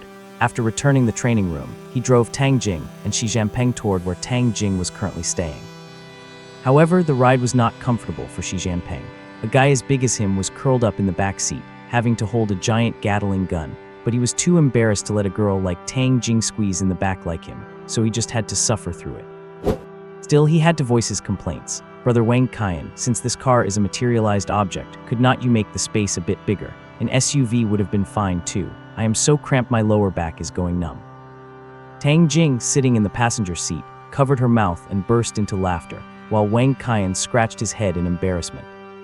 I made this car on a whim to look cool. It is indeed not very practical. When I have some time, I will think it over and make one that is more comfortable. The three of them finally arrived at their destination, amidst laughter. After a brief chat on the way, the three of them introduced themselves. Especially when Xi Jinping asked how they found out about him, the year's best teammate Tang Jing provided a god-tier assist by revealing that Wang Qian had the ability to foresee the future. This left Wang Qian extremely depressed. Why did he ever come up with such a lame excuse to fool Tang Jing? Now that it is out, does he really have to become a fortune teller? What? As soon as Xi Jinping sat down on the living room sofa, he was eager to know what kind of future Wang Qian had foreseen for him. Wang Qian held his forehead, looking like he was struggling with constipation, and stammered. How should I put this? Oh right, I saw you in a vision of Sister Jing's future. Oh. Suddenly both Xi Jinping and Tang Jing were interested. Yes, in the vision, you were Sister Jing's leader. Because her team was assigned a mission to explore the ruins of Zhongling City, you were giving her instructions and happened to talk about your past. We were chatting about you while on a mission, and she told me that you were originally from Zhongling City. Your younger brother was killed by the family, and the whole reason you have been living is to avenge him yourself. Am I right? Xi Jinping was indeed shocked by Wang Qian's words. Although the process sounded ridiculous, everything lined up perfectly. And when he heard the words family, waves of anger and resentment surged within him, so he did not rationally pick apart the contradictions in Wang Qian's story. Xi Jinping whispered, you are right. Although I do not know what kind of work I will be doing in the future, one thing is certain. My purpose in living is to eradicate the family. It is just that Zhongling City fell 2 years ago, and I have no way of finding out where the family went now. At this point, Xi Jinping looked at Wang Qian with hope. Cannot you foresee the future? Does that mean you can foresee news about the family?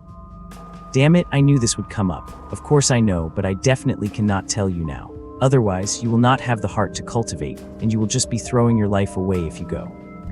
Thinking of this, Wang Qian immediately shook his head apologetically and said, my appearance has already changed your future, so I can no longer see your future now. Therefore, we still have to rely on ourselves to find information about the family. But my goal in forming this monster hunting team is to gain more resources to improve our strength, protect Kaixing City, and then recover the fallen human cities one by one.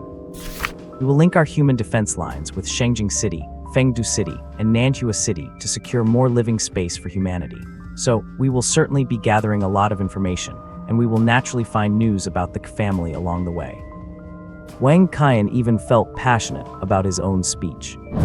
Man, I am such a genius. This is a great excuse. From now on, anyone I have a connection with, I can just say I cannot see their future anymore. Oh yeah.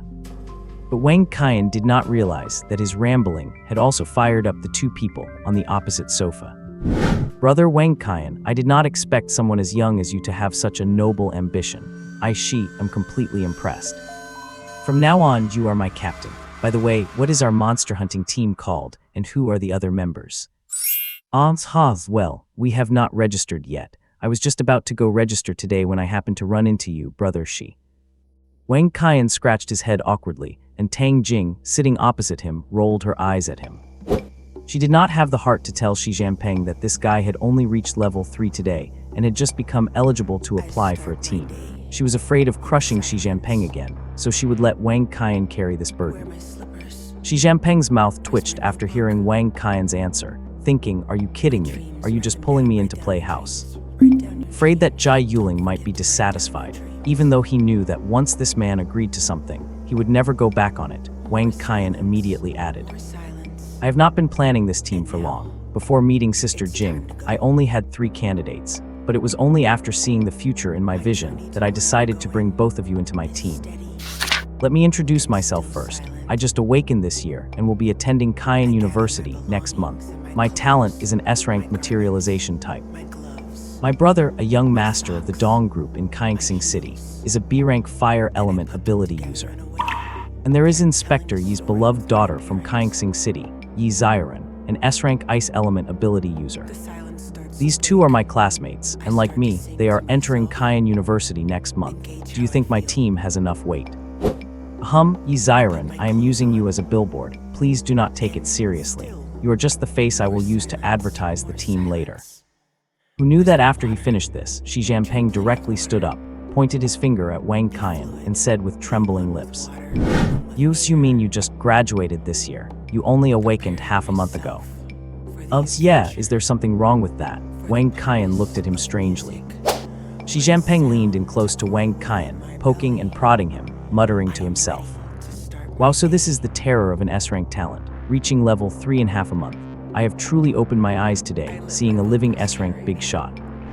Wang Qian's face darkened and he pushed him away. Hey, what do you mean a living rank ability user? Have you ever seen a dead one? Well, I have not had that chance, Xi Jinping said honestly with a chuckle. What? Wang Qian really did not expect Xi Jinping to have such a goofy side, and he could not help but shake his head with a bitter smile. Tang Jing had been listening to them talk for a long while, and suddenly interjected, Are all S-rank talented superhumans this freakish? Is that Yi Ziren you mentioned already at level 3 too? Wang Qian nodded. She should be hitting level 3 within these few days. It is not that S-ranks cultivate that fast, but the rewards provided by the school are generous. The 1 million I gave you was actually my scholarship money. As for Yi Ziren, I do not know why she chose Qian University either, because back then Fengdu University offered her a scholarship of 5 million plus 30 intermediate energy crystals. Hearing this, the mouths of the two across from him hung open in an O shape. Tang Jing realized with a start, so that is the treatment you get for having good talent. Sigh, no wonder it took someone with my talent 2 whole years to reach level 2. At this moment, Xi Jinping asked with some confusion, since you S-ranks get so many resource rewards, why do you still want to risk your life forming a demon hunting squad? Wang Qian retorted, do you think a group of rookie S-ranks is scarier, or a group of C-rank superhumans who have walked through a mountain of corpses and a sea of blood? Xi Jinping stiffened. He understood. He secretly scolded himself for asking such a moronic question and could not help but pat the back of his head and laugh out loud. Woo. Just then the blaring sound of an air raid siren rang out. Wang Qian sprang to his feet. Oh no, the mutated beasts are attacking the city. Hurry and come with me. At this time, the southwestern wall of Kaixing City was suddenly hit by a massive assault of mutated beasts, with countless level 3 and 4 creatures, and even a fair number of level 5 ones mixed in. The 2 level 7 heavyweights of Kaixing City had already engaged 2 level 7 wind demon tiger beasts in a remote area outside the city. Above level 7 is considered a high-level superhuman, and they dare not fight within the city limits. It was clear that these 2 wind demon tigers knew Kaixing City only had 2 level 7 superhumans, and their purpose was to lure them away. It was obviously a premeditated sneak attack. Yi Ziren, who was responsible for guarding the southwestern sector, was directing the battle on the city wall, but his mind was not on it. Because through the searches over these past few days, traces of the blood-sucking vine had indeed been discovered outside the city, which meant the annoying brat who told his daughter the news had not been lying after all. And judging by the aura, it was highly likely a level 6 blood-sucking vine, which was extremely tricky. This kind of thing could burrow underground, and there was no telling where it might pop up. Yixiangaming was a water elemental superhuman. Since the southwest side was right next to the downstream of the Xiang River, he was well suited for this area, but if the blood-sucking vine were to erupt from inside the city, he would be in deep trouble. He did not dare to manipulate a flood to wash it out, nor did he dare to call for supervisors from other sectors to help, because if they were to be ambushed as well, the city might directly fall. By now, Wang Qian had already driven off with Xi Jinping and Tang Jing toward the southwest. This time, Tang Jing hopped directly into the back seat, leaving the passenger seat for Xi Jinping. She was small and light, so sitting in the back was not actually uncomfortable. The entire city was filled with the frantic blaring of air raid sirens. Many residents with some capability were organizing and gathering at various battle zones in an experienced manner, which prevented Wang Qian from speeding, forcing him to detour through the city center. Wang Qian had not expected this surprise attack to happen at such an inopportune moment, right after he reached level 3 and brought Xi Jinping into his fold. It made him wonder if the system had calculated everything just to hand him this second mission, which seemed impossible to complete. But there was no point dwelling on it now. Finding those scorpion-tailed rats was the top priority. Otherwise, there was no telling how many people would perish in 6 hours. Despite racing madly, it had already been nearly an hour by the time they reached Xiangfu Road. Wang Qian retracted his car and began calling the two of them to help look for larger sewer openings in the vicinity. They were both curious and asked him, "Why are we here? This is quite a distance from the city walls and there is no one around here." Wang Qian immediately put on an act. "Brother Xi, it is understandable that Sister Jing does not get it, but you should not be oblivious, should you? Do not you know that during a beast siege, they inevitably find ways to sneak in from underground? Mutated beasts are not just things that run on the ground or fly in the sky. As long as we find the sewer closest to the city's drainage outlet, we are bound to find something." Xi Jinping looked at Wang Qian awkwardly, scratching his ear in embarrassment, and replied, "I really did not know that. I have only personally experienced one city siege in my life, and the city fell that one time. I am still a bit nervous now, afraid that Kaixing City might fall too." "Do not worry, Kaixing City will not be breached that easily. While it cannot compare to cities guarded by level 8 superhumans, it still has 2 level 7s and over a dozen level 6s. Besides, the west side of Kaixing City borders the water, and the other 3 sides are protected by other cities, so high-level beasts generally cannot get through that easily."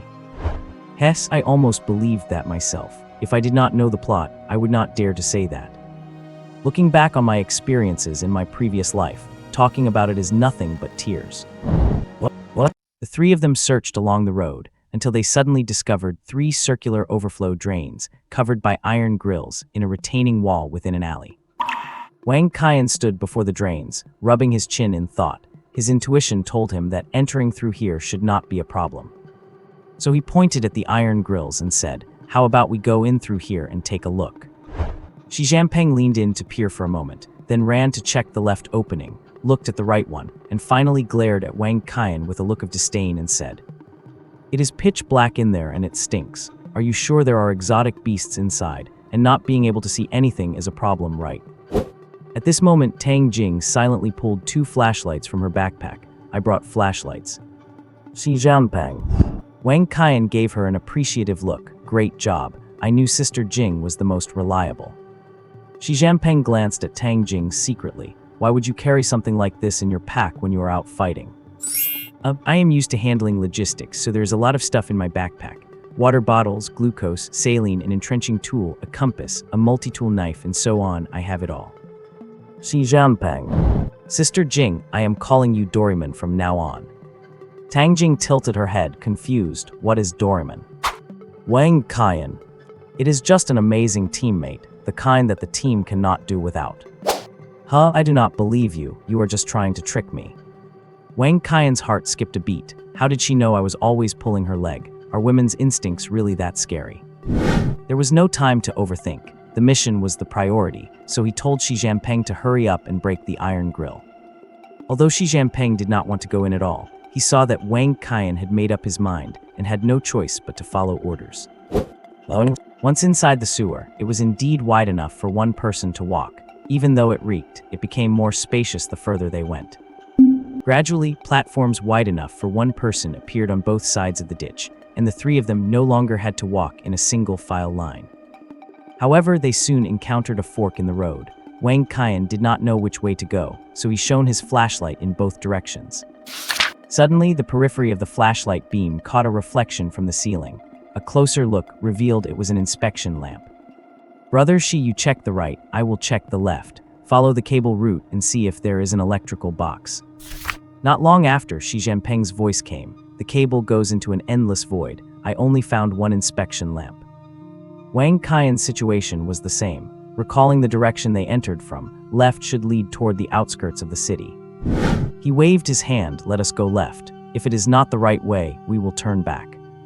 They walked for quite a while before hearing the sound of running water. They subconsciously picked up the pace, and finally, a large horizontal passage appeared at the end of the tunnel. The three were positioned exactly in the middle of the wall of this large passage, with an iron ladder embedded in the wall right beneath their feet. After climbing down the ladder, Wang Qian spotted a large electrical box on the wall to his right and flipped the switch without hesitation. Clink, clink, clink, clink. As the sound traveled along the passage, the entire tunnel lit up.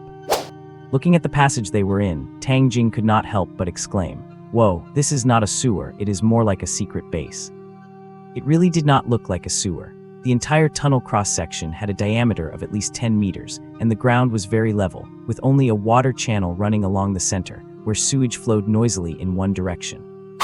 Shi Zhang looked puzzled as Meng Zhao manifested 2 revolvers. "Why are you entering combat mode? This place does not look like it has any exotic beasts at all. I think we should just..." Before Shi Jianpeng could finish his sentence, a massive commotion came from downstream of the water channel, as if the entire tunnel were shaking. "Sister Jing, climb up, hurry, there is a pack of beasts ahead." Wang Qian urgently signaled to Tang Jing, who was closest to the ladder, to return to the small passage, and he and Shi Jianpeng climbed up right after her.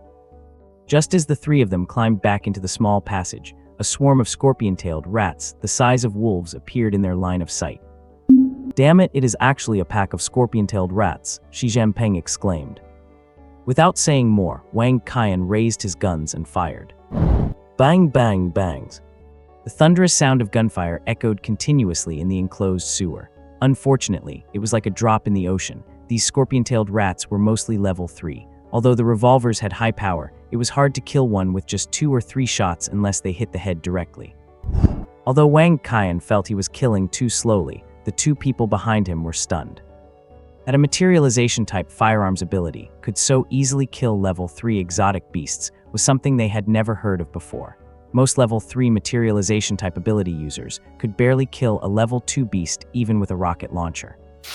Just like the time they killed the iron-armored rabbit, Wang Qian's beat-up AK barrel was almost smoking before he accidentally managed to hit the eyes of 3 wounded level 2 iron-armored rabbits, successfully killing them. What? In no time at all, the swarm of rats had completely surrounded the small tunnel entrance where the 3 of them were standing. They began to scramble up the ladder one after another, and the situation turned dire. Fortunately, the tunnel entrance was narrow, allowing at most 3 or 4 to climb in at once. Wang Qian holstered his revolver and manifested a laser sword and a laser shield. He shouted, "Brother Shi, you and I will fight side by side to hold off these damned rats. Sister Jing, you stay behind us and keep watch, picking off any that slip past. Any issues?" Tang Jing pulled 2 daggers from her pack, coated them with her energy aura, and smirked, "Do not worry about me. I am strong enough. Killing a few little rats is a piece of cake."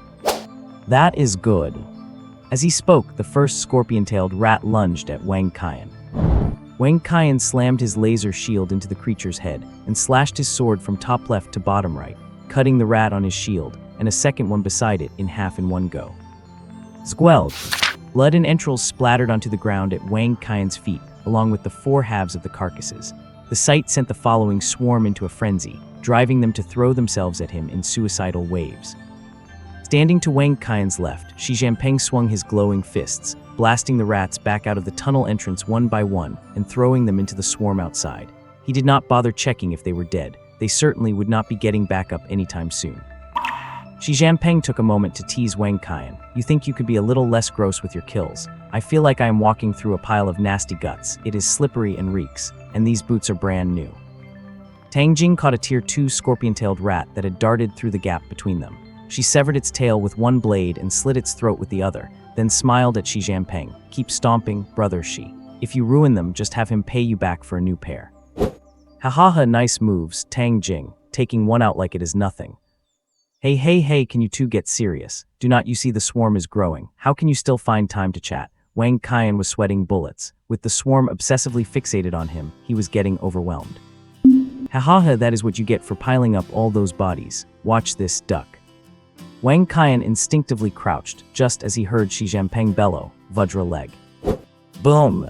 With a thunderous impact, Xi Jinping unleashed a powerful roundhouse kick that launched the rats in front of Wang Qian, along with the pile of corpses, flying out of the tunnel entrance and raining down on the heads of the swarm outside. Wang Qian stood up, exhaling in relief as he looked at the now largely cleared space. That kick was incredible, brother Xi. If you played soccer, you could probably kick the goalkeeper into the stands. Hello. Without realizing it, they had been fighting for half an hour. They had been forced to retreat repeatedly, moving far from the original tunnel entrance. A trail of corpses stretched back, and more rats kept pouring in. All three of them were starting to run low on stamina. I am telling you, Qian, if we do not think of something, I do not think I can hold out much longer, Xi Jinping panted, though his hand movements did not slow down a bit. Tang Jing was not doing much better. She had killed over a dozen on her own, and as someone who had just reached Tier 3, dealing with Tier 3 rats was a massive strain. Her energy reserves were rapidly depleting. Wang Qian was the one in the best shape. Although his laser sword and shield had lost quite a bit of durability, his internal energy was not depleted. In fact, it was slowly recovering over time. Seeing that the others were reaching their limits, Wang Qian called out to Xi Jinping.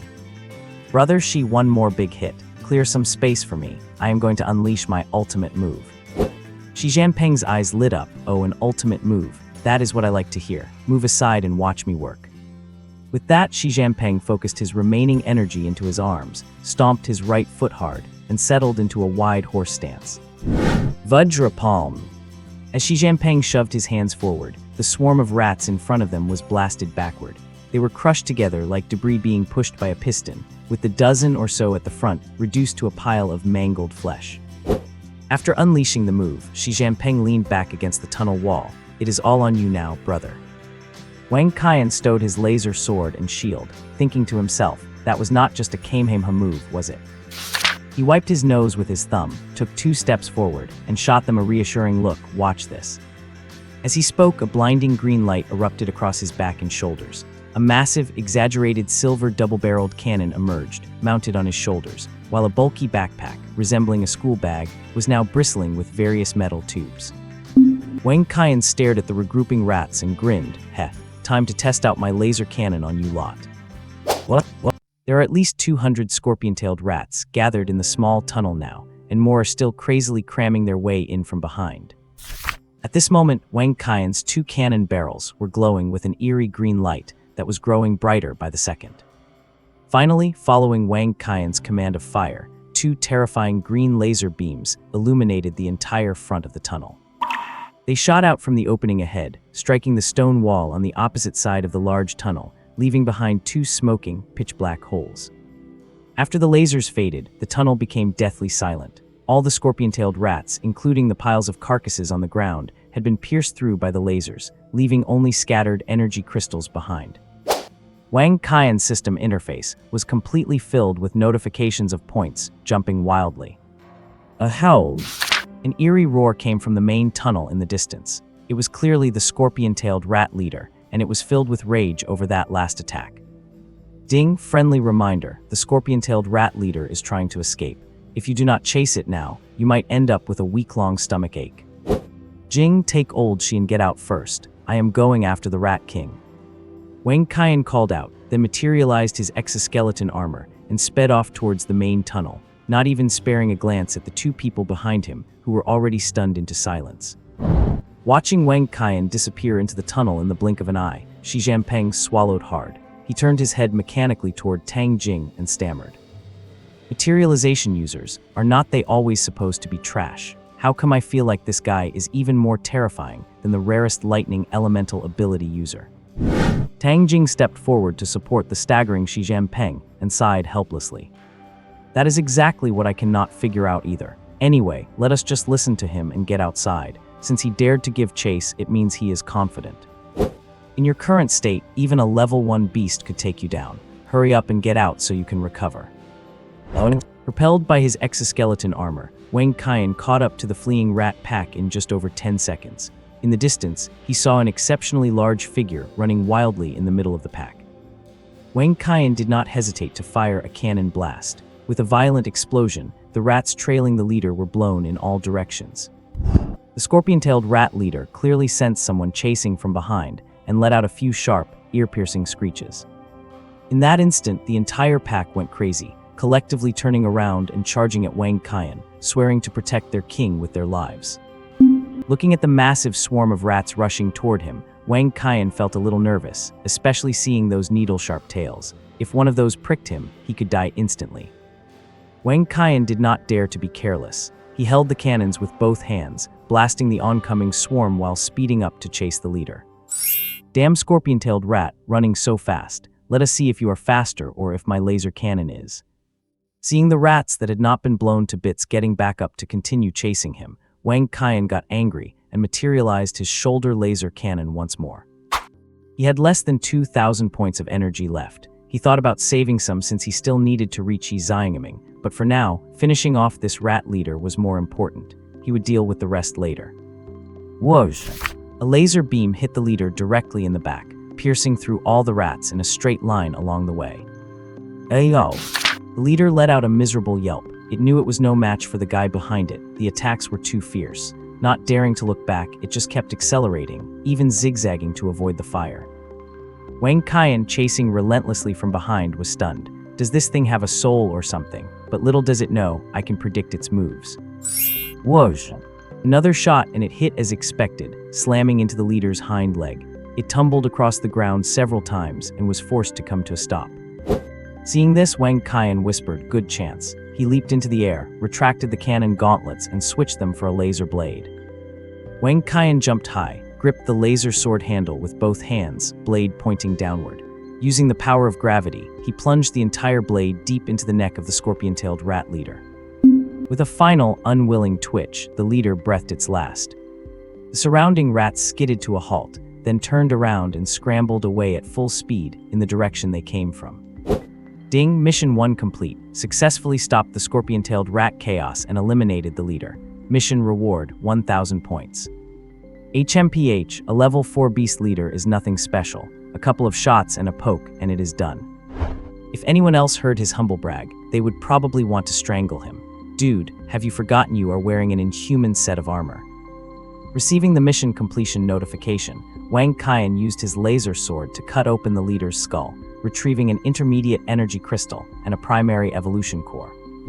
Oh, so that is why the rumors said the team that finally found the leader got something good. So this was it. Wang Qian tossed the inner core in his hand, caught it firmly, and looked at the trail of rat carcasses behind him, a smirk playing on his lips. Time to collect the loot. What? While searching for the low-level beast crystals dropped along the way, Wang Qian checked the points he had earned. He was shocked by what he saw. It displayed a total of 17,660 points. Excluding the 1,000 points just awarded and the 100 points from the scorpion-tailed rat leader, and based on the ratio of level 3 to level 2 rats in the swarm, this meant that in this battle, Wang Qian had wiped out at least over 200 level 3 scorpion-tailed rats and 500 level 2 ones. This is a record I would not have dared to dream of in my past life. I did not expect to achieve it so easily just after starting this new life. The power of the illustrated codex is truly formidable. However, the beast crystals are still so scarce. After killing so many beasts, I only managed to collect about 20 low-level ones, and they were basically all dug out from the corpses of the level 3 scorpion-tailed rats. Well, it is better than nothing. At least it can increase my strength value by over 1,000 points. I will just leave them with Sister Jing for safekeeping as resources for the team later. Wang Qian thought to himself quite naturally, then walked out of the sewer and returned to the circular exit where the three of them had entered. He jumped out of the hole and happened to see the two people waiting for him outside. He casually pulled the beast crystals out of his pockets by the handful and handed them to Tang Jing. Tang Jing asked about the situation inside while stuffing them into her bag.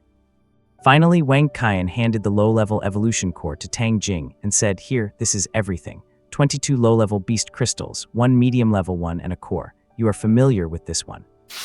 Looking at the low-level evolution core in her hand, which she had just used once a few days ago, Tang Jing did not know what to say. Others might struggle their whole lives and still not be able to afford one, yet you managed to get 2 in just a few days. Are these beasts related to you or something? Xi Jinping also kept clicking his tongue, secretly thinking that this kid's luck was more than just good. Wang Qian looked at Tang Jing, who had finished zipping up her backpack and put it on, stroked his chin, and remembered the storage ring Yi Ziren was wearing that day, blurting out, "It is time to get a storage ring. Carrying a backpack all the time is really inconvenient." The answer he got was a pair of eye rolls from both of them. Xi Jinping laughed out loud. "You kid really dares to dream. We are not some large organization. Why would we need that thing?" Tang Jing replied bluntly, "Then go get 4 more low-level evolution cores. I think it might be possible to trade for one then." Wang Qian. He checked the time. More than 3 hours had passed since the air raid siren sounded. There should be about 2 hours left before the bloodthirsty vine emerges from some corner, which would be just as it gets dark. Wang Qian looked at the two of them and asked, "How are you two holding up? How about we rest for an hour and then head to the southwest gate?" "I am fine, but my combat power is too low, so I probably will not be of much use," Tang Jing answered honestly. Xi Jinping also nodded. "It is not a big problem. I should be able to recover most of my strength." "All right then, let us rest right here. We will just go and see how the battle is going. After all, it concerns the safety of the entire Kaixing city, so we might be able to help out at least a little bit. Let us find a place further away to rest. I have been enduring this stench while waiting for you for half a day. I really cannot stand it anymore." Hearing Xi Jinping's complaint, Wang Qian scratched his head awkwardly. "Ha ha ha, let us go, let us go. Actually, I cannot stand it either." They found a small patch of grass by the side of the road, sat down cross-legged, and began to meditate to recover. Wang Qian opened the system as well. He was wondering whether to try a lucky draw. After all, he would soon be facing a level 6 bloodthirsty vine, and even Yi Ziren had been severely injured by it, so this vine should be much stronger than an average level 6 beast. Ding, that is right, go ahead and try the lucky draw. The intermediate draw is definitely worth a shot. Just as Wang Qian was thinking, the system suddenly popped up with a comment. "I have a bad feeling about this. I would better check what the prizes are first." Wang Qian opened the intermediate draw interface and saw that it indeed looked much more advanced than the primary one. The interface was a wheel with various categories such as skills, cultivation techniques, items, props, and so on. It was a wide variety, and every one of them was very practical. Getting any of them would improve his strength. But can you explain what is with these cash prizes that take up 90 of the entire wheel? Am I really that short of money? Do you get the grand prize every time you buy a lottery ticket? This is only natural. It is to encourage you to work harder to earn points, you know. Oh my, when did you start speaking in a Shanghai dialect? To encourage me to earn points so I can spend them here, right? And then you can take the points to gamble, right? Hahaha, you really know everything. So, are you going to draw or not? Keep nagging me and I will turn everything into participation prizes for you. Wang Qian's, "Fine, I will draw, I will draw. Are you happy now?" What? With the system acting like an irate boss, Wang Qian did not dare bargain any further. He closed his eyes, muttered a spell, and went straight for an intermediate single draw. 1,000 points were deducted, and the light on the wheel began to spin. Honestly, it looked just like a slot machine. As the spinning light slowed down even more, it finally came to a stop. Ding, congratulations to the host for winning 100,000 star coins. Damn it, I knew it. Was not it supposed to be a guaranteed win for the first draw? Ding, this is punishment for the host's lack of trust in me just now. The first draw bonus will be issued next time. Wang Qian blinked, so this guy really was pulling strings behind the scenes. Forget it, let me finish this first draw, and I will never be fooled again. All right then, let us go again. Ding, 1,000 points deducted, draw starting. Ding, congratulations to the host for winning 100,000 and 1-star coins. Wang Qian felt like flipping a table. System, get out here and explain yourself. This is the only chance you have to regain my trust. System. Ding, can I say it really was not me this time? 10 consecutive draws, 10 of them. I promise, definitely, absolutely. This time it will not be a mistake. Are you sure you are not just eyeing my poor remaining points? What else can you do besides draw rewards? I have not even opened the shop for you. Oh no, I let it slip, ignore that. Hey, I heard everything. Do not think you can brush this off. You were definitely doing it on purpose. Hurry up and open the shop for me. Hello. What did you say? I cannot hear you. The signal is bad here. Bye for now. Wang Qian was completely fed up with the system. No matter how much he shouted afterward, the system simply ignored him. What could he do? The system was the true master. Without it, Wang Qian was nothing. Whatever, complaining does not help. Let us just draw. Getting some star coins is better than nothing at all. Wang Qian seemed to have resigned himself to his fate, clicking for an intermediate 10 draw without even bothering to look. But just when he had braced himself for more disappointment, the draw interface suddenly lit up with a golden glow. The first 9 results were still 100,000 star coins, but the golden light of the final draw reignited Wang Qian's hope. Ding, congratulations to the host for obtaining the grand prize, Wudeng Sword Technique 13 forms. Wang Qian looked suspiciously at the Wudeng Sword Technique added to his inventory, questioning it frantically in his heart. Does this count as a legendary golden prize in the intermediate draw? Is not this just something old guys in the park do for their morning workout? Ding, you really are ungrateful. I do not even know why this thing was in the intermediate pool, and you actually drew it. I have lost a fortune. Wang Qian curled his lip in disdain. Here you go trying to fool me again. I have seen old men in the park doing this. It looks like a circus act. What is the use of it? Ding, true, with your thick skull, you would not be able to grasp the significance of this sword technique in this world. Let me enlighten you. The Wudeng sword style emphasizes the alignment of form with intent, intent with energy, and energy with spirit. Do you even know what that means? Yeah, so what? Is not that what the textbooks say?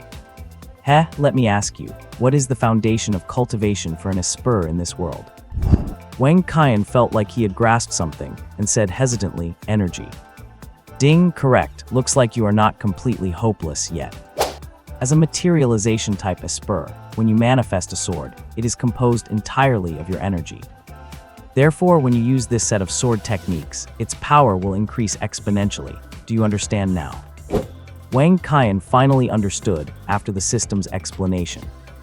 Oh my, I thought you were just playing me. I knew it. As a child of destiny, how could I keep missing out on good stuff? Ha ha ha ha. Forget it, you got a lucky break this time. I have to go fight now, no time for you. Go play by yourself. Wang Qian was about to ask what kind of battle it was going to when he suddenly realized. Excitedly, he focused his gaze on the Wudeng sword technique, and the system immediately prompted. Do you want to use the Wudeng sword technique 13 forms? Yes/no. Wang Qian silently thought, use. Instantly, a flash of golden light shot out from his inventory and dove straight into the center of Wang Qian's brow. Suddenly, a profound and mysterious sword technique appeared in his mind. Pulling, leading, lifting, parrying, striking, piercing, pointing, collapsing, stirring, pressing, chopping, intercepting, and washing. The movements were fast yet graceful, blending hard and soft elements, each linked perfectly, every strike lethal. Wang Qian let out a long, stale breath. As he opened his eyes, a glint of gold seemed to flash through them, as if his spirit and essence had been upgraded to a whole new level. He checked the 2 people beside him, whose breathing had clearly stabilized, then checked the time. It was time to head out. He would find Yi Xiangming first and then plan his next move. What? Wang Qian woke up both Shi Jianpeng and Tang Jing. How are you 2 recovering? It is about time we headed out. Shi Jianpeng stood up, stretched his limbs, and replied. Yeah, not bad. I do not have any major problems anymore. Huh? Why do you seem even more energetic than before? Tang Jing, standing to the side, stared intently at Wang Qian for a moment, then blushed slightly and said, hee, it is true, you do seem a bit more handsome. Wang Qian rolled his eyes at her. He had not expected Sister Jing to have such a fangirl side. He never noticed it in his past life. If everything is fine, let us get going. We can hear such loud noises even from this far away, so there is no telling what the situation on the front lines is like. The group did not waste any more time and hopped into the Bugatti that Wang Qian manifested, rushing toward the southwest gate. The closer they got to the city gate, the more tense the atmosphere in the streets became. Many self-organized civilians stood guard at every intersection, as if ready to engage any mutant beasts that might charge into the city. 1 block away from the city wall, Wang Qian stopped the car and retracted it. They could not drive any further, as the area ahead was already the battlefield for the city garrison, with squads of soldiers constantly rotating on and off the walls. At this moment, Yi Xiangming was standing at the highest point above the city gate, methodically directing the battle. It looks like the blood-sucking vine has not launched its attack yet, but it should be soon. I must keep a close eye on Yi Xiangming. Brother Shi's sister Jing, let us wait here for now. If anything happens later, you must prioritize your own safety. Tang Jing looked at him with some confusion and asked, "Did you see another fragment of the future?" Although Wang Qian was not thrilled about using this excuse again, he nodded and replied, "Yes, the image is very blurry, but the fighting seems to be happening inside the city."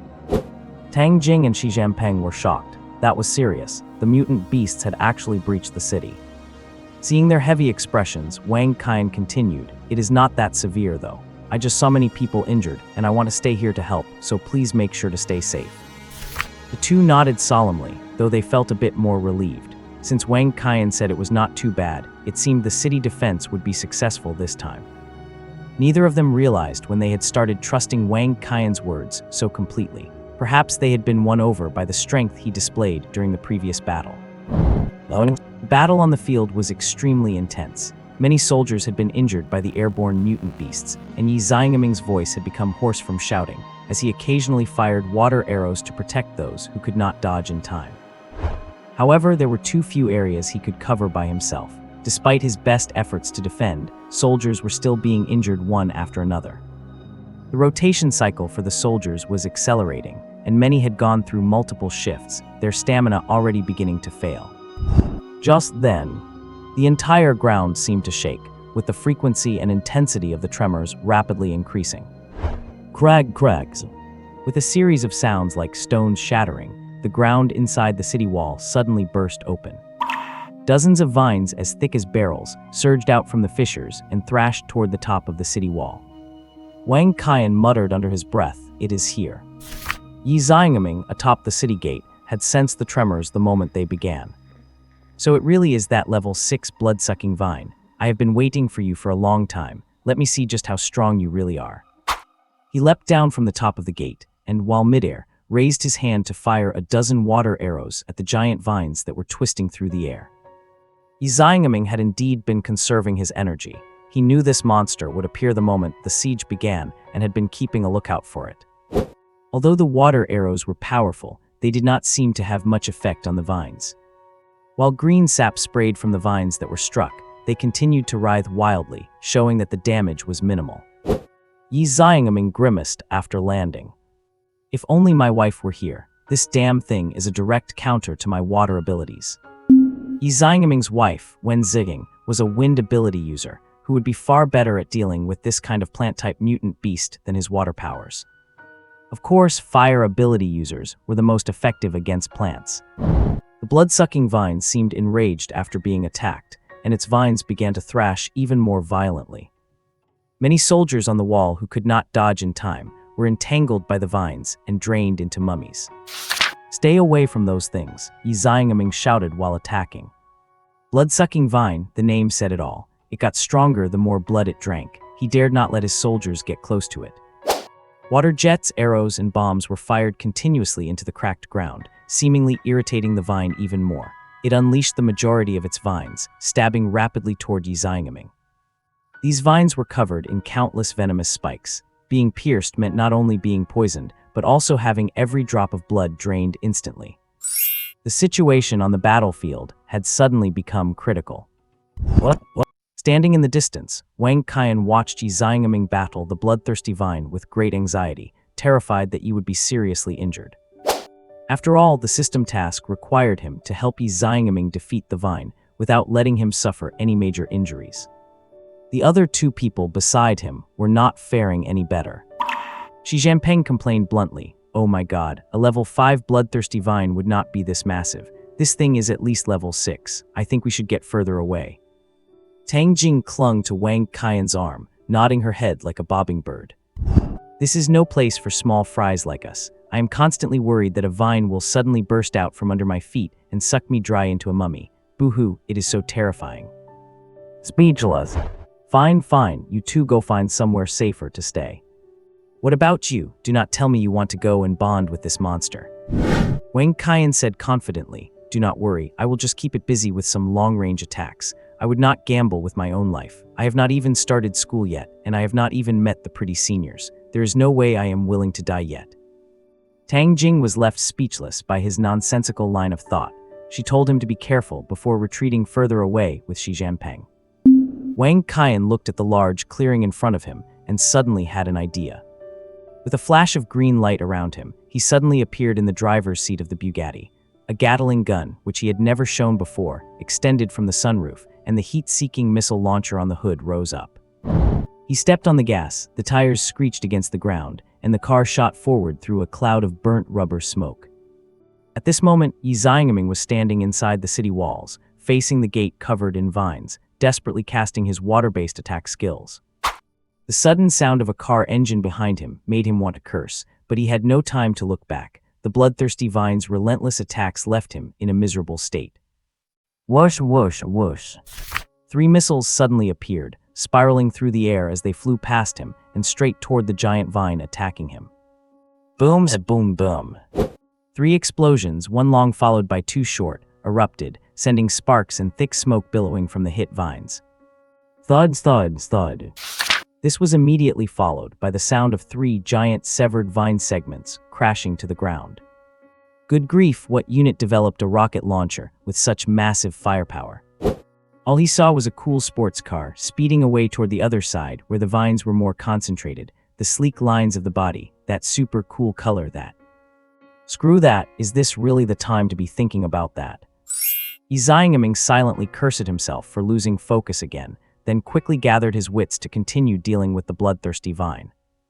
Even though he did not know where that guy came from, being able to effectively damage the bloodthirsty vine was a huge help. After the Gatling gun shredded several more vines, the bloodthirsty vine flew into a rage. In an instant, countless cracks appeared on the ground, and countless vines began to emerge from beneath the surface. They became denser and denser until, finally, inside the entire city gate plaza, thousands of vines rose higher and higher. Emerging along with the vines was a massive tree trunk at least 20 meters in diameter. This was the main body of the bloodthirsty vine. Everyone stared in shock at the trunk that seemed to want to pierce the sky, including Wang Qian. 3 more heat-seeking missiles hit the main trunk with 3 soft pops and a bit of white smoke, but aside from leaving 3 tiny black spots, there was no effect at all. How the hell is anyone supposed to fight this? Just as Wang Qian was distracted, a vine erupted from beneath his car, lifting the whole vehicle into the air, intending to crush it in the next second. Wang Qian did not have time to think. He instantly retracted the car, stepped onto the vine, and made a few leaps, finally landing safely. Yi Xiangming looked at the frowning Wang Qian and finally realized that this person was not a soldier from the city defense force. He could not help but roar, "Hey, kid, get out of here. This is no place for you. In return for your contribution just now, I will not hold it against you for trespassing in a war zone." Wang Qian rolled his eyes at Yi Xiangming and then focused his gaze back on the bloodthirsty vine. If it were not for the system quest, and the fact that you are Yi Xiren's father, I would not even care about you. Then a surge of green light erupted from his body as he materialized his exoskeleton armor and laser sword, leaping forward to charge at the bloodthirsty vine. Yi Xiangming was so angry at being ignored by Wang Qian that he puffed out his cheeks. This kid is driving me crazy. It is one thing if you get yourself killed, but I will be the one to face the consequences afterward. What the hell is this situation? Helpless, Yi Xiangming had to leap into the fray as well. The bloodthirsty vine seemed stunned for a moment when the car it had just grabbed suddenly vanished, but it quickly locked onto Wang Qian's aura. It is that annoying guy, he actually hurt me. I must suck him dry. Over a dozen giant vines closest to Wang Qian thrashed toward him all at once as he ran. What? Wang Qian was not at all nervous in the face of the overwhelming vines. His intermediate martial arts training gave him unparalleled physical coordination.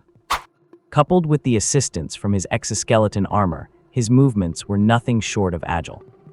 With his laser sword in hand, the The Wudang swordsmanship imprinted in his brain made him feel as if he had been immersed in the way of the sword for years, controlling it with absolute ease. He did not need to think at all. His body instinctively knew exactly how to strike. With just a gentle lift, a casual sweep, a block, or a thrust, a dozen vines were instantly shredded to pieces. This caused Tang Jing and Shi Jianpeng, who were watching from afar with bated breath, to shift from nervous tension to pure shock, disbelief, and amazement. Yi Xiangaming, who was right behind Wang Qian and preparing to step in, had the most direct experience of the scene. This kid in front of him was no ordinary person. He was clearly just a level 3 ability user, and that green aura proved he was stuck with the most trash-tier manifestation type. Why could he deal with a level 6 beast so easily? It was simply unheard of. If he had not seen it with his own eyes, he never would have believed it. This person was so fierce. Whose subordinate was he exactly? Although he had cleared away a dozen vines, it only further enraged the blood-sucking vine. Its vines seemed capable of endless regeneration, and more began to surround Wang Qian. Wang Qian was like someone walking on the edge of a blade, constantly dodging the incoming vines or slicing through them with his laser sword when he could not avoid them. He had pushed his speed to the absolute limit. Finally, after a sideways roll, the main trunk of the blood-sucking vine was within reach. Wang Qian took a step forward with his right leg, led with his right hand in a lunge, and delivered a fierce thrust. The laser sword successfully struck the main trunk, but it only sprayed out a tiny bit of green sap before the wound stopped bleeding the very next second. However, what greeted Wang Qian were thousands of cold-glinting thorns, stabbing at him with lightning speed. Wang Qian had just finished his move and could not dodge in time. Just as he was preparing to manifest a laser shield to defend himself, a loud shout came from behind him. Water veil. Kid, run, I cannot hold this for long. A massive water veil rose from beneath Wang Qian's feet, blocking all the thorns, and Wang Qian took the opportunity to leap back and put some distance between himself and the blood-sucking vine. Yi Xiangaming was already covered in sweat from that single move of blocking the massive barrage of thorns. It was clearly very taxing on his energy reserves. Wang Qian manifested a shoulder laser cannon and fired 2 shots the moment the water veil vanished, but just like before, it only left 2 wisps of smoke on the trunk. Damn it, system, are you sure Yi Xiangaming can beat this thing? He is already exhausted to this point. Did not I remind him? Does not that mean he should find 2 helpers? Why is he still here alone? Ding, how would I know? You could just give up. It is just doing a handstand and peeing at Panda Plaza. That is better than losing your life. I would rather die. You are really unreliable, giving me a mission like this. Do not you still have 2 random item experience cards? Why not give those a try? You yourself said that there is only a 0.001% chance of getting something good out of those. Ding, you misunderstood. I only said there is a 0.001% chance for a level 9 item. Why would you need a level 9 item to deal with this thing? Besides, anything produced by this system of level 4 is enough to destroy it. Really? Look, I am telling you, Chinese people do not lie to Chinese people. Ding, since the mission difficulty exceeds the host's current capabilities, a special reward has been granted. This random item experience card is guaranteed to produce an item of level 4 or higher. System Daddy, you are the best. Use the random item experience card. Ding, congratulations to the host for obtaining a level 6 Winged Gundam experience card. The experience time is 10 minutes, and no energy consumption is required for any actions during these 10 minutes. Wang Qian stared at the card in his hand, dumbfounded. Was he really this lucky? Holy, this is too cool. I actually pulled a Gundam, and it is 1 level higher than the one in the catalog. Everyone move aside, I am about to show off. How is this guy so lucky? He actually pulled a level 6 item. I am out. I am going to play a few games of cards. Wang Qian ignored the system's grumbling, curled his lips into a smile, and shouted at Yi Xiangaming nearby, Uncle, you can step back now, I am starting the show. You brat, are not you going to run, waiting to die there? I saved you once, I cannot. Yi Xiangaming's unfinished words turned into a gaping-mouthed shout of surprise as the energy fluctuations erupted from Wang Qian. Boom, boom. A mobile suit standing over 16 meters tall stepped forward twice and stood in front of Yi Xiangaming. Its green and white body, the giant red, white, and yellow wings, and the particle beam machine gun it held, something never before seen in this world, provided an incredibly stunning visual and a sense of absolute security. Yi Xiangming was so shocked by this level 3 manifestation-type kid that he began to doubt reality. He tilted his head back, looked at the towering hunk of metal, and stuttered. "What the hell is this? Do not tell me this is a manifestation. You, a level 3 brat, manifested this." What? However, Wang Qian, inside the mecha, had no time to care about others' shock, as he was busy complaining frantically. "Hey, system, why is so much stuff missing? Where is the meteor launcher, the cloak? There is no machine cannon and no specialized destructive rifle either. Is not this piracy a bit too excessive? Ding, are you out of your mind? Is not a particle beam laser gun and a beam saber enough for you to take it down? Do you want to blow up the entire 1,000-star city? This is a level 6 item, okay? Stop bothering me, you made me play the wrong card." "Fine, you win, you have a point, but it is not every day I get to experience this." Wang Qian refocused, immediately firing the head-mounted Vulcan cannons. With a continuous burst of gunfire, all the incoming vines within his line of sight were shredded into pieces. "Woohoo, this feels amazing!" Wang Qian yelled in excitement inside the mecha. Controlling the mecha, he yanked the particle beam machine gun, mounted on the left arm, and immediately transformed it into a particle beam saber. Striking a starting pose, he dashed toward the main trunk of the blood-sucking vine in a blur of movement. The entire battlefield was now focused solely on the duel between the Phoenix Wing Gundam and the blood-sucking vine. Apart from a few soldiers still fighting desperately on the city walls, everyone's gaze was locked onto the Phoenix Wing Gundam. Have you ever seen a seemingly cumbersome mecha moving with such agile steps through countless vines? Have you ever seen a Gundam using Wudang sword techniques? Today you witnessed it. Wherever the beam saber reached, all the terrifying vines stood no chance. Its graceful form moved so smoothly that one could not find a single hint of clumsiness. Across the entire field, there were only the trajectories left by the light of the blade, the flashes from the Vulcan cannons, and countless fragments of branches scattering everywhere. Everyone felt as if they heard the blood-sucking vine letting out a heart-wrenching scream. In fact, the blood-sucking vine was indeed showing subtle signs of wanting to retreat. Wang Qian would not let it get away. The system task required him to kill it, and once it burrowed underground, it would be difficult to pursue. The thrusters behind the Phoenix Wing Gundam suddenly erupted with terrifying flames. The massive body burst forth with incredible speed, vanishing from where it stood and reappearing beside the blood-sucking vine in the blink of an eye. Only then did everyone see a massive streak of red light tracing a graceful curve from where the mecha had just been, gradually merging with the beam saber in its hand. This red streak swept right across the main trunk of the blood-sucking vine. As the light faded, a diagonal line slowly appeared on the trunk, becoming increasingly visible. As a large amount of green sap sprayed from the diagonal cut, the entire upper half of the blood-sucking vine began to slide off along the line. Rumble! With a thunderous crash and a violent tremor through the ground, the blood-sucking vine had been severed at the waist. With the system notification of 1,000 points credited, Wang Qian knew the blood-sucking vine was finished. He checked the time, only 2 minutes had passed. Ignoring the shock and stupor of everyone present, he leaped over the city wall and swept toward the swarm of beasts outside. Opportunities like this are rare. Seizing the time to rack up more points is the smart play.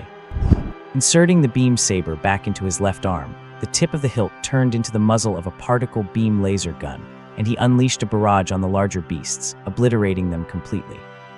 Combined with the sweeping fire of the head-mounted Vulcan cannons, the once aggressive beast swarm was scattered to the winds in moments, leaving behind countless carcasses before retreating entirely.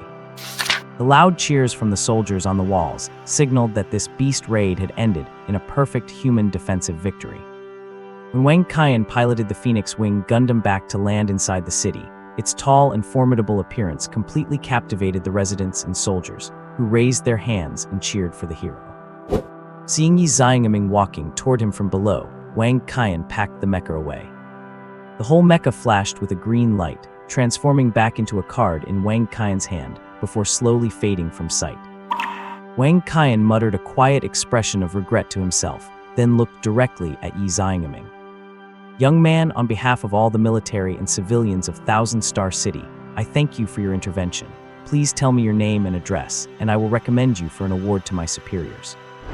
Also, this is something retrieved from the remains of the blood-sucking vine. it belongs to you." As he spoke, Yi Xiangming handed over two glowing spherical objects. Wang Qian's pupils dilated as he looked at one of the beads emitting an orange glow. It was actually an intermediate advanced inner core. Talk about hitting the jackpot. Yi Xiangming seemed to notice Wang Qian's expression and smiled. This blood-sucking vine was a Lord-level beast, different from ordinary level 6 beasts, so the probability of obtaining an intermediate advanced inner core is quite high. That is how so many A-rank and S-rank ability users have emerged among humans. Wang Qian happily accepted the inner core, while the other piece of intermediate beast crystal seemed secondary. "Then thank you, Supervisor Yi. As for any rewards, they are not necessary. Protecting humanity is everyone's duty." After saying that, he immediately manifested his Bugatti, and with a roaring sound of the engine, left only his taillights behind for the stunned Yi Xiangming. What? Yi Xiangming watched the taillights disappear around the corner, crossing his arms over his chest. One hand absent-mindedly stroked the stubble on his chin as he muttered to himself. "I feel like I have heard this kid's voice somewhere before, but I cannot quite put my finger on it. The thing is, I am absolutely certain I have never actually met him. Something is not right. It is impossible for someone this capable to be in Kaingsing City without me knowing them. I will have to dig into his background later." In the car, both Xi Jinping and Tang Jing stared at Wang Qian, who was driving, without saying a word, as if they did not recognize him at all.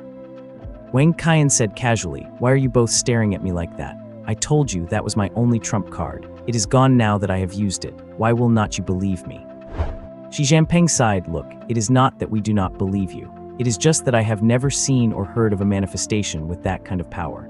Besides, you are only a level 3 Esper. How could you possibly have enough energy to control a manifestation of that magnitude?" Wang Qian's eyes darted around as he made up a convenient lie. "It was a life-saving card given to me by a professor in the manifestation department at Kaingsing University. He developed it specifically, and it was preloaded with enough energy. But as you saw, the duration is extremely short." "Oh, I see. It seems there really are experts hidden away at Kaingsing University," Xi Jinping said, suddenly enlightened. Only Tang Jing had seen Wang Qian's eyes darting in the rearview mirror, so she did not believe a word of his nonsense. What made her break into a cold sweat and facepalm, however, was how easily Xi Jinping had swallowed his tall tale. Tang Jing thought to herself, "You big idiot. Did not you just say you had never seen such a thing? He makes up a random excuse and you buy it. I give up." But she could not be bothered to expose Wang Qian. After all, he had been good to her, and he had saved her life. Besides, everyone is entitled to their own secrets, right?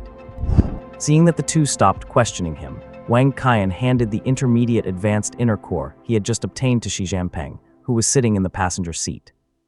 After taking the core, Xi Jinping was puzzled. "What is this? It feels like an inner core, does not it?" This time it was Wang Qian's turn to be stunned. You have never seen one." "Never in my life," Xi Jinping shook his head honestly. Tang Jing had not seen one either, but she had a faint suspicion. She did not dare say it out loud because it was just too unbelievable. It was not until Wang Qian gave her a definitive answer that she felt her guess was correct.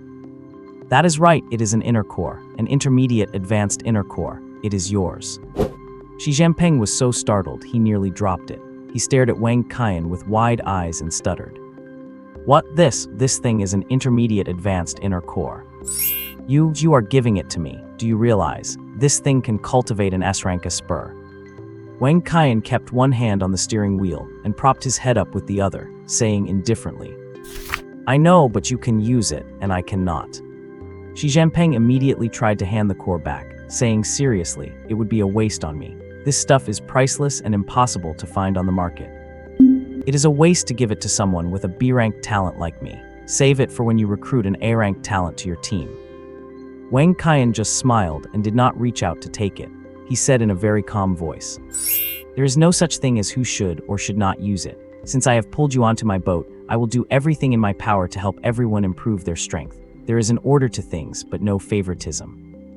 Sister Jing just used a primary advanced inner core a few days ago, so she cannot use another one for a while. At the moment, you are the most suitable one on our team to charge into the front lines, so you have a heavy responsibility." Wang Qian's words, "There is an order but no favoritism," left Xi Jinping and Tang Jing deeply moved. From this moment on, they truly accepted Wang Qian as their leader from the bottom of their hearts. Shi Jianping eventually accepted the inner core. Since the captain had put it that way, it would be hypocritical to keep pushing it back and forth. Seeing him accept it, Wang Qian asked, "By the way, brother Shi, if it is convenient, why do not you move in near Sister Jing? It will be more convenient for taking on missions later." I gave Sister Jing a training guide for physical arts. It will be easier for you two to study and exchange ideas if you're living in the same place. Plus, with your higher rank, you can help her avoid a lot of pitfalls. Shi Jianping looked back at Tang Jing in the back seat and said rather embarrassedly, "Maybe not, it would be quite inconvenient for her, as a young lady." Tang Jing smiled slightly and took over. "It is not inconvenient at all. I am used to it, especially when we take missions. Sometimes we stay outside the city for days at a time. Gender does not really matter in those situations." Wang Qian thought for a moment. "How about this? There are single rooms downstairs from Sister Jing. I will rent one from a friend. If anyone else joins our team in the future, they can share a room with Sister Jing." Before Tang Jing could say anything, Shi Jianping nodded in agreement. "Yeah, that works. Let us do that. Besides, I am currently between homes anyway." What? 2 hours later, Yi Xiangming held his phone half a meter away from his ear. All he could hear was the roar of an old man on the other end of the line. "What did you say? Say that again." A level 3 materialization type kid took down a level 6 Lord-class blood-eating vine, and you're telling me he also dealt with the herd of exotic beasts outside the city. And you actually let the guy slip away. You do not even have his name or contact information. Is your brain filled with manure? You must have gotten senile after serving as an inspector for a few years. Find that person for me immediately. Also, collect all surveillance footage from the scene right now. This little guy could potentially change the current landscape of humanity. He is the key to shifting this era. Yi Xiangming felt dizzy from the shouting. He hurriedly agreed to everything, and after finally hanging up, he thought to himself with a sense of frustration. How was I supposed to think of all that? I was stunned by the scene myself at the time, and that kid slipped away so fast. The person Yi Xiangming had been reporting to was none other than the leadership of Kaixing City, its top combat force, Wang Qian, an S-rank level 7 lightning elemental ability user. The other was Xiao Chang'ai, the dean of the Kaixing City Ability Research Institute, an S-rank level 7 enhancement type ability user. The two had been entangled with the wind demon tigers in the wild for a long time. Although they managed to wound one, the beasts eventually escaped. Worried about the safety of Kaixing City, they had rushed back as fast as they could. They were relieved to see the crisis in the city resolved, but upon hearing Yi Xiangming's report of the battle, Wang Qian flew into a rage, leading to the call mentioned at the beginning. Without worrying about Yi Xiangming scrambling to find him, Wang Qian hurried to open his system the moment he returned to his loft. Ding helped Yi Xiangming kill the blood-eating vine without letting him get seriously injured. Task completed. Reward, 5,000 points.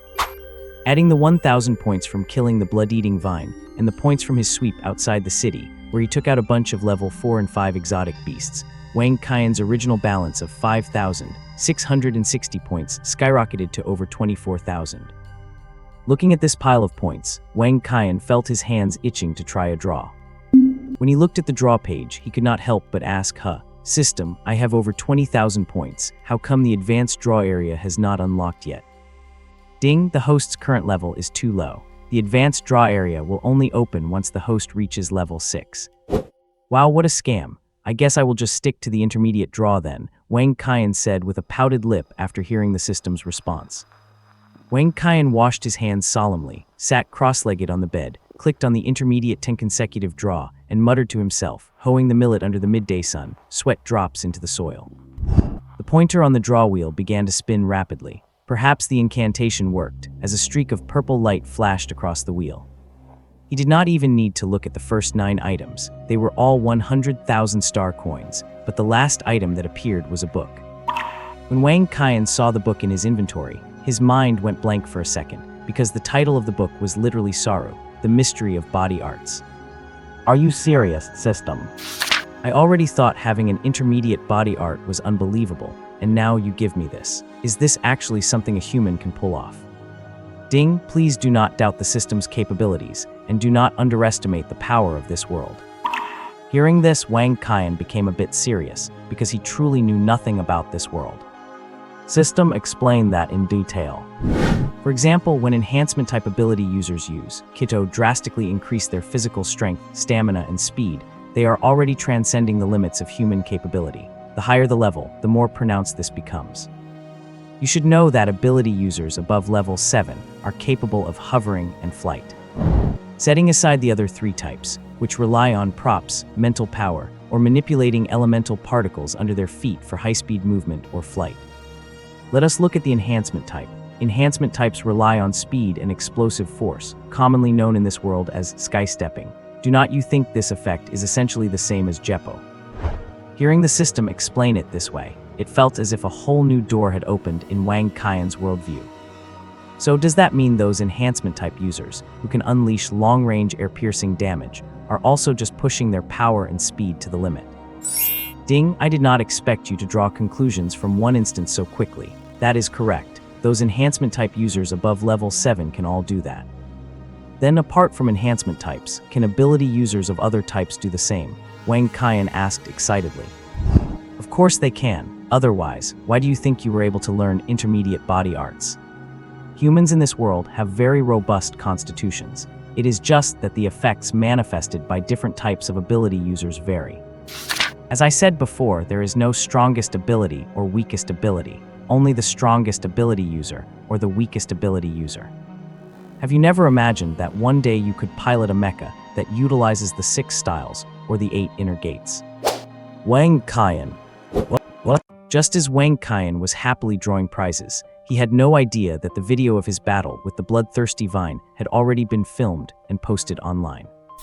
Now, it was not just the people in Kaingsing City who could see this video, but many people in other cities as well, including high-ranking officials in each city. In an instant, Long Zhen's phone was almost blown up. Only then did Long Zhen realize that the entire internet now knew about the beast attack on Kaingsing City earlier. And this little guy he was trying to find had also become known to almost all the city's top leaders. He now had a massive headache, and his resentment toward Yi Xiangming grew even deeper in his heart. However, the only thing that gave him peace of mind was that the person in the footage was not captured clearly. Unless someone knew Wang Qian very well, it would be hard to recognize him. At the Dong family residence, Dong Shushu showed the video to Dong Hongyuan, shouting excitedly. Dad, look, this guy is actually Wang Qian. This is so cool, it completely turns my understanding of him upside down. Dong Hongyuan watched it and shook his head helplessly. It really is Zio Qian. It is more than just turning your understanding upside down. I'm afraid Zio Qian is destined for greatness starting today. In the Kaingsing number 3 high school teacher group chat, after the principal posted the video. To everyone, look, see that. This is a student from our school's graduating class this year, the S-rank talent Wang Qian. Our school is famous now. Following that, the group started relaying countless clapping smiley face emojis.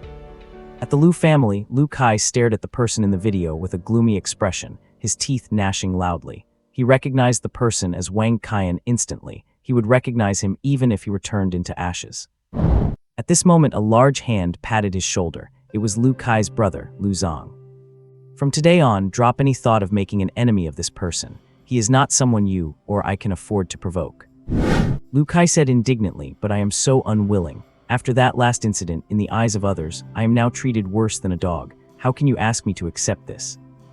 A sinister smile appeared on Liu Zong's face. You have to endure it even if you cannot. But he is attracting too much attention. With the whole internet knowing about him this time, surely there will be others who want something unfortunate to happen to him. Liu Kai looked at his brother in confusion. Why? Who would want something bad to happen to him? Haha, that is why I say you are still young and inexperienced, unable to see the essence of things. A manifestation ability like his, something never heard of or seen before, is bound to affect many people's interests. Blocking someone's path to wealth is like killing their parents. You should know that, right? Only after hearing Liu Zong's words did Liu Kai realize the truth, and a strangely devious smile appeared on his face. Similar conversations were happening in many households and group chats, including neighbors in the 3rd district, who now wished they could rush to Wang Qian's house to see him for themselves. At the Yi family, Yi Ziren watched the battle in the video, a faint, unnatural flush appearing on her face, whether from excitement or thrill. In any case, she never expected that this classmate who awakened at the same time as her had become this strong. Mind you, she still needed at least a few more days to reach level 3. She looked up at Yi Xiangaming, who was half reclined on the sofa complaining, and teased him. "What is wrong, Dad?" A dignified inspector becoming the background character in a video that is going viral across the internet, having a hard time accepting it. Yi Xiangaming half opened his eyes to glance at her, then sighed and said, "Sai, old man long told me I have to find this guy before tomorrow, no matter what. I am in no mood to think about anything else right now. I do not even know his name. How am I supposed to find him?" When Yi Xiaoran heard this, she was stunned and glanced at Yi Xiangaming secretly. Dad, I forgot to tell you, this guy is the same person who saved me last time and called you."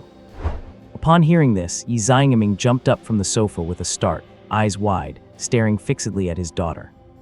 I was wondering why his voice sounded familiar. I did not expect it to be that annoying guy. Xiaoran, why did not you say so earlier? Do you know where he lives? Take me to find him right now. Yi Xiaoran checked the time on her phone. I do not think that is a good idea, it is so late now. Yi Xiangaming grabbed Yi Xiaoran and headed straight for the door.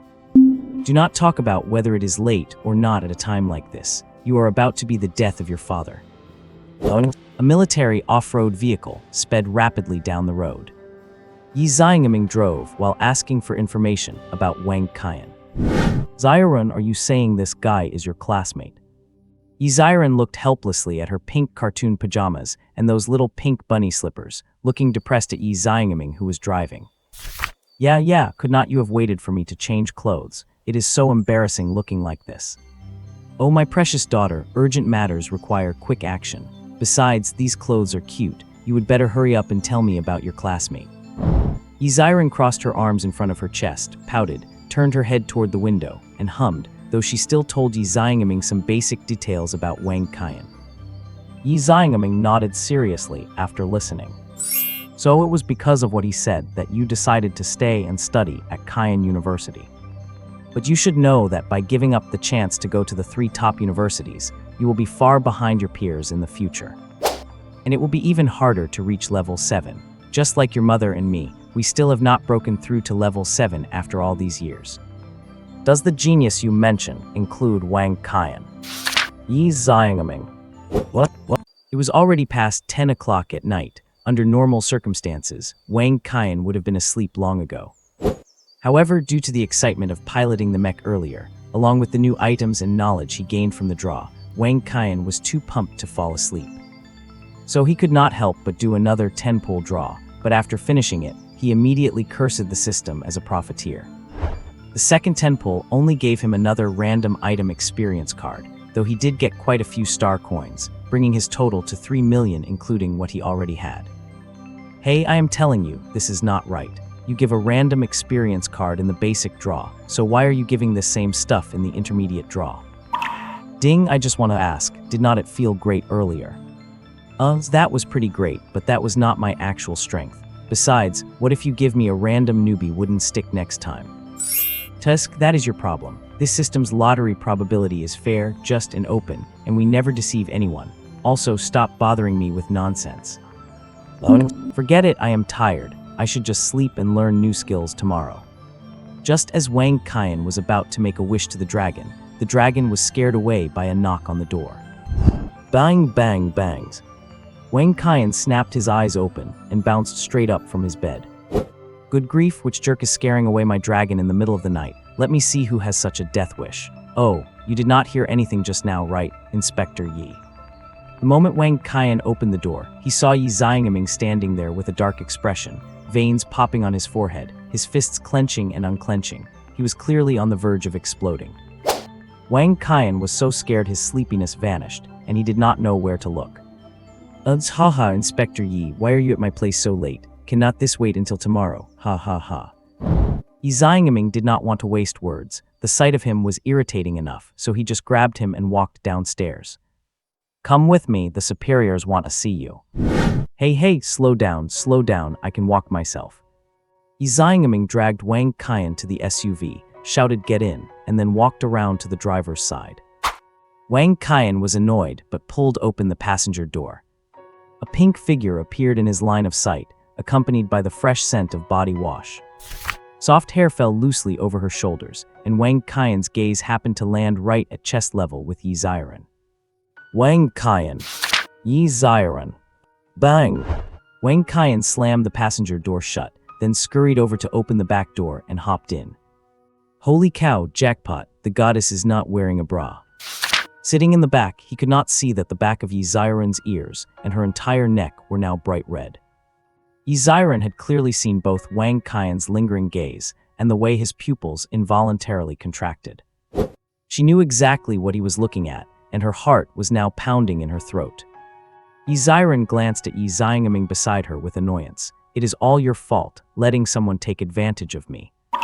Yi Ziren, who was driving, suddenly shivered. He glanced at Yi Ziren, who seemed to be acting naturally, and then caught a glimpse of Wang Qian sitting quietly in the rearview mirror, remarking strangely, I did not expect it to be so chilly tonight. The car sped all the way to the Ability Research Institute in the city center, where several armed guards were already waiting at the gate to welcome them. Yi Ziren had notified Long Zhen in the car that the person had been found, and Long Zhen had ordered him to bring him to the institute immediately. After parking, Yi Ziren wanted Yi Ziren to come up too, but she just rolled her eyes at him, climbed into the driver's seat in a huff, and drove off home. Wang Qian wanted to laugh at the oblivious Yi Ziren, but held it in, following him up to the top floor of the institute. This was his first time visiting the most elite facility in Kaixing City. In his previous life, he had no status to enter, only passing by from afar during missions. Pushing open the doors to the small conference room on the top floor, he found 2 elders and 2 middle-aged men waiting. When Wang Qian appeared in the doorway, the eyes of all 4 men lit up. Although they had already seen the young man on video, they could not help but be impressed in person.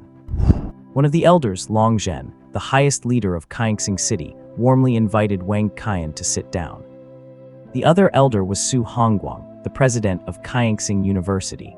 The 2 middle-aged men were Zhao Chengai, the dean of the Research Institute, and Huang Jun, the dean of the Materialization Department at Kaixing University. When Yi Ziren sent Wang Qian's basic info to Long Zhen, and it was revealed that he was a fresh graduate already accepted by Kaixing University, they immediately called the school's president and the dean to the institute for a meeting. What? In fact, right after Wang Qian finished dealing with the blood-sucking vines, he knew for certain that he would catch the attention of the military's top brass.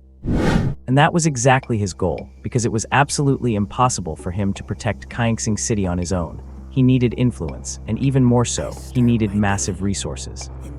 He had to gain the recognition of the top leaders in Kaixing City to secure a powerful backer for himself. Long Zhen, who was diligent and devoted his entire life to protecting Kaixing City, was his best candidate, though he had not expected it to happen this quickly. Rewinding back to the moment Wang Qian finished with the blood-sucking vines and leaped outside the city to mop up the monsters. System Dad, I am being so high-profile today that the military will definitely find me. How am I supposed to explain this when the time comes? Ding, you need not worry about that, host. This system has long foreseen everything, and now I will impart to you another ability of the manifestation class Esper. Following that, a massive amount of information was uploaded into Wang Qian's brain. Manifestation imprinting technique, an advanced skill for manifestation espers, allowing them to imprint their mastered manifested objects into energy-based items, including but not limited to ability crystals, ability cards, and other similar objects. The higher the quality of the energy object, the higher the quality of the imprinted manifestation. Once successfully imprinted, any manifestation esper can activate the item at any time without further consuming energy. However, the imprinting process itself requires more than double the energy consumption. After reading the explanation of the skill, Wang Qian praised the system for being amazing. System Dad, did you just take the production method for the random item experience card, make a few slight modifications, and use it? Ding, so you figured that out. You really are a clever one. Just tell me, is this skill enough for you to explain yourself? It is enough, more than enough. But do not you think that if this method becomes public knowledge, the status of manifestation espers will skyrocket? Ding, that question is irrelevant. There is no such thing as the strongest ability, only the strongest esper. You must always remember that. Rare to see the system being so serious, Wang Qian silently repeated the words twice.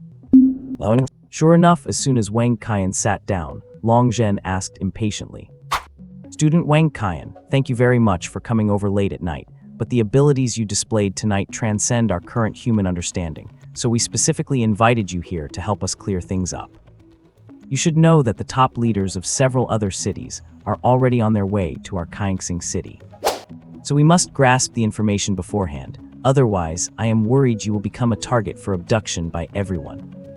Hearing Long Zhen's words, Wang Qian could not help but click his tongue. The situation was far more serious than he had imagined. But it made sense. Among the four major ability systems, the enhancement class has the largest numbers, followed by the manifestation and elemental classes. The manifestation class is considered a major system.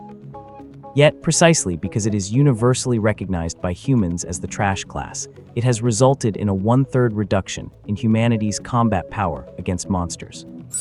And yet today, a weak level 3 manifestation Esper was able to destroy a level 6 Lord class monster and single-handedly repulse a monster siege. It is hard not to make people go crazy over this.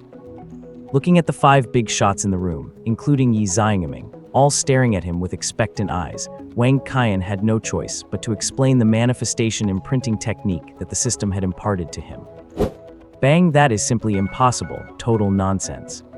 He did not expect this explanation to trigger Huang Jun, the dean of the manifestation department at Kaixing University. He slammed the table and launched into a lecture at Wang Qian. Do you take us for 3-year-olds? Manifested objects disappear the moment they leave the Esper, let alone being imprinted onto other objects.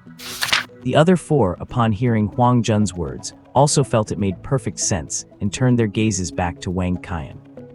Wang Qian curled his lip, too lazy to argue with him, and simply held out his hand, saying, "Who has a primary ability crystal? Just give me one." Zhao Chengai, the head of the research institute, immediately pressed a button on the table and said, "Zhao Yang, bring in a few primary ability crystals."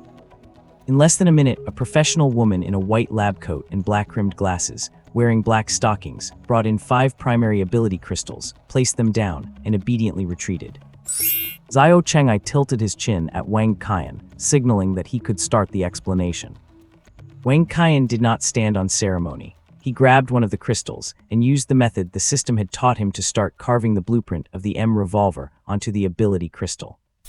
As he carved, he smiled at Su Hongguang and said, "This is my first time meeting you, Principal Su. Thank you for the scholarship the school provided. I know you must have put a lot of effort into it, so I would like to take this opportunity to express my gratitude to you properly." Su Hongguang had not said a word since he sat down, but he did not expect Wang Qian to single him out first, and the things he said were so pleasant to hear. Haha, if you have an S-grade talent, you deserve S-grade treatment. It seems now that our school's decision was quite wise, do not you think? With an enlightened leader like you, Kaixing University will definitely keep getting better and achieve even greater heights. Flattery works everywhere, and Wang Qian's remark instantly put Su Hongguang on cloud 9. The more he looked at this kid, the more he liked him. On the other hand, Huang Jun was sneering continuously. He did not believe a single word Wang Qian said. He knew how much effort it had taken for him to climb to his current position, and yet here was some brat doing something at level 3 that even he, a level 6 manifestation expert, could not do. The worst part was that this brat would actually become his student. Was not that a direct slap in the face? It would be a miracle if he could give him a good look. What? Just as Wang Qian and the principal were busy exchanging flattery, the engraving process for the M revolver was complete. Wang Qian cast an amused glance at Huang Jun, tossed him the ability crystal, and said, "Teacher Huang, you can give it a try now." Huang Jun took the ability crystal, examined it with a puzzled look, and asked, "How do I use it?" "Just channel your internal energy into it, and it will be activated." Huang Jun skeptically channeled his energy into the crystal, while the other 4 big shots stared intently at the rock in his hand. A miraculous scene unfolded. The ability crystal flashed with a green light, and it transformed into a revolver right in Huang Jun's hand. The moment Huang Jun picked up the revolver, its method of use appeared automatically in his mind. Of course, it was only the method of use. There was no way he could know the blueprints or the underlying principles. Huang Jun looked at the handgun in his hand with disdain and shot Wang Qian a contemptuous look. Is this it? Even a level 1 materialized type Esper could make something like this. Wang Qian looked at him with a funny expression. I am only demonstrating the engraving technique right now. do you really expect me to engrave a level 9 item for you? Noticing the 4 others looking at him with pitying stares, as if he were an idiot, Wang Qian suddenly felt deeply embarrassed. It just goes to show that jealousy makes people lose their sense of reason. Wang Qian continued, you can give it a try. Although it is a level 1 item, the effect might not be what you expect. Xiao Chengai became interested. After all, as the dean of the Ability Research Institute, he was most curious about these fresh gadgets. So he said directly to Wang Qian, little Huang, try shooting at me. Wang Qian nodded, said be careful, and aimed the muzzle at Xiao Chengai. Boom! A deafening blast erupted in the conference room, giving everyone a good scare. When they looked at Xiao Chengai again, he had his right hand, now covered in a layer of energy, extended to block the attack. However, there was no bullet left behind in his hand, which struck him as quite strange. He said slowly, the power of that shot exceeded level 2, though it was still a bit short of level 3. This statement left everyone in the room stunned. Xiao Chengai looked at Wang Qian with great interest. Student Wang Qian, why did this gun not fire a real bullet, and why was it so powerful? How did you do that? Wang Qian did not want to tell them the truth, so he made up an excuse, saying that guns materialized in this form rely on pure energy values, so they do not require physical ammunition. Xiao Chengai nodded and continued, I saw in the video that you materialized various items back and forth. Can you tell me how you managed that as well? Wang Qian replied rather boastfully, I have a good memory. Once I successfully construct something, it stays deeply imprinted in my mind, so I can materialize it quickly. I believe Teacher Huang can also materialize many types of items. His words were both arrogant and a slap in the face. Wang Qian sat in his seat feeling awkward. While he could indeed materialize a few types of items during combat, he only instinctively materialized his signature weapon. At this point, Long Zhen chimed in. Then what level of item was that mecha you materialized when you dealt with the blood-sucking vine? Level 6, Wang Qian's answer was brief but shocking. Wang Qian was the first to lose his composure. He stood up abruptly. How can a level 3 esper like you create a level 6 item? And even a level 6 item should not have that much power. Wang Qian pointed at the revolver in his hand and said slowly, you are holding a level 1 item that can deal damage close to level 3. Is it really that strange for me to have a level 6 item deal level 7 damage? And do you have any idea how much effort I put into that mecha? First, for the energy core, I chose an intermediate advanced inner core. Then I used a full 100 intermediate ability crystals to charge it. Even then, the mecha could only be maintained for about 5 minutes. Wang Qian slammed the table in anger. That is even more impossible. You are just a high school graduate whose parents are both dead, relying on scholarships just to attend this school. Where did you get that kind of money? The things you mentioned are worth at least 200 million star coins, and it is not the kind of thing you can just buy even if you have the money. At this point, Yi Xiangming interjected. That part is actually true. At the very least, those 100 intermediate ability crystals were given to him by my daughter, and as for the intermediate advanced inner core, he happens to have one right now. This statement effectively shut Wang Qian down. Even the other 3 big shots looked at Yi Xiangming with strange expressions. What was with this protective father-in-law vibe? Long Zhen coughed, let us not get hung up on that. What I want to ask is, if I were to give you these materials again, could you produce another mecha like that?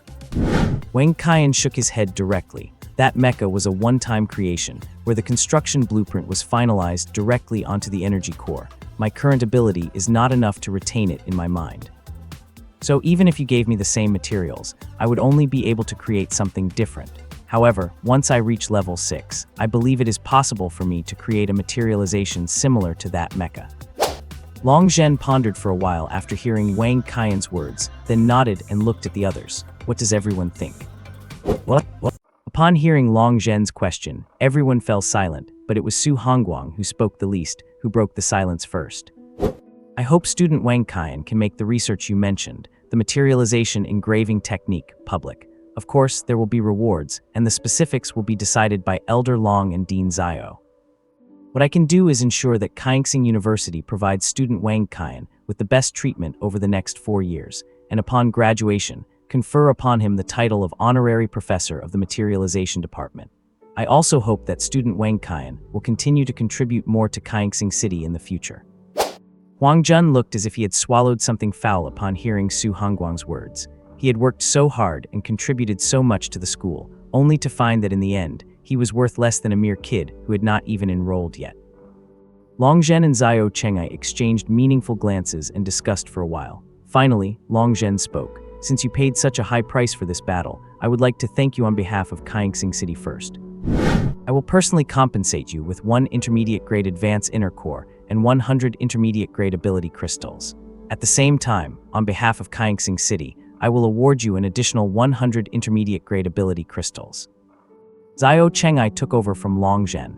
The Ability Research Institute will grant you the status of a senior researcher, and you may come to the Materialization Department's Research Division to conduct your own work at any time. You can apply for reimbursement for the materials consumed, but the research results must be submitted. They will still be published under your name. Does that sound acceptable to you? Wang Qian was a bit stunned. He had not expected that a bit of bluffing in front of these big shots would earn him so many benefits. There was nothing to think about. He immediately agreed. Except for Wang Jun, all the big shots were very happy and insisted on getting Wang Qian's contact information. When Wang Qian took out his phone, he was dumbfounded. It had run out of battery and shut down without him noticing. No wonder it had been so quiet. Xiao Chengai asked someone to bring a charger. Wang Qian finally managed to turn it on, but the moment it booted up, something even more embarrassing happened. Beep, beep, beep, beep, beep, beep, beep.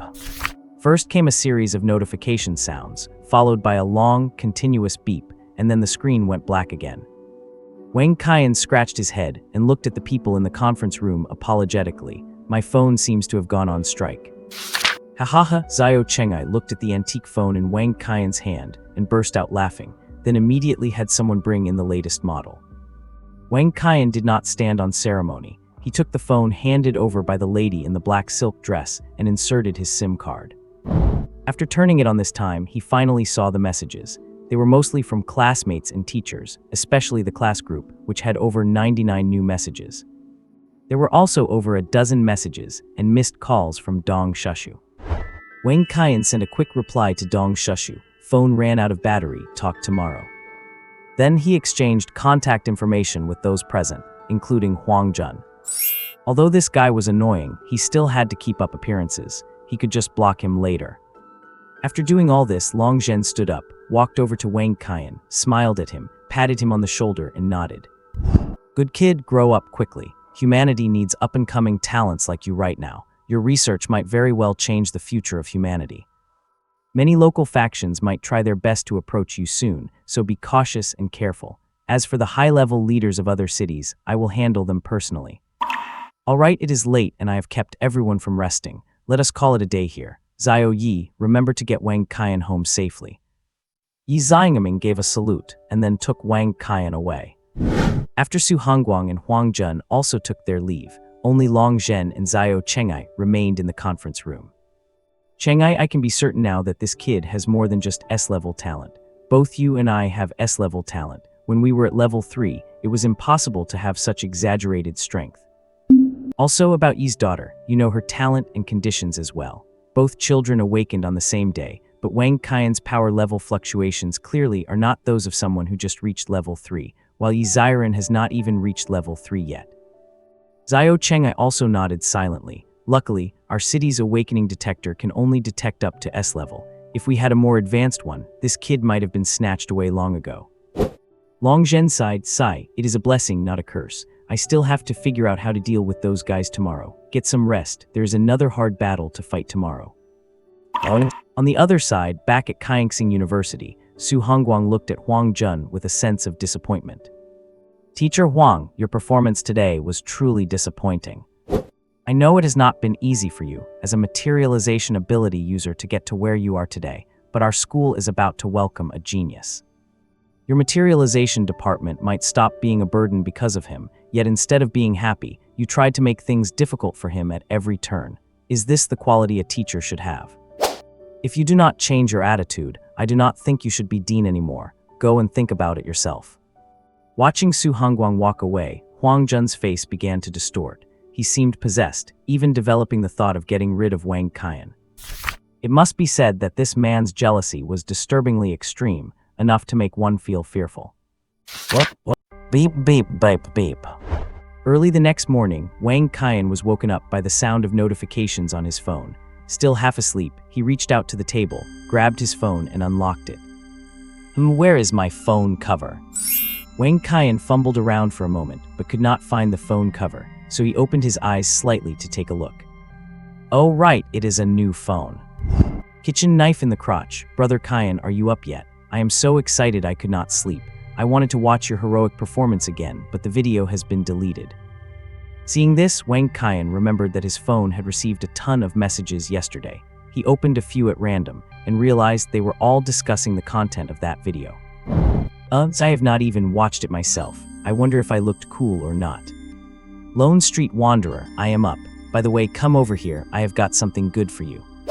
Kitchen knife in the crotch. Wow, Brother Qian, you have learned how to keep people in suspense. I will be there right away.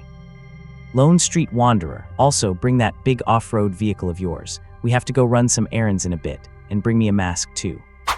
Kitchen knife in the crotch. Brother Qian, cannot you materialize a sports car? Do you really need me to drive? Lone Street Wanderer, are you stupid? I have already been on video. Why would I materialize that car? We need to head to the Demon Hunter Guild to register a squad. I remember you used to have that cool mask. Bring it along for me. Kitchen knife in the crotch. Oh, okay, no problem. Wait for me. After freshening up, Wang Qian grabbed his backpack and headed downstairs. He stood in front of Uncle Tang's steamed bun shop, eating breakfast while waiting for Dong Shushu. Clearly, Uncle Tang had not seen the video yesterday. Otherwise, he would definitely be chattering away at Wang Qian nonstop right now. Vroom, vroom, vroom. Before long, a large black off-road vehicle charged into the street. It was a good thing the road was wide enough. Otherwise, Wang Qian doubted it would have even fit. It's great, Joe. The car pulled up in front of Wang Qian, and the driver's side window rolled down, revealing Dong Shushu's smug face. Brother Qian, I am here. Where to? Wang Qian stepped onto the side running board, gripped the door frame, and gestured with his chin toward the front of the car. Drive about 100 meters ahead to the Waysai supermarket. Take me there. Dong Shushu drove directly to the entrance of the supermarket. Seeing Wang Qian already heading into the alley next to it, he immediately got out of the car to follow. Knock, knock, knocks. Wang Qian walked up to a door on the second floor and knocked 3 times. There was no answer from inside. Wang Qian coughed once, then turned and headed toward the 3rd floor. A moment later, the door opened, and a large man with a scar emerged, trailing right behind Dong Shushu. Dong Shushu, looking a bit spooked, patted Wang Qian on the back. Brother Qian, the person from the room you just knocked on came out, and he is following me. Are you sure you did not knock on the wrong door? Wang Qian smiled and knocked on the door on the 3rd floor. Soon Tang Jing's voice came from inside. Who is it? It is mine. Click. The door opened to reveal Tang Jing, her face beaming with a sweet smile. Her red lips parted slightly. You are here, come on in. Dong Shushu stared, completely bewildered, as Wang Qian walked into the room, followed by the large man who walked right past him. He then hesitated before stepping inside. Brother Qian, who are these two? How come you guys are acting like secret agents? Wang Qian sat down on the sofa, placed the big bag of steamed buns on the coffee table, and smiled at Tang Jing and Xi Jianping. Here, I brought you guys some buns. By the way, let me introduce Dong Shushu, my classmate that I mentioned to you before. Xi Jianping nodded, sat down with a deadpan expression, reached out, grabbed a bun and started eating. Tang Jing was a bit warmer. She gestured for Dong Shushu to come in and sit, then closed the door behind him. These two are the squad members I have recruited. Tang Jing, C-level ability enhancer, currently level 3. Xi Jianping, B-level ability enhancer, currently level 4. Wait, actually, brother, she should be at a level ability by now. After hearing Wang Qian's introduction, Dong Shushu sat there in stunned silence. Brother Qian, you found 2 team members already, and they are both so impressive. I was actually planning on telling you I had reached level 2. I was feeling so proud of myself. Wang Qian looked at him and chuckled. These two are very trustworthy people, and they will be your teammates from now on. You guys can take some time to get to know each other. Wang Qian continued, addressing everyone. I plan to go to the Demon Hunter Guild today to register our squad. Let us head over together in a bit. Also, last night I was taken to the Ability Research Institute, and Elder Long gave me some rewards. As he spoke, he opened his backpack, took out a box containing 100 intermediate ability crystals, and placed it on the coffee table. All three of them were stunned by the box full of ability crystals. Xi Jinping even choked on his bun and hurriedly tore open a carton of soy milk to wash it down. Aha, Zaha, Wang Qian, can you not give us a heart attack while I am eating next time? I did not get bitten to death by a beast, but I almost choked to death on a bun. Xi Jinping's complaint made everyone in the room burst into laughter. What? Dong Shushu grabbed an intermediate ability crystal in surprise, rubbing it between his fingers while clicking his tongue in admiration. My old man struggled so hard just to buy me a few primary ability crystals, yet here you are, handing out 100 intermediate ones right off the bat. Wang Qian just smiled. This is a reward from Elder Long on behalf of Kaingsing City for defeating the blood-sucking vine last night. I still have plenty more, so you guys can split these up for now. There is more where that came from.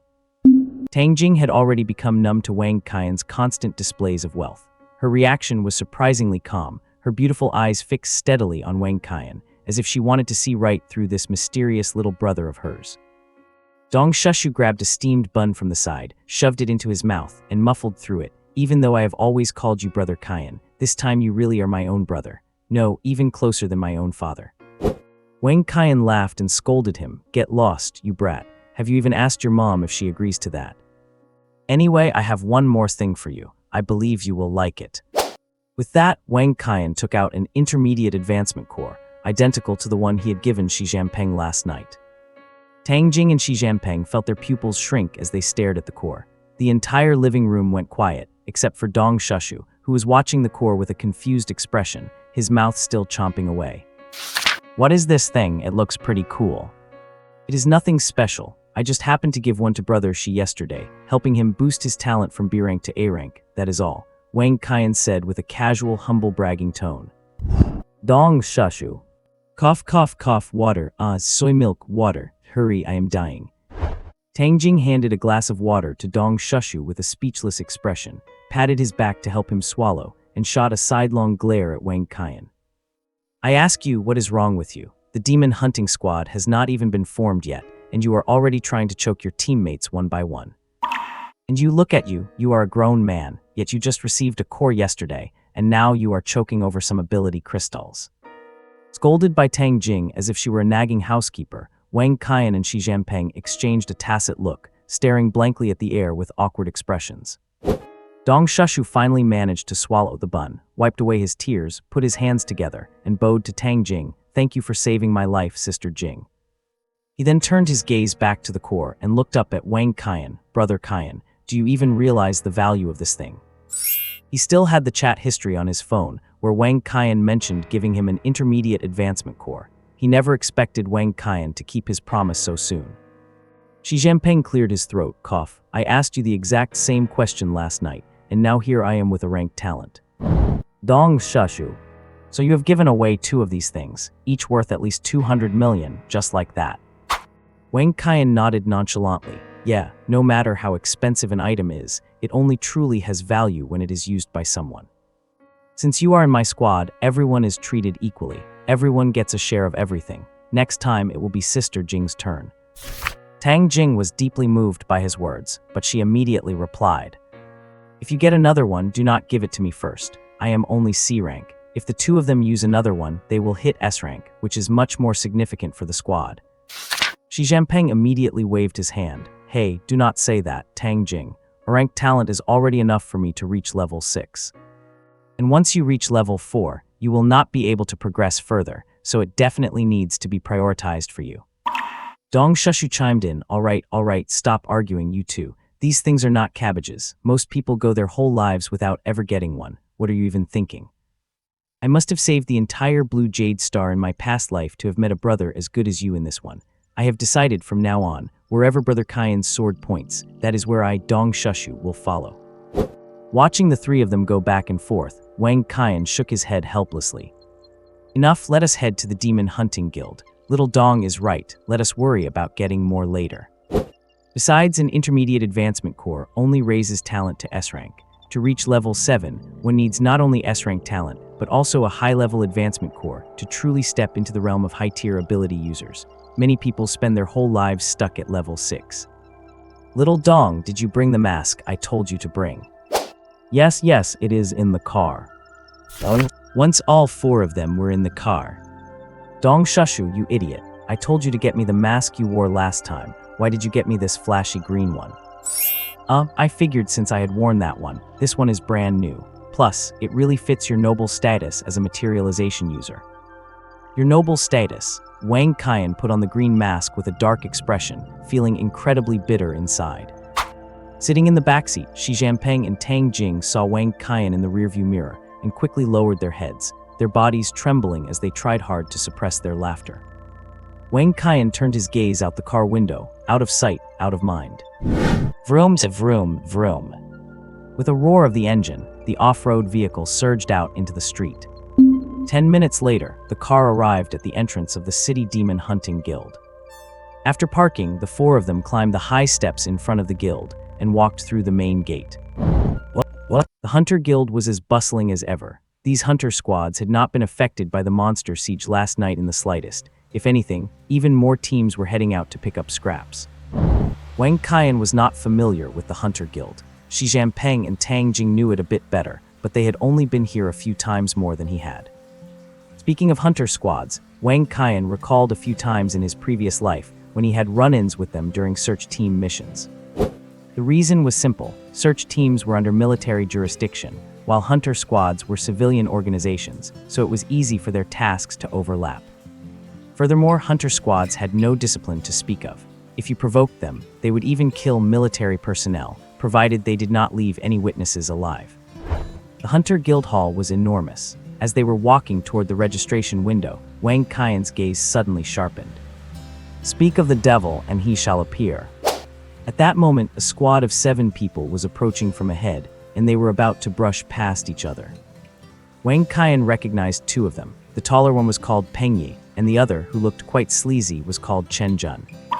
They were indeed members of a hunter squad he had clashed with in his previous life, though that team had not included the other 5 people present now.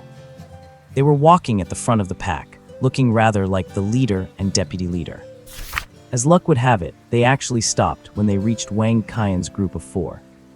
Wang Qian was certain they did not recognize him, especially since he was wearing a mask, and the same went for Dong Shushu.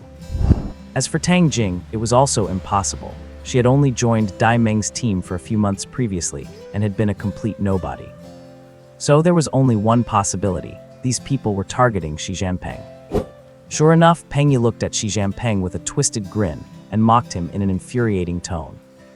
Yo, is not this Xi Jinping? Tusk, look at this bunch of kids behind you. Did you switch careers to become a kindergarten principal, a kindergarten teacher, ha ha ha? It's hello ha ha. Everyone else in Peng Yi's team mimicked his laughter, especially that Chen Jun, who was laughing so hard tears came to his eyes. It was absolutely disgusting to watch. Xi Jinping frowned deeply, and not wanting to engage with them, started to walk past. But just as Xi Jinping took a step, 2 large men behind Peng Yi stepped sideways to block his path. Xi Jinping glared at Peng Yi. What on earth do you want? This is the Hunter Guild. I suggest you do not cause trouble here. Oh wow, you are actually threatening me. I am so scared. Peng Yi said with an expression that begged for a punch, triggering another round of laughter from his team. Chen Jun looked back in the direction Xi Jinping had been heading and clicked his tongue. You are not trying to register a hunter squad, are you? With just these greenhorns? Oh, you're going to kill me with laughter. The commotion was not huge, but it was loud enough that quite a few other teams turned to look their way. Just then a staff member walked over and said to Xi Jinping and Peng Yi, if you all have any personal grudges, please settle them privately and do not cause trouble here. Peng Yi gave the staff member an arrogant look, then glanced at Xi Jinping, mouthed the words "I am going to kill you," and led his team away from Wang Qian and the others. As Chen Jun passed by Xi Jinping, he scoffed, I hope we run into you outside the city soon. We will be sure to teach you a real lesson then. Seeing that they were not going to cause more trouble, the staff member turned and left, and Wang Qian's group continued toward the registration window. Halfway there, Xi Jinping suddenly said, sorry, I ran into some old enemies and dragged you guys into this. Wang Qian raised the corner of his mouth slightly. The Hunter Guild is a place where all sorts of people gather. If you do not provoke others today, they will provoke you tomorrow. There is no such thing as dragging others into it, as long as we are powerful enough that they do not dare to mess with us. But inwardly Wang Qian was thinking, even if these two scum were not your enemies, they are mine now. And since they were so arrogant, not finishing them off would be out of character for me, Wang, the one who always seeks revenge Qian. Dong Shushu chimed in, brother Qian is right. As long as we get stronger, we will not be afraid of anyone. Tang Jing also smiled faintly. Arrogant teams like that are everywhere in the Hunter Guild. I have seen plenty of them, so there is no need to take it to heart. People with real strength would not be that brain-dead. Ha, Sister Jing is absolutely right. Ha, seconded. Looking at these three youngsters, a smile formed on Xi Jinping's face involuntarily. He did not know why, but he felt like he had joined an incredible team. Regardless of anything else, he would definitely protect them. Arriving at the Hunter Squad registration window, Wang Qian handed their 4 identification tags over. Hello, I would like to register a Hunter Squad. What? The staff member glanced up at Wang Qian, took the 4 IDs he handed over, looked at them for a moment, and then pulled out a form to give him. Fill out the application form, and then go do a grade assessment in a moment. The Demon Hunter Guild was no stranger to guys like Wang Qian who kept their faces hidden, so the staff member did not care. After all, when taking on missions where you could lose your head at any moment, it was quite normal to keep yourself hidden. After filling out the application, Wang Qian handed it back. The staff member took a look at their team name, gave Wang Qian a strange look, but did not say anything, instead calling over another staff member to take him for the grade assessment. After returning from the assessment, the staff member at the registration window entered their names, grades, and ability types into the team badge, then specifically asked Wang Qian a question. Are you sure this is the name you want for your team? Seeing Wang Qian nod, the staff member stopped asking, went through the process, and handed a team badge along with 4 bracelets to Wang Qian. The badge is the proof of the team's identity, and the bracelets are for the members. If you want to add members or change information in the future, you can come here to register anytime. Alright, thank you very much. Wang Qian took everything, gave 1 bracelet to each of the 3 others, and left the City Demon Hunter Guild. The 3 put on their bracelets, injected their energy to activate them, and then saw the team information. Dong Shushu's jaw dropped. Goodness, Brother Qian, this team name is too casual, are you serious? Xi Jinping said nonchalantly, it is just a name, it does not really matter. Besides, we live there now, so it is quite fitting. Tang Jing smiled sweetly. This name suddenly makes me feel so much sense of mission. After getting into the car, Wang Qian told the 3, Dong Shushu, and I start school in a few days. During this time, Brother Xi and Sister Jing can just focus on practicing your physical techniques. Once you have made some progress, I have a more advanced footwork technique to teach you. Dong Shushu, remember to absorb the intermediate internal core first to speed up your cultivation. We cannot afford to mess around if we encounter any surprise missions later. Got it, Captain, Tang Jing replied with a playful tone. Xi Jinping on the side chuckled. You adapted quickly. Well, I suppose we have to call you Captain from now on, haha. Oh right, Brother Xi, when you have time, go ask around at the West District City Defense Army Search Squad for someone. Xi Jinping sat up straight and asked seriously, who is it?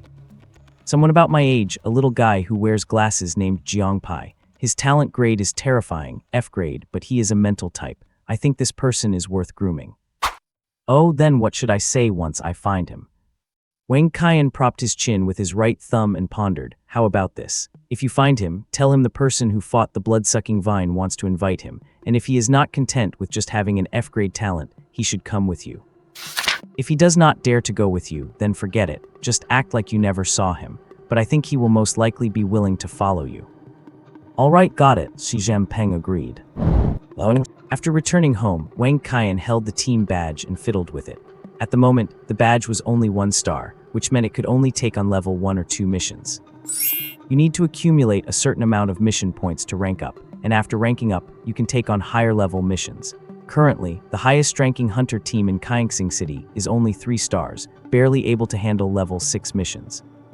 But usually, no one takes those. Hunter teams are generally just out to make money, and very few people are willing to take on those life-threatening jobs. However, Wang Qian was different. His wish in this life was not just to protect Kaixing City, but to expand humanity's territory step by step and slowly recover the lost cities. Because the more cities that fall, the fewer resources humanity has access to, creating a vicious cycle. If this continues, humanity will inevitably perish. Although he did not know if Fengdu City had eventually fallen in his past life, since the entire human race only had 3 cities left at that time, the possibility of extinction was very high. He did not have much time left in this life. He had to do something to change the future of humanity. That was why he named the team 3rd District. It shared the same name as the place he was currently living in. His idea was simple: start by protecting this street. Thinking of this, he suddenly remembered the physical technique mystery, Saru manual he had obtained the previous night, which he had not studied yet. However, home clearly was not a suitable place to practice, as he was afraid of stomping right through the floor. So he went out downstairs, mimicked the courier from last time, and with a flash of green light under his seat, a flashy little electric scooter appeared beneath him. With a whoosh, he zipped out onto the main street. Hey, honestly, the feeling of riding this electric scooter is really great, especially since no one is going to stop you along the way and say, "Did you know you are not wearing a helmet? Come on, scan that code over there, watch the video, and pay the fine after you score 90 on the test." What? Wang Qian made his way to an underground training gym. It was quite expensive, but because there were few people around, it was perfect, though occasionally, you would find people here betting on fistfights. He paid 5,000 star coins to rent a training room for an hour. To others, that might sound staggering, but for the current Wang Qian, it was just pocket change. The most important thing was the excellent privacy here. The training room was about the size of a basketball court, which was perfect for practicing footwork. Wang Qian stood in the center of the room, opened his system inventory, and tapped on the item labeled Martial Arts Mystery, Saru. A system prompt popped up. Do you want to learn Martial Arts Mystery, Saru? Yes or no? Without any hesitation, he clicked yes. In an instant, the Martial Arts Mystery, Saru transformed into a beam of purple light and dove into Wang Qian's chest. Just as expected, like when he learned the intermediate martial arts previously, an intensely sharp and sour pain washed over him. Wang Qian felt his entire body's muscles spasm, especially in his legs where the pain was even more acute. However, having already established a foundation with intermediate martial arts, the pain this time was not unbearable. About a minute later, the pain gradually faded, leaving Wang Qian only slightly drenched in sweat. He moved his limbs around a bit, and clearly felt his strength had increased significantly. His movements became more expansive as he instinctively began to perform some basic martial arts maneuvers.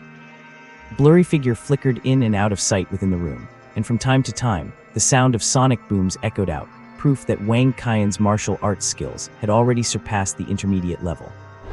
After stopping his movements, Wang Qian gasped for air, looked down at his bulging arm and leg muscles, and slowly closed his eyes to rehearse the essential techniques of Saru in his mind. A moment later, Wang Qian opened his eyes again. Now, time to test this move out. Wang Qian lowered his center of gravity, then suddenly vanished from his spot. All that remained at his original location was a soft sound and a small puff of dust rising, yet in that split second, he had already appeared at the other end of the room. Caught in the excitement, he tried it a dozen more times, finally coming to a halt with his hands on his knees, breathing heavily. My stamina still cannot keep up. There is no way to chain it together like in the comics, but heh. Wang Qian let out a slightly creepy laugh, then summoned his exoskeleton armor, hopped around a few times, and immediately after. Whoosh, whoosh, whoosh. The sound of air being torn apart rang out continuously, but not a single soul could be seen in the room. By the time Wang Qian stopped, 20 minutes had passed, and his stamina gauge was significantly drained, but his face was filled with pure excitement. The system did not lie to me. Combining martial arts with my ability is absolutely broken. I am really looking forward to summoning even more powerful items now. Wang Qian opened his status panel to take a look. Host name Wang Qian. Age 18. Ability Manifestation. Talent SSS rank. Stamina 4180 points. Ability levels 3. Manifestations, exoskeleton armor set, miscellaneous items, etc. Skills intermediate plus martial arts mystery, Saru. Currently usable items, random item experience card X. System points 42 20 points. I see my intermediate martial arts have been upgraded to intermediate plus, but why am I using the term miscellaneous items to describe the things I worked so hard to figure out? Ding, and what use do you think those chaotic items of yours have?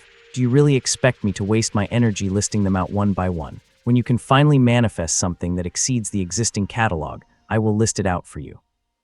Oh, you make a fair point. I am speechless. Seeing the system pop up only to ignore him again, Wang Qian decided not to linger in the gym any longer. He tucked away his armor and checked out. He did not bother summoning his little electric scooter to head home this time, opting to walk back slowly while lost in thought.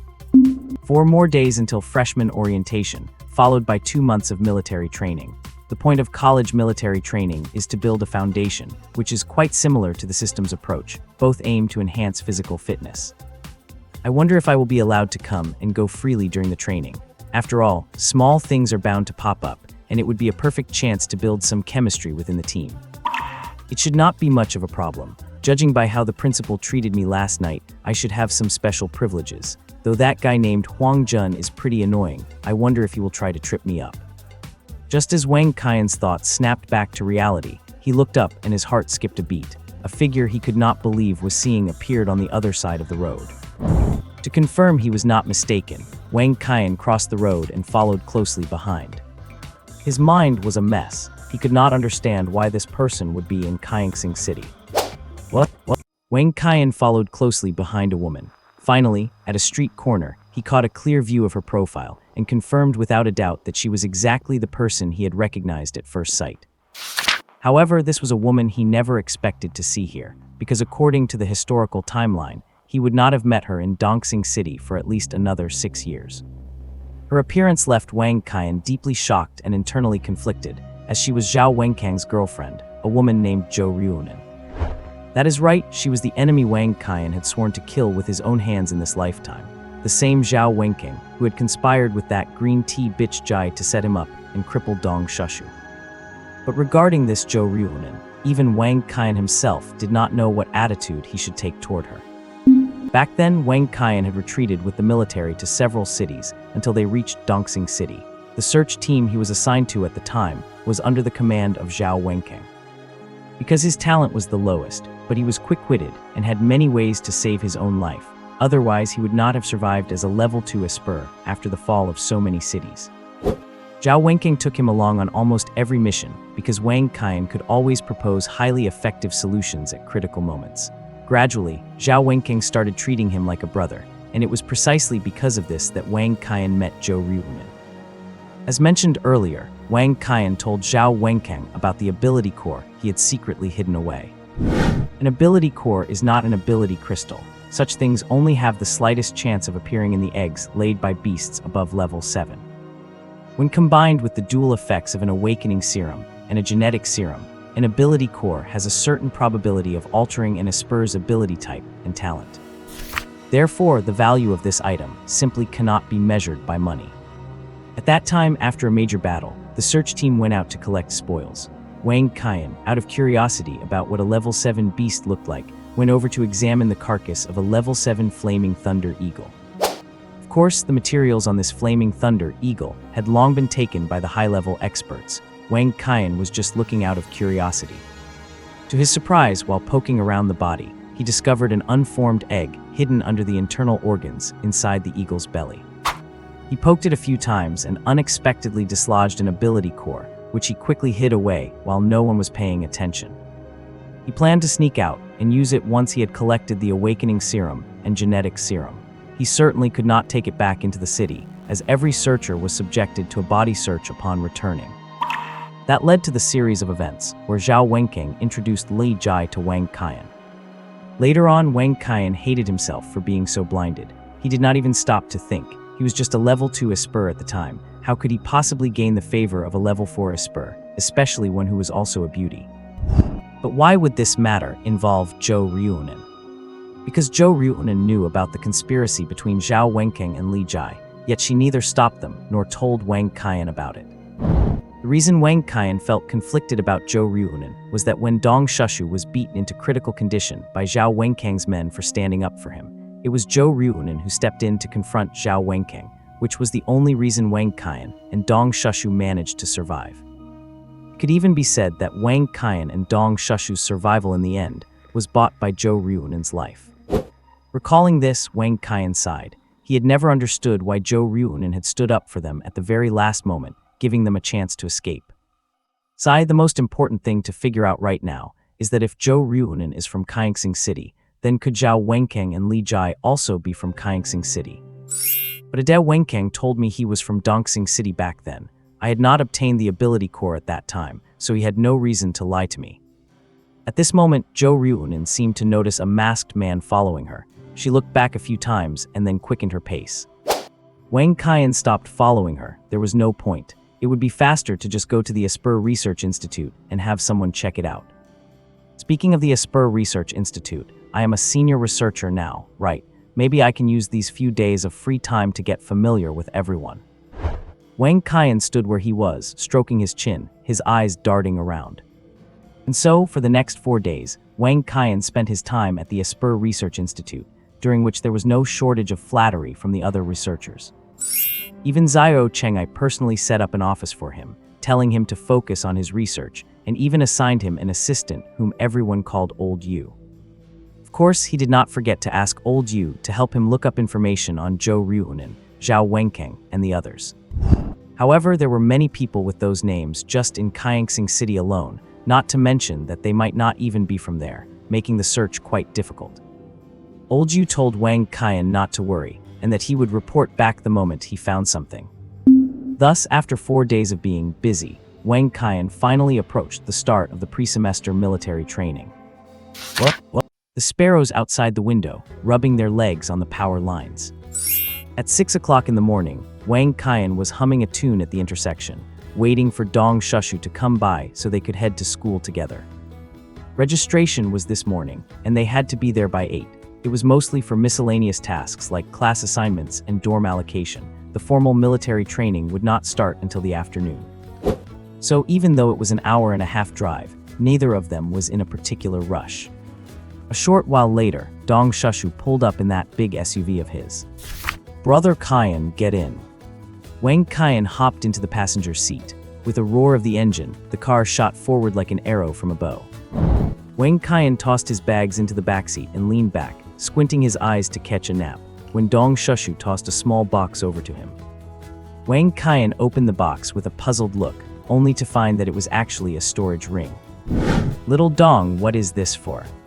Dong Shushu replied while keeping his eyes on the road. "I showed that inner core to my old man a few days ago, and his eyes nearly popped out of his head. So he went to great lengths to get this storage ring as a return gift. We know this ring is not nearly as valuable as the inner core, but it is the best my old man could come up with for now. Just take it, otherwise I will feel uneasy." "That is what I hate about you, always calculating everything. No wonder you come from a family of businessmen," Wang Qian scoffed. Dong Shushu scratched his head, hee. "Well, you have contributed so much to the squad, I had to do something right." Wang Qian waved him off and slid the storage ring onto his finger. "All right, this thing is exactly what I have been looking for, so I will take it. Anything else? If not, I am going to take a nap."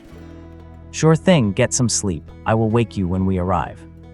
Wang Qian knew that was just how Dong Shushu's family was. If someone was good to them, they would find a way to pay it back. He could not be bothered to argue. They were just too close, and he knew Dong Shushu was the kind of guy who would go through fire and water for his brothers. Soon the car arrived at Kaingsing University. The school gate was packed with people and traffic, and it took them quite a while to find a place to park. Checking the time, they only had 10 minutes left before the assembly. Wang Qian immediately stuffed both their luggage into the storage ring and sprinted toward the campus. Although it was their first time at Kaingsing University, the playground was easy enough to find. They just ran wherever the crowds were thickest. It took them exactly 10 minutes to reach the main field. Looking out, it was a sea of people. The speakers on the rostrum kept broadcasting instructions to line up according to talent and ability levels. Wang Qian, having a sharp eye, spotted the largest crowds in the C-grade and B-grade sections and told Dong Shushu to head to the B-grade area. Dong Shushu looked at him, confused. "Are not I A-grade now? Why go to the B-grade side?" "Are you stupid? Did not you list yourself as B-grade on your application? It will be a hassle if they cannot find you in the B-grade area later. Just wait until after the class assignments to tell them you are a grade." Dong Shushu smiled foolishly. "That makes sense. Brother Qian, look at the S-grade side. There are only 2 people there. Do you think we might end up in the same class?" Wang Qian followed his gaze and was taken aback. "Haha, it is actually possible. Look, there are not many A grades either. Students who have not found their formation, please hurry up. The class assignment ceremony is about to begin. A teacher's voice boomed over the speakers. Wang Qian and Dong Shushu did not waste any more time and scurried off toward their respective talent zones. The S-grade talent zone was in the very center, right in front of the rostrum, where just one boy and one girl were standing. Wang Qian had recognized the girl, Yi Ziren, right away. She stood there looking icy, giving off a stay away vibe. The boy, on the other hand, kept glancing at her. He did not look like a good guy at all. Well, that is just how Wang Qian judged any man who kept sneaking glances at a beautiful woman. Yi Ziren was wearing a white dress today with a sea blue sun-protective cardigan draped over her shoulders. She stood out in the crowd, and her cold, aloof temperament really fit the image of an ice element goddess. Seeing her, Wang Qian could not help but recall that sultry moment from the other night, which suddenly made his heart skip a beat.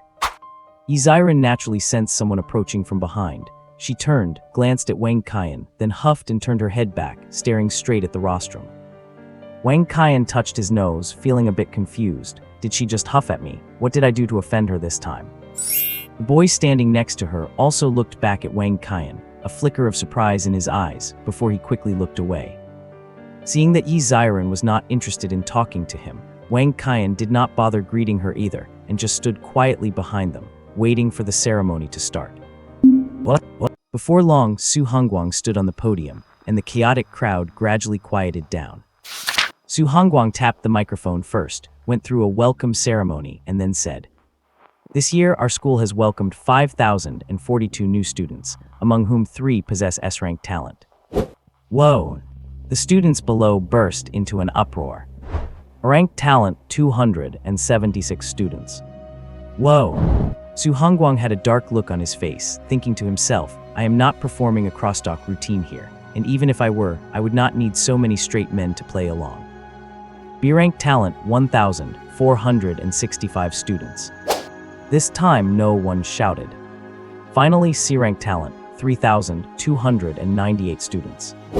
You will undergo rigorous military training over the next 2 months. Your current class assignments are merely based on your talent ranks.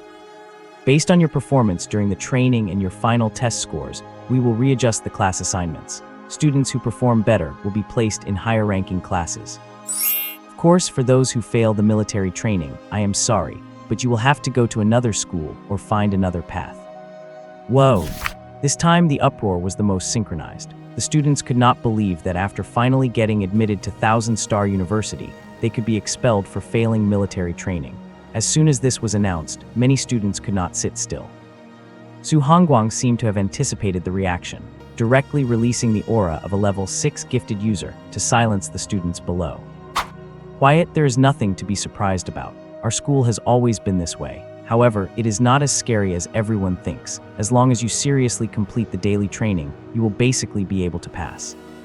Alright, that is all I have to say. Now, please stay where you are. The counselors for each class will take attendance one by one. The students called by a counselor belong to that counselor's class, and they will inform you of the next steps. After Su Hongguang turned off the microphone, the scene broke into a commotion again. Soon, a young-looking male teacher walked over to Wang Qian and the others. He was not very tall and looked quite refined. Who else could it be but Lei Xingfei? He looked at the 3 of them with a smile and said, "It is a pleasure to have the chance to be the counselor for Class 1, and you 3 will be my students. I do not need to introduce myself. You should all know me already. I will go take attendance for the other students first. Wait here for a moment." Lei Xingfei greeted them in a very friendly manner and then headed to the A-rank talent zone to call names. Wang Qian also politely returned the gesture. After all, if it had not been for him back then, he would not have been able to obtain such good resources. "Hey, I did not expect us to be so destined to cross paths with this teacher Lei," Wang Qian said casually. His only response was a cold snort from Yi Ziren. Wang Qian's "What did I do to her?" It did not take long before Lei Xingfei returned with a group of men and women. Our Class 1 is now complete. We have 39 students in total, and the ratio of male and female students is quite even, 20 female students and 19 male students. The girls will be in dorms of 4, while one of the boys' dorms will only have 3. I checked and there are exactly 3 male students from the materialization department. How about you 3 share a room? Wang Qian, Yu Xuengxi, Zhu Ziqiang, you three will be roommates. Other students can invite your own roommates, and once you have decided, come to me to get your keys. Wang Qian, here are your keys. The dormitory building is that way, there are signs on the road. Be here at 1:30 this afternoon sharp. After taking the keys, Wang Qian headed in the direction Lei Xingfei pointed, followed by the two other boys. The thin, tall boy with a thin mustache was named Yu Xuengxi, and the shorter, darker-skinned one was named Zhu Ziqiang. The two were quite enthusiastic in greeting Wang Qian along the way, knowing he possessed S-rank talent. Wang Qian kindly helped them pack their luggage into his storage ring, leaving both of them in awe. Zhu Ziqiang walked up to Wang Qian and said, "Brother Qian, is it okay if I call you that? I was wondering why you were not carrying any luggage, but now I know you are not just a big shot, but also a rich one." Yu Xuengxi also smiled and called him Brother Qian. It was clear that he was more introverted. Wang Qian recited their names a few times and suddenly found it amusing. You two have great names. Your parents are very talented. One implies double happiness, and the other implies self-improvement. The two laughed awkwardly, and Zhu Ziqiang said, "We are both from middle school number 7. We were in the same class and lived in the same residential compound. I did not expect that we both awakened in the materialization department, both with rank talent, and now we are classmates again, and even assigned to the same dorm." Wang Qian was stunned. "Oh, I see. You two really have quite a connection. Am I a third wheel here?" Yu Xuengxi, who was walking behind, had been drinking some water, and Wang Qian's remark almost made him choke to death. What? Zhu Ziqiang said with an embarrassed look, "Qian, please do not joke like that. Our classmates did not make fun of us any less back in high school. We both awakened the materialization ability upon graduation, and even though it was an A-grade talent, we still faced plenty of mockery." Hearing this, Yu Xuengxi chimed in, "What is wrong with the materialization ability? What is wrong with the materialization ability? Have you forgotten that a few days ago, a master of the materialization class fought a level 6 blood-eating vine all by himself? The group chat was going crazy over it. It is just a pity that the video has been deleted now." Zhu Ziqiang sighed, I did not see it either. I really wish I could become someone like that too. I did not see it either. I really wish I could become someone like that too. I heard that the master materialized a robot as tall as a house. I really want to be able to materialize a robot like that now. Oh, give it a rest. I bet you could not even materialize a SpongeBob, let alone a robot as tall as a house, Yu Xuengxi added leisurely from behind. Zhu Ziqiang turned back and glared at him. "You are not any better. Did not you just materialize a green fish mask and nearly scare your own dad to death?" Yu Xuengxi blushed. He really had played a prank a while ago, using that green fish mask to scare people everywhere. Wang Qian walked in front and chuckled. He thought to himself that these two classmates were quite interesting. He wondered what kind of expressions they would have if they knew the master they were talking about was right in front of them, and even sharing the same dormitory. "Hey Qian, you are also in the materialization class. Have you decided what to materialize as your main life-bound item yet?" Wang Qian did not expect Zhu Ziqiang to address him again, so he casually materialized a pistol, then swapped it for an AK and said, "Anything works, I guess. The key is to be familiar with it, so you can materialize it at any time. Just materialize whatever tool you need based on the situation."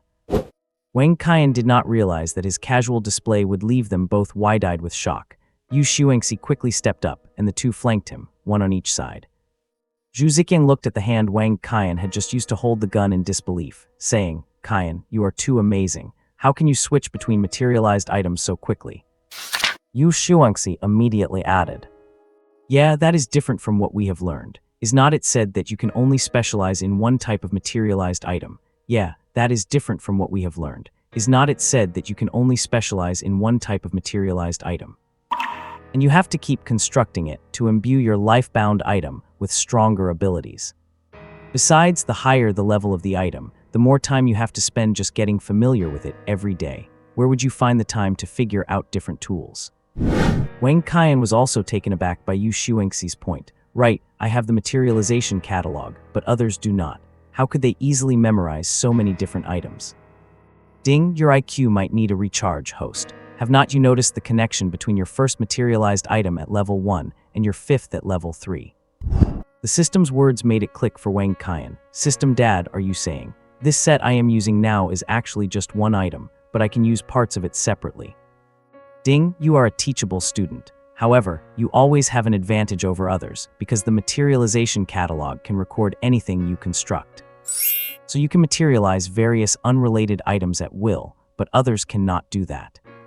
But it is enough if you can flexibly materialize parts of your life-bound item during actual combat. Parts of my life-bound item? What do you mean? Could I just materialize a single tire from my little e-bike? Ding, maybe I should just find a new host. I should not have saved you. Wang Qian panicked. Don't say that. System Dad, think about it. If you found a host who knew everything, would not they look down on you? In that case, how could that fit the status of such a noble, great, and incredible existence as you? Ding, greater or equal to less or equal to. Your honesty is the only thing that satisfies this system. Fine, I will tell you reluctantly. For example, you do not have to materialize the 2 weapons mounted on your Bugatti when they are not needed, and you can materialize them individually when they are. Understand? Wang Qian finally understood. System Dad, thank you. Qian, what is wrong? Yu Xuanxi saw Wang Qian go silent after his comment and thought he had upset him. Wang Qian was snapped back to reality by Yu Xuanxi's voice and gave him a smile. It is nothing, I just had an epiphany and was thinking about some things. Let me look into it, and I will discuss that question with you guys later. Hearing this, both of them felt relieved, thinking that the world of top students was truly beyond their understanding. What? Following the signs, the 3 of them finally found the dormitory building. Wang Qian took out the key and examined it carefully. Room 213. What did Brother Zio Lei mean by that? Was he trying to hint at something? He looked up at the 6-story building. That must be the 2nd floor. They quickly found room 213, and when they opened the door, they were stunned. Unlike a standard dorm, this was a 4-bedroom, 1 living room suite, and each room had its own private bathroom. It was likely designed this way to allow students to meditate without being disturbed by others. Zhu Ziqiang rushed into the dorm, looking around while praising the place out loud. This is incredible. Brother Qian, which room do you want? You choose first. Wang Qian randomly picked a room facing south and then took out the luggage for all 3 of them. While Yu Xuanxi and Zhu Ziqiang went to unpack in their respective rooms, he sat on the living room sofa and called Dong Shushu. Hey, Brother Qian. Where did you get assigned to your dorm? I will bring your luggage over. Oh, I am still at the sports field. I told the counselor I reached grade A and asked if I needed a class transfer. The counselor is currently discussing it with the principal. I see, put the principal on the phone then. Dong Shushu was a bit confused when he heard that. Brother Qian, do you think the principal is my dad? You cannot just talk to him that casually. Just hand it to him, tell him I want to speak with him, and he will take the call. All right, Brother Qian, you said it yourself. If I get scolded by the principal, you are paying for my emotional damages. Enough, just go. If you end up getting assigned to a different class later, do not blame me. Once Dong Shushu heard that, he realized Wang Qian was trying to get him into class 1. He had better move fast. Should have said so earlier, Brother Qian. Look at my big mouth, I am on it. With that, he pulled off the fastest start of his life and dashed toward the principal. Principal, Wang Qian wants to speak to you on the phone. Wang Qian, on the other end of the line, had his ears ringing from the shout. A moment later, the principal's voice came over the phone. Is this student Wang Qian? Yes, Principal. I heard from Dong Shushu that you are discussing his class transfer. The thing is, he is my high school classmate. The intermediate advancement inner core that Elder Long gave me as compensation was given to him, which is why he managed to promote to grade. My dorm only has 3 people right now. If it is convenient, could you place him in our class? That way we would not even need to reassign his dorm. Su Hongguang was startled. He thought to himself that the chubby guy in front of him must have a special relationship with Wang Qian, giving away an intermediate inner core, just like that was something even he would not have the audacity to do. He immediately replied, no problem. I will let Teacher Zio Lei know. By the way, what was your dorm number again? Building 3, room 213. All right, understood. I will have student Dong Shushu head straight to your dorm. Great, thank you, Principal. Su Hongguang handed the phone back to Dong Shushu. Student Dong Shushu, head directly to Building 3, room 213. You have been assigned to Class 1 for now. Dong Shushu took the phone from the principal in a daze, wondering what kind of legendary figure Brother Qian was to have the principal follow his arrangements. He walked toward the dorm in a trance, only realizing he had arrived once he reached the door. Knock knock knocks. Zhu Ziqiang opened the door and looked at Dong Shushu with confusion. Hello there, who are you looking for? Wang Qian heard the knocking, came out of the bedroom, saw it was Dong Shushu and said to Zhu Ziqiang, let him in, he is our new roommate. Zhu Ziqiang hurried to let Dong Shushu inside, and Yu Xuanxi, hearing the commotion in the living room, also came out of his room. Let me introduce you all, this is my brother, Dong Shushu, and also my high school classmate. Because his talent improved to grade A, he has been assigned to our dorm and will also be a classmate in our class. Zhu Ziqiang twitched his mouth slightly and reached out to shake Dong Shushu's hand. Brother, that is quite a name you have got. Let me introduce myself, I am Zhu Ziqiang from the embodiment department. Yu Xuanxi, also from the embodiment department. Nice to meet you, said Yu Xuanxi as he greeted him. Dong Shushu was the social type. While greeting them, he walked over and sat on the sofa next to Wang Qian. Brother Qian, how are you so awesome? Even the principal listens to your arrangements. Do not talk nonsense. What do you mean listens to my arrangements? We have just met once, that is all, Wang Qian immediately denied. If that kind of thing got out, he'd surely be put on the spot by everyone else. Wang Qian brought out Dong Shushu's luggage and gave it to him. Go unpack first. We will head to the cafeteria for lunch in a bit. We still have military training this afternoon. By the time all four of them finished unpacking, it was nearly noon. So they got ready to head to the cafeteria for lunch together. What? Since other grade levels still had a few days left before their break, the school designated a cafeteria specifically for freshman military training, so as not to inconvenience the students who had not finished their terms yet. As a result, the cafeteria was packed, with long lines snaking in front of every service window. Seeing the situation, Dong Shushu realized it would be impossible to find a place to sit after getting food, so he quickly said, Brother Qian, you go find us a table, and we will bring the food over for you. Wang Qian found the prospect of finding a seat equally daunting, so he nodded and went off to look for one.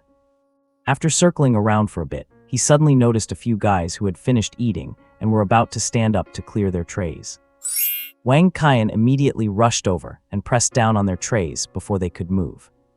To their bewildered looks, he said, Hey brothers, let me clear these trays for you, I just need a seat.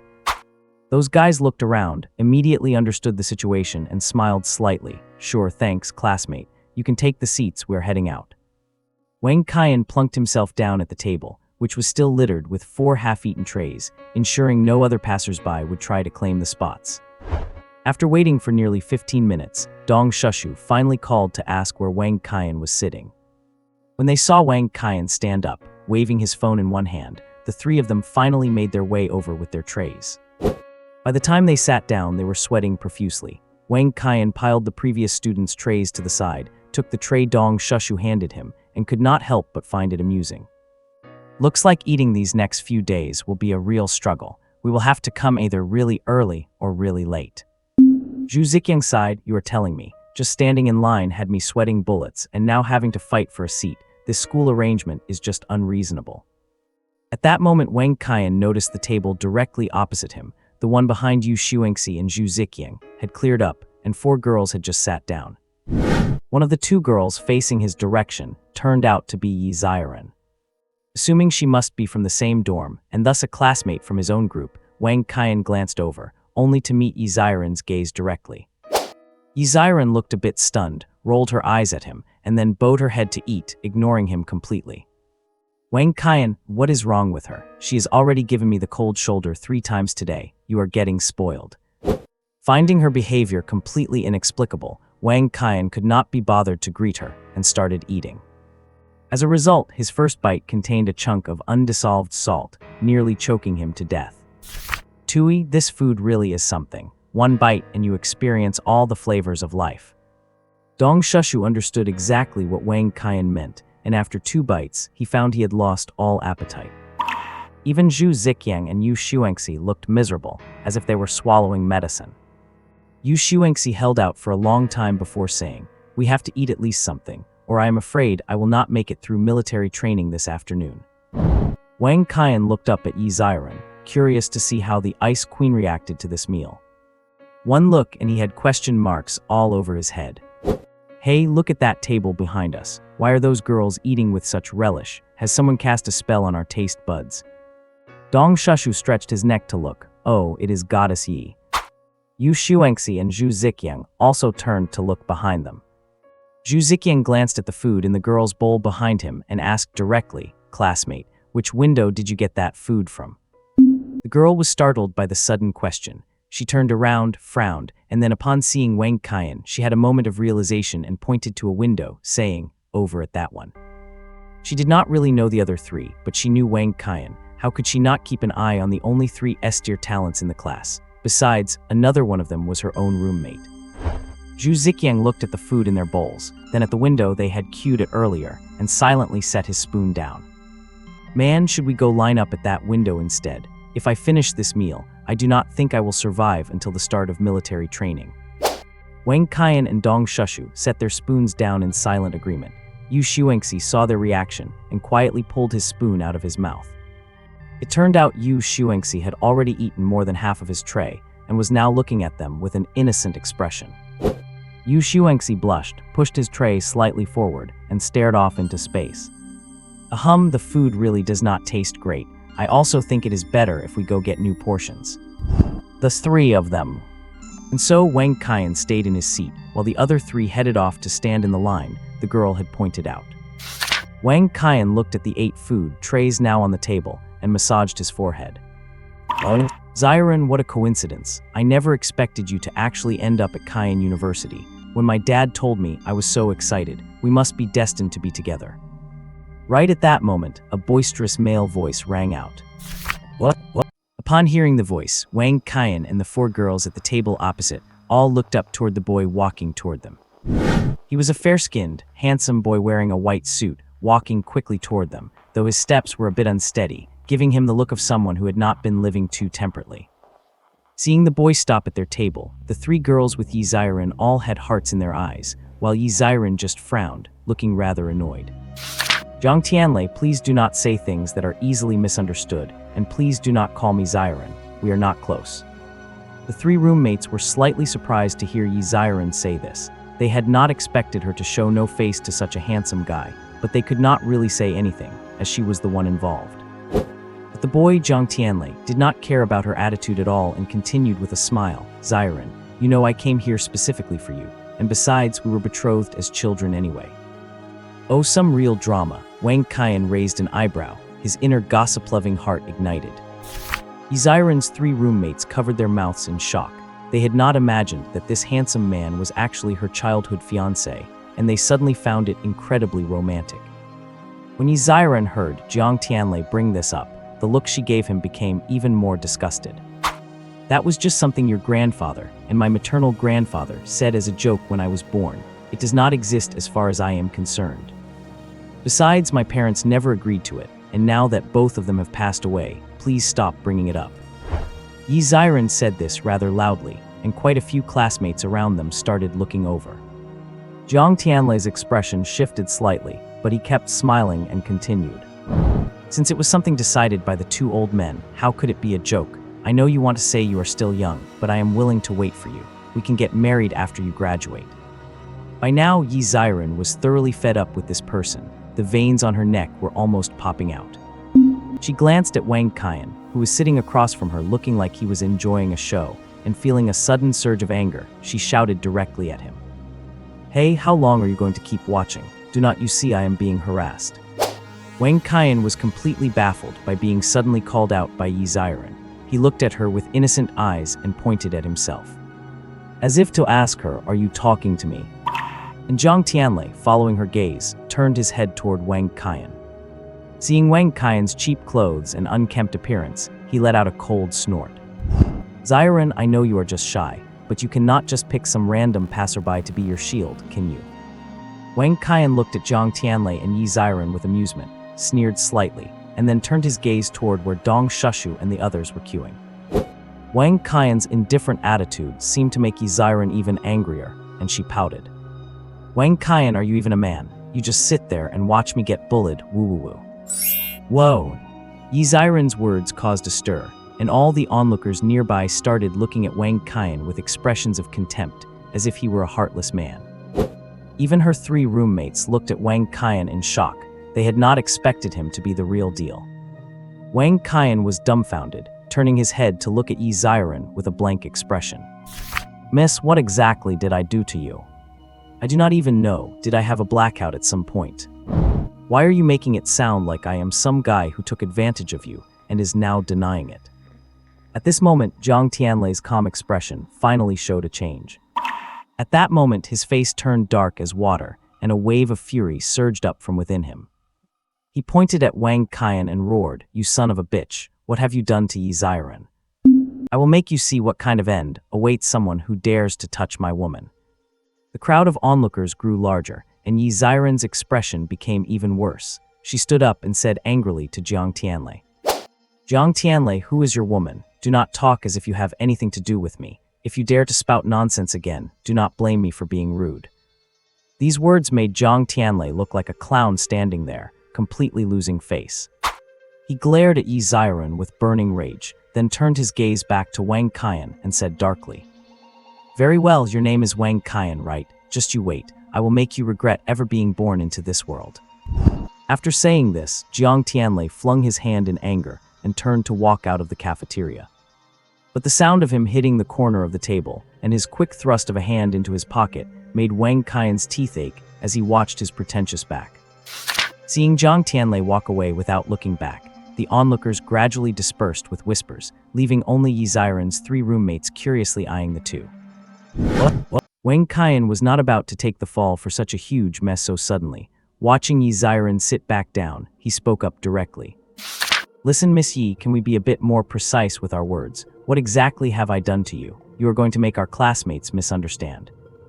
Actually, Yi Ziren was feeling a bit of regret right then. She felt she had been too impulsive just now. But she did not know why, in that moment. Wang Qian was the first person who came to mind, and she had subconsciously treated him as a lifeline. Truth be told, even she did not realize that ever since Wang Qian saved her from Lu Kai, and after seeing the video of him helping her father slay the bloodthirsty vine like a god, her feelings for him had become much more than just curiosity. It was just that because he had seen her in such an embarrassing state that night, she held a little grudge against him. Now, prompted by Wang Qian's question, she also felt her previous remarks were highly inappropriate, effectively leading the surrounding classmates to a massive misunderstanding. Yi Ziren flushed, her face turning bright red. She lowered her head and shoveled rice into her mouth without answering, only shooting Wang Qian a resentful glare before letting out a cold huff. Since things had already come to this, she might as well just let it be, to avoid making the explanation even messier. Wang Qian felt a headache coming on seeing her acting like that again. Just then Dong Shushu and the others arrived, chatting and laughing, bringing over the food they had just bought. Wang Qian simply buried his head in his meal. "Hey, I have to say, the food brought over this time actually tastes pretty good. No wonder those girls were eating with such relish." Halfway through the meal, beep beep beep beep. Wang Qian's phone suddenly chimed with a message. Wang Qian opened it and was surprised to see it was from Yi Ziren. "I am waiting for you at the little convenience store by the cafeteria." Wang Qian looked up then, and sure enough, the 4 girls across from him had already finished their meal and left. Wang Qian said goodbye to Dong Shushu and the others, then got up to find Yi Ziren. He was actually quite curious about what was going on with her today. Wang Qian walked out of the cafeteria and looked around, seeing Yi Ziren standing right in front of the convenience store not far away. Even though there were many students coming and going, Wang Qian spotted her at a glance. A goddess is always so eye-catching wherever she goes. When Yi Ziren saw Wang Qian approaching, she did not speak but turned and started walking toward the dorms. Her pace was very slow, clearly waiting for Wang Qian to catch up. "Can you tell me now, why did you throw me under the bus just now?" Wang Qian's leisurely voice came from beside her. Yi Ziren walked with her head down, pursing her lips before whispering, I do not know either. I just subconsciously used you as a shield. It is all my fault for being so headstrong and dragging you into this. I am sorry." Wang Ru walked slowly beside her with his hands behind his head. I did not expect that I weighed so much in Missy's heart. You are actually making me feel a bit shy." Don't get any wild ideas. I did not mean anything else by it. I just wanted to apologize to you. I will take care of this matter.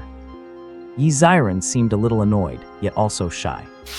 Wang Qian, forget it. We have been old classmates for so long, and now we are in the same class too, so let us just drop this minor incident. Wang Qian did not want to keep arguing about this topic. It was normal for a wealthy young lady to be a bit willful and spoiled, especially since she had already apologized. He decided to change the subject. So tell me, what is up with that Zhang Tianlei today? Hearing that name, Yi Ziren's brows knitted together immediately. He is the inspector in charge of the East City District, the son of Jiang Zhenghao. He is 2 years ahead of us, currently a junior, and apparently an official in the student council. My grandfather and his grandfather were comrades in arms. They served on the battlefield together and killed many exotic beasts. The two of them have a very close relationship. So when I was born, his grandfather told my grandfather that they should arrange a betrothal between us. Actually, my parents never agreed to it, nor did they take it seriously. After all, what kind of sense does it make to arrange a marriage the moment someone is born? But his family has always taken it seriously, and this Zhang Tianlei has been coming to pester me every few days since I was a child. It is incredibly annoying. When he threatened to deal with you today, he was not just talking. Zhang Tianlei is very narrow-minded, so he will definitely look for trouble with you. You have to be careful. However, this whole thing was caused by me in the first place. If he really gives you trouble, just let me know, and I will take care of it. Wang Qian shrugged and sighed. Sigh, what kind of mess is this? I am so innocent. Why did you have to drag me into this? If something happens to me, are you going to be responsible for me too? Hearing this, a mischievous smile suddenly appeared on Yi Ziren's face. She put on a deadpan expression and said, "Hee, do not worry. If something really happens to you, I will definitely buy you a plot of land with perfect feng shui, and I guarantee I will go offer incense for you every year." Wang Qian, thanks a lot. What? After finishing their conversation, the two of them returned to their respective dorms. By then, Lake Xingfei had already distributed the military training uniforms to every dorm. Wang Qian was very familiar with this attire. He had worn it almost every day in his previous life. The dark blue standard military uniform automatically adjusts its fit within a certain range based on the wearer's physique. As long as you do not have an unusual body shape, it will basically fit perfectly. After changing into the uniform, Wang Qian checked the time. It was past 1 o'clock, and there was no time to rest, so he immediately called his 3 roommates to head to the playground to assemble. By the time they arrived, the playground had already been divided into assembly areas by class, and most of the students in Class 1 were already present. With everyone dressed in military training uniforms, their spirit and energy felt completely different. The boys looked masculine and handsome, and the girls appeared heroic and spirited, truly capturing the demeanor of soldiers. Just then, a large group of instructors marched onto the playground from not far away with uniform footsteps. The booming sound of their rhythmic marching made this group of only 100 people sound as if they were a mighty army of thousands. The instructor assigned to Class 1 was a robust, well-built man standing a full 1 meter and 90 centimeters tall. His dark, glistening skin looked like polished bronze, and the massive, bulging muscles on his arms carried an intimidating aura that made people afraid to act rashly. The instructor stood at the front of Class 1 in a standard straddle stance, facing the group. Everyone, girls in the front 2 rows, boys in the back 2 rows, line up quickly from right to left in order of height. Following the instructor's booming voice, the students compared their heights in a disorganized manner for a while before finally getting into formation. Seeing this, the instructor did not say anything, but with a smile on his face, he slowly began to speak. "Very good, let me introduce myself. We are elite squads from the City Defense Force of various districts. There are 10 teams in total, with 12 members each. I am Zhan Xing, captain of the first team, from the East City Defense Elite Team 8. I am a level 4 enhancement type awakened. It is my honor that, starting today, I will be in charge of your 2-month military training for Class 1. I will say this up front, if you do not meet my requirements, I will fail you directly. You will not have to wait for the final assessment. I can eliminate you right on the spot." Zhan Xing's words left all the students in Class 1 shocked and terrified. Each of them stood as straight as a board, fearing they would not meet his approval. Wang Qian, however, frowned. From the East City, is not that one of Jiang Zhenghao's subordinates? What a coincidence. Could Zhang Tianlei be behind this? Sure enough, the next second, he heard Jianxing say, "I feel honored that the 3 S-grade awakened talents of this year are in our class. I would like to get to know these 3 students." As he spoke, he picked up a list and read from it. Yi Chen Roman 11, S-grade wind element awakened. Which one is he? The boy who had been standing next to Yi Ziran in the morning immediately raised his hand. Jianxing nodded after glancing at him. Next, Yi Ziran, S-grade ice element awakened. Whoa! Upon hearing that it was a rare attribute, some students in the ranks could not help but gasp in amazement. Jianxing also nodded when he saw Yi Ziran raise her hand, then immediately frowned and said, "If I hear anyone make noise again, you will run 10 laps immediately." Next, Wang Qian, S-grade materialization type awakened. When he reached this point, his voice rose in a mocking tone, as if he found it somewhat unbelievable. Wang Qian cooperated and raised his hand, though he did not know why. He clearly saw Jianxing sneer. Jianxing put the list aside and clapped his hands. "All right, it is an honor to be the instructor for 3 S-grade awakened talents. I can grant you a privilege here. As long as you can defeat me, you can pass this military training directly. You will not have to show up for the next 2 months, and I will give you a grade of excellent." Not a single student below dared to make a sound. Wang Qian thought to himself that it really was aimed at him. It was clear they wanted to teach him a lesson, but he did not expect them to move so quickly. "Zhang Tianlei, oh Zhang Tianlei, since you took the initiative to provoke me, do not blame me for being ruthless. What, is there no one who dares to try, not even those with S-grade talents?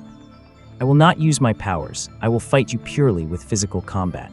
As long as you have the guts to come up here, even if you lose, I will turn a blind eye to your training for the rest of the time." When Jianxing said this, several enhancement-type students were clearly moved. The tallest boy in the class, standing at the head of the last row, raised his hand and asked, "Report, instructor, may we use Qi?" Jianxing beckoned to him. "Of course you can. Student, I see you have a great physique. Come up and spar." Once the big guy heard this, he did not hesitate anymore and walked to the front of the formation. "Instructor, please advise." The big guy saluted, took a stance, and let out an aura of energy that covered his entire body. Judging from the fluctuations, he was already a level 2 awakened. What? With the poise of a seasoned expert, Jianxing extended a hand toward him, signaling the student to make the first move. The tall student did not hold back. With a loud shout, he launched himself toward Jianxing like an arrow released from a bowstring. Although his attacks were fierce, and his movements showed he was indeed talented at combat, for an intermediate-level ability user like Jianxing, a level 2 enhancement-type ability user was simply too weak. He used only one hand to effortlessly block every one of the tall student's attack paths, relying entirely on the raw strength of his arm alone. After about a minute of fruitless attacking, the tall student began to tire, and his breathing rhythm became ragged. Seeing this, Jianxing lifted his right leg slightly to parry a kick from the tall student, then used a grappling move to pin his opponent's hands behind his back, ending the one-sided contest. Gently releasing the tall student's arm, Jianxing chuckled and said, "This student has plenty of courage, and your combat form is quite standard. It is just a pity, as everyone can see, that your physical strength and stamina cannot keep up, which is why you lost your rhythm after just 1 minute. That is the purpose of our military training. I believe that after this session, this student will see significant improvement." Upon hearing Jianxing's words, the tall student happily thanked him and returned to the ranks with his permission. Jianxing then continued, "Are there any other students who want to give it a try? Would the 3 students with S-rank talent like to have a go?" The student named Yi Chengxi clearly knew it was a losing battle, so she shook her head to indicate she could not win. As for Yi Ziran and Wang Qian, they could not be bothered to show off, and both declined to go up. When Jianxing saw that Wang Qian would not come out, he refused to give up and said, "It is understandable that student Yi Chengxi is only level 2, and since Yi Ziran is a girl, it is also excusable that she does not want to come up. But student Wang Qian, you are already a level 3 ability user. Are not you going to come up for a match? Can it be that you, a dignified S-ranker, are afraid of me, a B-rank ability user?" This statement was a direct call-out for Wang Qian to step into the ring. The other students agreed with the instructor, thinking that since he was already level 3 and had S-rank talent, there was no harm in sparring, especially since even a level 2 student had dared to step up. Wang Qian looked at the students around him, then at Jianxing's slightly mocking smile and shrugged.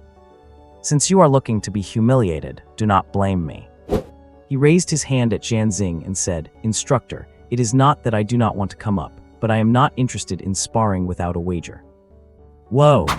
The students were shocked, secretly thinking that this kid really thought highly of himself to be asking for a wager. Zhu Ziqiang and Yu Xuanxi quietly gave Wang Qian a thumbs up, thinking that Brother Qian is truly worthy of his name. Such charisma is not something an ordinary person would have. Dong Shushu and Yi Ziren knew Wang Qian's strength well, and they thought to themselves, this guy is playing the pig to eat the tiger again.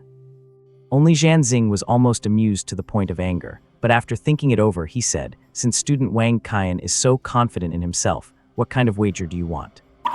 2 primary gene serums. Do you dare to play, instructor? Wang Qian asked, making a bold demand. Because current primary gene serums were only the earliest versions and were mainly supplied to the military, they were unavailable to ordinary people. That was why Wang Qian wanted to take this opportunity to get his hands on a couple. The crowd murmured. Wang Qian's remark left all the students present completely stunned. Even Zhanxing's eye twitched. Good heavens, his entire net worth was barely enough to trade for 2 primary gene serums. Is this kid really that good at reading people? And as a poor student, how could he possibly come up with something worth millions to bet against me? Is he really that certain he can win? Zhanxing's mind was in turmoil, and he now had no idea how strong Wang Qian really was. But he had proposed the match himself, and the other party had accepted. Could he really admit that he was too afraid to bet? He, student Wang Qian, do not be impulsive and gamble with such precious items. You are still just a student. It is not good to be a gambler, and even if I agreed, could you actually produce such items? Wang Qian did not answer, but instead looked at him with a cold smirk and raised his hand to show off the storage ring he was wearing. Zhanxing's pupils constricted. This kid is trouble. Young Master Jiang might have provoked someone dangerous, but if I do not finish the task for young Master Jiang, I will not have an easy life either. So he smiled at Wang Qian and said, for a match with such a high stake, I must consult with the military, otherwise it would be a violation of regulations. After saying this, he walked aside, picked up his phone and called Zhang Tianlei. Ring. Hello, Captain Zhan, have you finished the task so soon? Take a picture and send it to me. Young Master Jiang, there has been a change in the situation. Here is what happened. What? After hanging up the phone, Zhanxing walked back with a slight sneer, staring at Wang Qian with a mocking smile. The military has agreed to this challenge, but they have instructed me to go all out and not disgrace them. I wonder if student Wang Qian still dares to make this bet under these conditions. If not, we can just proceed with the original plan. After hearing Zhang Tianlei's words, Zhanxing believed that saying this would definitely intimidate Wang Qian. To his surprise, Wang Qian stepped directly out of the ranks, gave him a standard military salute, and said, since the instructor has no objections, then this bet is official. Should we put it in writing or find a witness? Zhanxing was completely baffled by Wang Qian's series of actions. What is going on? Why is not he following the script? What should I do now? Taking advantage of Zhanxing's hesitation, Wang Qian took his phone out of his storage ring and called Su Hongguang, who was watching the military training from the rostrum. Less than half a minute later, Su Hongguang came sprinting over from the rostrum. Instructor Zhan, what is going on? Why did student Wang Qian ask me to come over as a referee? At this point, all the students were confused by Wang Qian's move. Why did he even bring the principal here? He is really blowing things out of proportion. Before Zhanxing could figure out how to explain, Zhu Qian spoke first. Principal, Instructor Zhan said that if I can beat him without him using his special abilities, he will exempt me from the next 2 months of military training and give me an A for the course. I think that is unfair, so we made a small bet to compete using our full strength, and I hope you can act as the referee. Su Hongguang was taken aback. A small bet? What kind of small bet? Just 2 vials of primary gene serum, Wang Qian said with an innocent look. Su Hongguang's eyelid twitched. You call this a small bet? You kid are really good at playing the pig to eat the tiger. Is not this just digging a grave for this guy named Zhan? Instructor Zhan, is that the situation? Watching Wang Qian's carefully orchestrated plan, Zhanxing's eyelids also twitched. He realized this guy might have been feigning weakness all along. But he was confident in his own strength, and once words are spoken, they cannot be taken back. If he backed down now, how could he continue to train these students? He nodded and admitted, yes, that is the case. Principal Su, since you are here, please act as our referee. Su Hongguang nodded helplessly and said, fine, then get ready to begin. Remember to stop before things go too far. Otherwise, if I have to intervene, I will judge it as an automatic loss. In his heart, he was mourning for Zhan Xing. Out of everyone, you had to pick a fight with this kid. You have no idea that even old Long is trying to curry favor with him, and big shots from several cities are fighting over him. Zhan Xing really did not know who Wang Qian was. Although he had seen previous videos, the distance was too far to see his face clearly. Moreover, he could not possibly imagine that the guy who defeated the level 6 bloodthirsty vine would be a level 3 kid. He set his stance, covered his legs and arms with energy, and shouted at Wang Qian, come on, let me see what skills you have that make you so confident. The commotion in Class 1 had already caught the attention of instructors and students in neighboring classes. They stopped their formation training and started watching the duel. Wang Qian jumped in place to warm up, thinking to himself, this guy is probably at the same level as Shi Jianpeng. I definitely cannot use the laser sword that could kill him. Since I want to beat him into submission, I will stick to close quarters combat. I will just materialize a small iron sword. Are you even human? Seeing Wang Qian finish his warm-up and take an attack stance with a short sword, Zhan Xing felt a wave of relief. Looks like this kid also plays melee. Does not that mean my win rate is 100%? This is a huge profit. I will go easy on him later. After all, he still owes me 10 million. Hehehe. Seeing that both were ready, Su Hongguang shouted loudly, start. Zhan Xing locked his eyes on Wang Qian and pushed off with his legs, intending to teach this arrogant kid a lesson and show him how to respect his elders. Just as his left foot broke the sound barrier and his body was about to lunge forward, Zhan Xing blinked hard and slammed his right foot down, forcing his charging body to a dead stop. Because in the blink of an eye, Wang Qian, who had been right in front of him, had vanished, leaving only a cloud of dust where he had just been standing. Wang Qian used the move shave right from the start. Bang! Zhan Xing's left cheek took a heavy punch, and his body began to slowly tip over to the right. Ho! With a shout, Zhan Xing engaged his core, forcing his balance back, while a bead of cold sweat rolled down his temple. My god, how is this kid so fast? What? Only after landing a heavy punch on Zhan Xing did Wang Qian finally reappear. He stood calmly to the front left of Zhan Xing, looking at him with a composed expression. Wang Qian's punch did not just stun Zhan Xing, it left all the students and instructors around them completely bewildered. Even Su Hongguang, who already knew Wang Qian was playing the fool to catch his prey, was somewhat taken aback. He had already overestimated Wang Qian as much as he could, but that was back when he witnessed that suit of armor materialize. What is this now? The speed he is bursting out with just from his physical prowess alone is enough to make a tier 6 ability user like him unable to track his movements. Zhan Xing could certainly feel the shock of those around him, and he felt humiliated that a freshman had landed a clean hit on him. The next moment, he covered his entire body with an aura of energy, gathering a massive amount into his legs. He now viewed Wang Qian as a genuine opponent and prepared to unleash his full strength. With a sonic boom that crackled with electricity, his foot tore a deep crater into the field, sending turf and dirt flying backward. The speed Zhan Xing erupted with exceeded even Wang Qian's normal level of intermediate physical techniques. In a split second, Zhan Xing's giant fist appeared right in front of Wang Qian's eyes. Wang Qian shifted his body lightly and whipped his wrist, performing a flourish with his small iron sword to parry Zhan Xing's incoming punch. Clang! A resonant, echoing ring of steel rang out, causing Wang Qian's sword to tremble violently. Wang Qian took advantage of the momentum to spin, thrusting his iron sword out again as he turned, only for Zhan Xing to grab it with his bare hand. Tusk, I underestimated you. Wang Qian clicked his tongue internally. He did not drop his sword hand, but instead dismissed the small iron sword, transforming it into a massive gauntlet. As a green light flickered at the tip of the gauntlet, Zhan Xing's sixth sense triggered a severe warning. Oh no! Sensing the threat from the gauntlet, Zhan Xing rolled to the side, narrowly dodging the direct line of fire. But before Zhan Xing could even complete his roll, Wang Qian vanished again, reappearing directly in the path where Zhan Xing would land. Boom! With a crisp, cannon-like blast, a shell struck Zhan Xing squarely on his right cheek.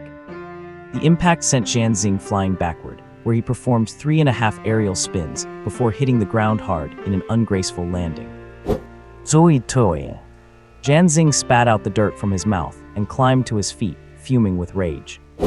Half his face was blackened from the explosion, blood was trickling down, his hair on the right side was frizzled into a perm, and blood seeped from the corner of his mouth. He looked absolutely miserable. The authority he had when he started the drill was gone, replaced only by a savage expression and bloodshot eyes. With a roar, he charged at Wang Qian once again. Furious enhancement type ability user is terrifying. At this point, the two of them were moving so fast they had all but vanished from sight, leaving only the sound of air being torn apart. Of course, this was only invisible to the students. The teachers, instructors, and the principal could still track them. But Zhan Xing was only a tier 4. No matter how much he boosted his speed, he could not keep up with Wang Qian, who was using the Sorrow technique. Wang Qian was just using basic physical maneuvers to spar with him, only using Sorrow to create distance when things got tight. He could even fire a shot at him every now and then, forcing Zhan Xing to dodge or brace his arms with an intense energy shroud to endure the blow. Zhan Xing simply could not maintain this kind of overload for long. Despite his aggressive momentum, he had not even touched a hair on Wang Qian's clothes. Before long, his movements slowed, and his breathing became ragged. Wang Qian did not even need to use Sorrow anymore to dance circles around him. Finally, after 10 minutes or so, thud, Zhan Xing collapsed from pure exhaustion, face-planting into the grass. If Wang Qian had not gone over and given his head a gentle nudge, he might have been the first tier 4 ability user to suffocate in the mud. Su Hongguang sighed helplessly, watching Wang Qian. This kid is truly a monster. He hardly used his powers and just used physical techniques to obliterate a tier 4 reinforcement type. All right, I declare student Wang Qian the winner of this match. Woo and woo. As the principal's voice faded, the students watching went wild, jumping up in excitement. What kind of god-tier student is this? He knocked down the instructor before the military training even began. The principal raised a hand helplessly. Quiet down, everyone, maintain discipline. Nearby instructors walked over to carry Zhan Xing away, casting looks of awe at Wang Qian as they passed. Just then, one of the instructors carrying Zhan Xing's right leg stopped in his tracks after staring at Wang Qian twice. He did not even notice he had let go, causing Zhan Xing's right foot to thump onto the ground so hard that his boot flew off. He looked at Wang Qian with a mix of disbelief and extreme excitement. The Mech Sword God, you are actually the Mech Sword God. I am with the Southwest City Defense Force. I saw your heroic feats on the city wall with my own eyes that night, and the image is still vivid in my mind. I thought you were very young back then, but I never expected you were just a college freshman. Wang Qian quickly raised a finger to his lips, signaling him to be quiet. SHH, keep it low, my friend. What? Seeing Wang Qian's expression, the instructor immediately understood what he meant and gave him a reassuring look. I understand, Master Sword God. Wang Qian rolled his eyes at him. What do you understand? What kind of nickname is Mech Sword God? Just call me Wang Qian from now on. You guys are the seniors here. At this moment, the other 3 instructors carrying Zhan Xing were looking impatiently at the instructor, who was chatting with Wang Qian. He scratched his head awkwardly. I would not dare call myself a senior. You are my idol. All right, I will call you Wang Qian and you can just call me Long Fei. I will take Zhan Xing to the chief instructor first. Wait for me, idol. Watching Long Fei bouncing around like a monkey as he ran over to carry Zhan Xing away, Wang Qian shook his head helplessly. Su Hongguang walked up to Wang Qian and said quietly, you call this being low-key. But since you won, the bet still stands. You are excused from military training, and as for those 2 genetic agents, I will keep an eye on them for you.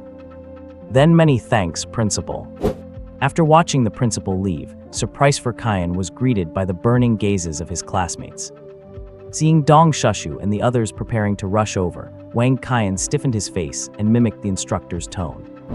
Line up, everyone. It is military training time. We are class 1, and every student in the grade is watching your positions. Look at how messy you all are. Attention. Wang Qian had intended it as a joke, but to his surprise, the whole class actually hurried to line up, standing perfectly straight. though it would have been even better if Yi Ziren had not rolled her eyes at him. Wang Qian placed his clenched fist over his lower lip and pretended to cough. You all saw the match just now. The facts prove that physical fitness is indeed very important. Do not think that I am amazing. I just happen to have insisted on exercising since I was a child. I believe that after formal training, everyone will become stronger. For now, please sit down and rest where you are while we wait for the instructor's return. After saying this, he sat down on the spot himself.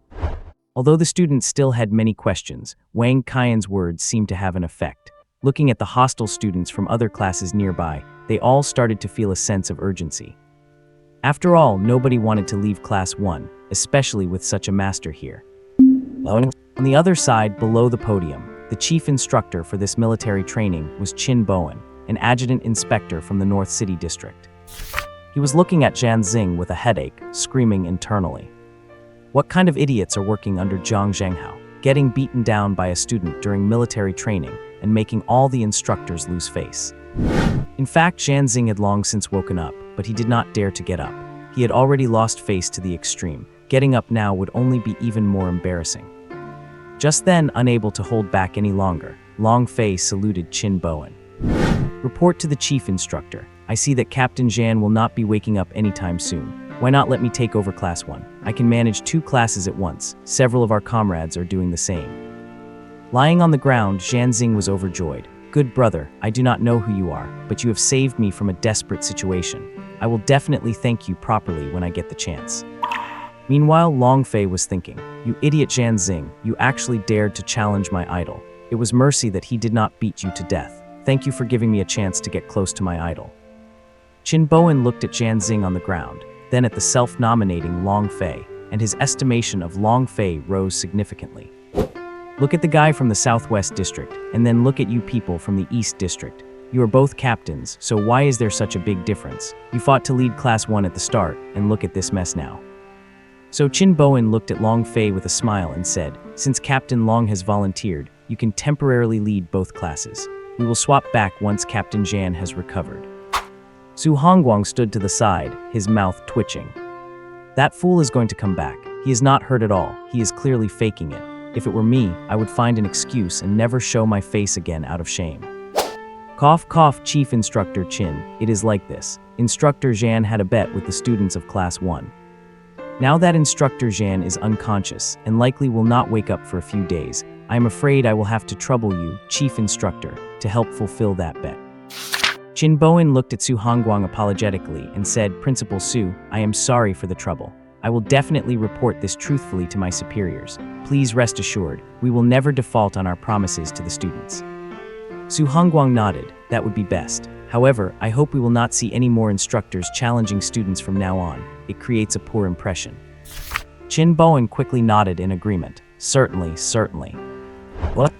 Buzz, buzz, buzz. Just then Wang Qian's phone suddenly rang. Although answering phones was strictly prohibited during military training, and everyone's belongings, including water bottles, had been placed behind the instructor, it was different for him. Wang Qian always kept his things in his storage ring, and he had been carrying them on him ever since he finished his call with the principal earlier. So he answered the call as if no one else was around. The classmates in his section, seeing him answer the phone, did not seem to find anything wrong with it at all. Hello, old you, what is up? Professor Wang, I have found the information on that woman you asked me to look into. I have already sent the details to your phone. Wang Qian paused for a moment before realization dawned on him. He had almost forgot that he had asked old you to help him investigate Zhou Ryuunen. Great, thank you so much. You have been a huge help. Hee, it is my pleasure. So, when will you be coming to the Research Institute? I have plenty of questions I would love to discuss with you. Let us say tomorrow. I will drop by tomorrow. All right, I will let you get back to work then. After hanging up, Wang Qian immediately opened the message to read it. Zhou Ryuunen, female, 21 years old, from Kaixing City, currently a student at Dongxing University, level 3 water element ability user, grade C talent. The long message provided a crystal clear and highly detailed account of Zhou Ryuunen's background and family situation. Wang Qian looked at the information on his phone, rubbing his chin as he pondered. So she really is from Kaixing City, just studying in Dongxing. If that is the case, it is very likely that Zhao Wenkang is from Dongxing City as well. The next step is to find an opportunity to visit Dongxing City and dig up information on that despicable pair, Zhao Wenkang and Li Jai. At the thought of this, a flash of murderous intent crossed Wang Qian's eyes, though he quickly masked it. However, the female student sitting in the first row, closest to him, felt a sudden, inexplicable sense of fear when they caught his expression. Not long after, Long Fei led the students of Class 5 over to where Class 1 was gathered. Wang Qian stood up immediately and gave Long Fei a standard military salute. "Instructor Long, good morning." Seeing Wang Qian stand, the students of Class 1 followed suit. Whoever started it, everyone stood up and lined up perfectly. Long Fei was taken aback by Wang Qian's perfect salute and hurriedly returned it, feeling quite flattered. Then, looking at the disciplined students of Class 1, he thought to himself, as expected of Class 1, their quality is just different, and he is worthy of being an idol. He looks more like an instructor than we do. He walked to the front of both formations, right beside Wang Qian, and announced loudly, "From now on, I will be in charge of the military training for both Class 1 and Class 5. My name is Long Fei, and you can call me Instructor Long. I have different habits than Instructor Zhan. I like having the boys stand in front, so it is easier for me to give physical punishments." So both classes form up immediately with 4 rows of boys in front and 4 rows of girls behind. Now, right now, immediately. The students from both classes were instantly thrown into chaos like a disturbed beehive. Taking advantage of the moment, Long Fei ran over to Wang Qian and said, "Idol, you do not need to participate in the training. You can just sit on the sidelines and watch. And if you could point out anything I am doing wrong, or better yet, spare some time to give me some pointers on sword techniques, that would be awesome, hee." Wang Qian raised an eyebrow and looked at him with slight surprise. "You like using a sword?" Long Fei nodded like a total fanboy. "I am an enhancement type user, and I have always had a thing for swords. But ever since I saw the swordsmanship you displayed, I feel like my own technique is no better than someone making a stir-fry meal." Wang Qian sweated, patted his chest and said, "Sure, we can learn from each other when we have time." After their brief chat, the formation was ready, and Long Fei began to organize the training. Wang Qian was all too familiar with these routines, having spent 10 years in the garrison. Seeing the students standing in the sun and chanting slogans just like he did in his past life, he felt a mischievous urge and simply walked away from the training ground. An hour later, Wang Qian walked back to the field, wearing a sun hat and carrying a large, chilled watermelon. Every class along the way stared at him, and there was not a single person who was not cursing him in their head. "Damn, it is just a plant." Wang Qian ignored the murderous glares and took a big, cheerful bite of the watermelon. The slurping sound seemed to be etched into everyone's minds, and everyone swallowed hard in unison. God, that guy is so annoying. When he reached Class 1 and Class 5, he found the students were facing away from Long Fei, presumably practicing left and right turns or about-face maneuvers. Wang Qian immediately gave Long Fei a wink and pulled out a large slice of watermelon for him.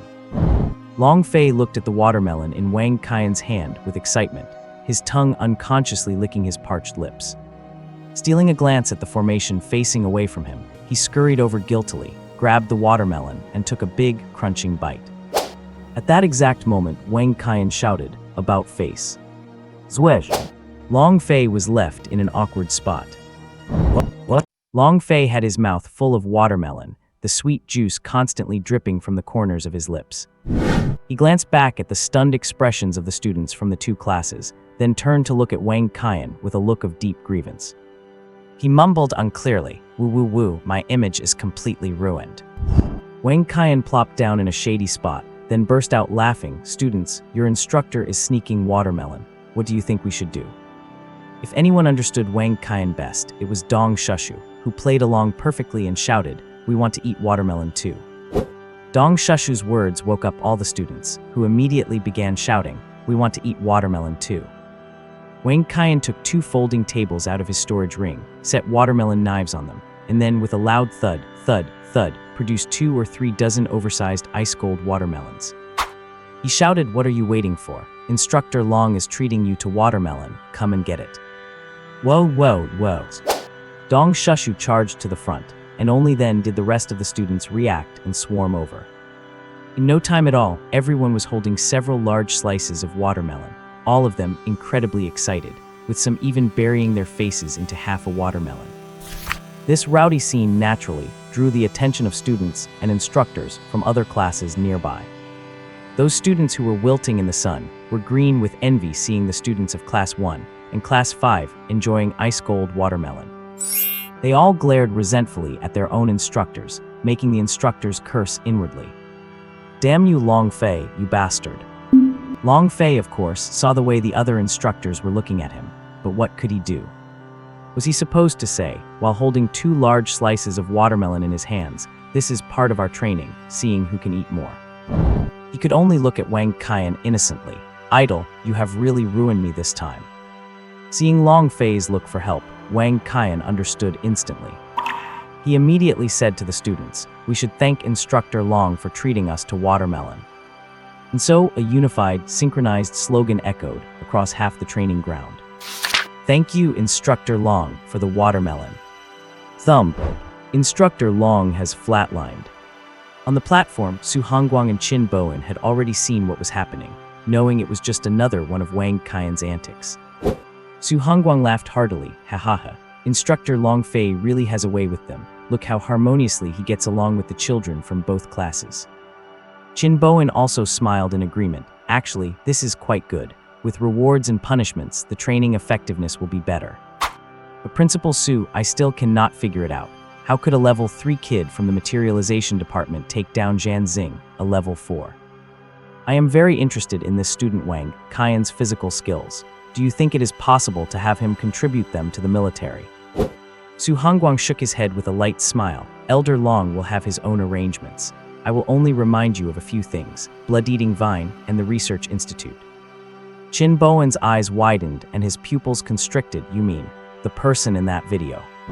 Su Hongguang immediately made a shushing gesture and nodded gently. After being sent to the infirmary, Zhan Xing took the opportunity to quickly call Jiang Tianlei. Upon learning the situation, Jiang Tianlei grabbed Zhan Xing and tore into him with a barrage of insults. "Young Master Jiang, that kid is truly hard to deal with. I could not use my powers, but I really gave it my all. You, a battle-hardened veteran, telling me you were finished off by a level 3 freshman from the materialization department. How do you expect me to believe that?" "Young Master Jiang, many comrades saw it happen at the time. I would not dare lie to you. I am in big trouble when I go back this time. You have to plead my case to the inspectors." "Useless, for the sake of all you have done for me. I will take the fall for this, but there better not be a next time." "Thank you, young Master Jiang. Thank you, young Master Jiang." Zhan Xing knew he was in the wrong, but the fact that Jiang Tianlei was willing to cover for him meant Jiang Tianlei did not dare push him too far, as he had helped Jiang Tianlei with far too many dirty deeds. However, working with someone like Jiang Tianlei is no different from negotiating with a tiger. I need to hurry and find a way out for myself. Over the past few years, he had acquired evidence of many of Jiang Tianlei's scandals, as he was the one who had handled all those matters personally. He even had dirt on Jiang Zhenghao, though not enough to actually threaten him. But the more he knew, the clearer it became to him just how terrifying the Jiang family truly was. He also understood that sooner or later, he would be discarded like a pawn. It was just that for now, he still had some utility to the Jiang family. What? On the second day of military training, Wang Qian simply did not show up. Instead, he went straight to the Research Institute.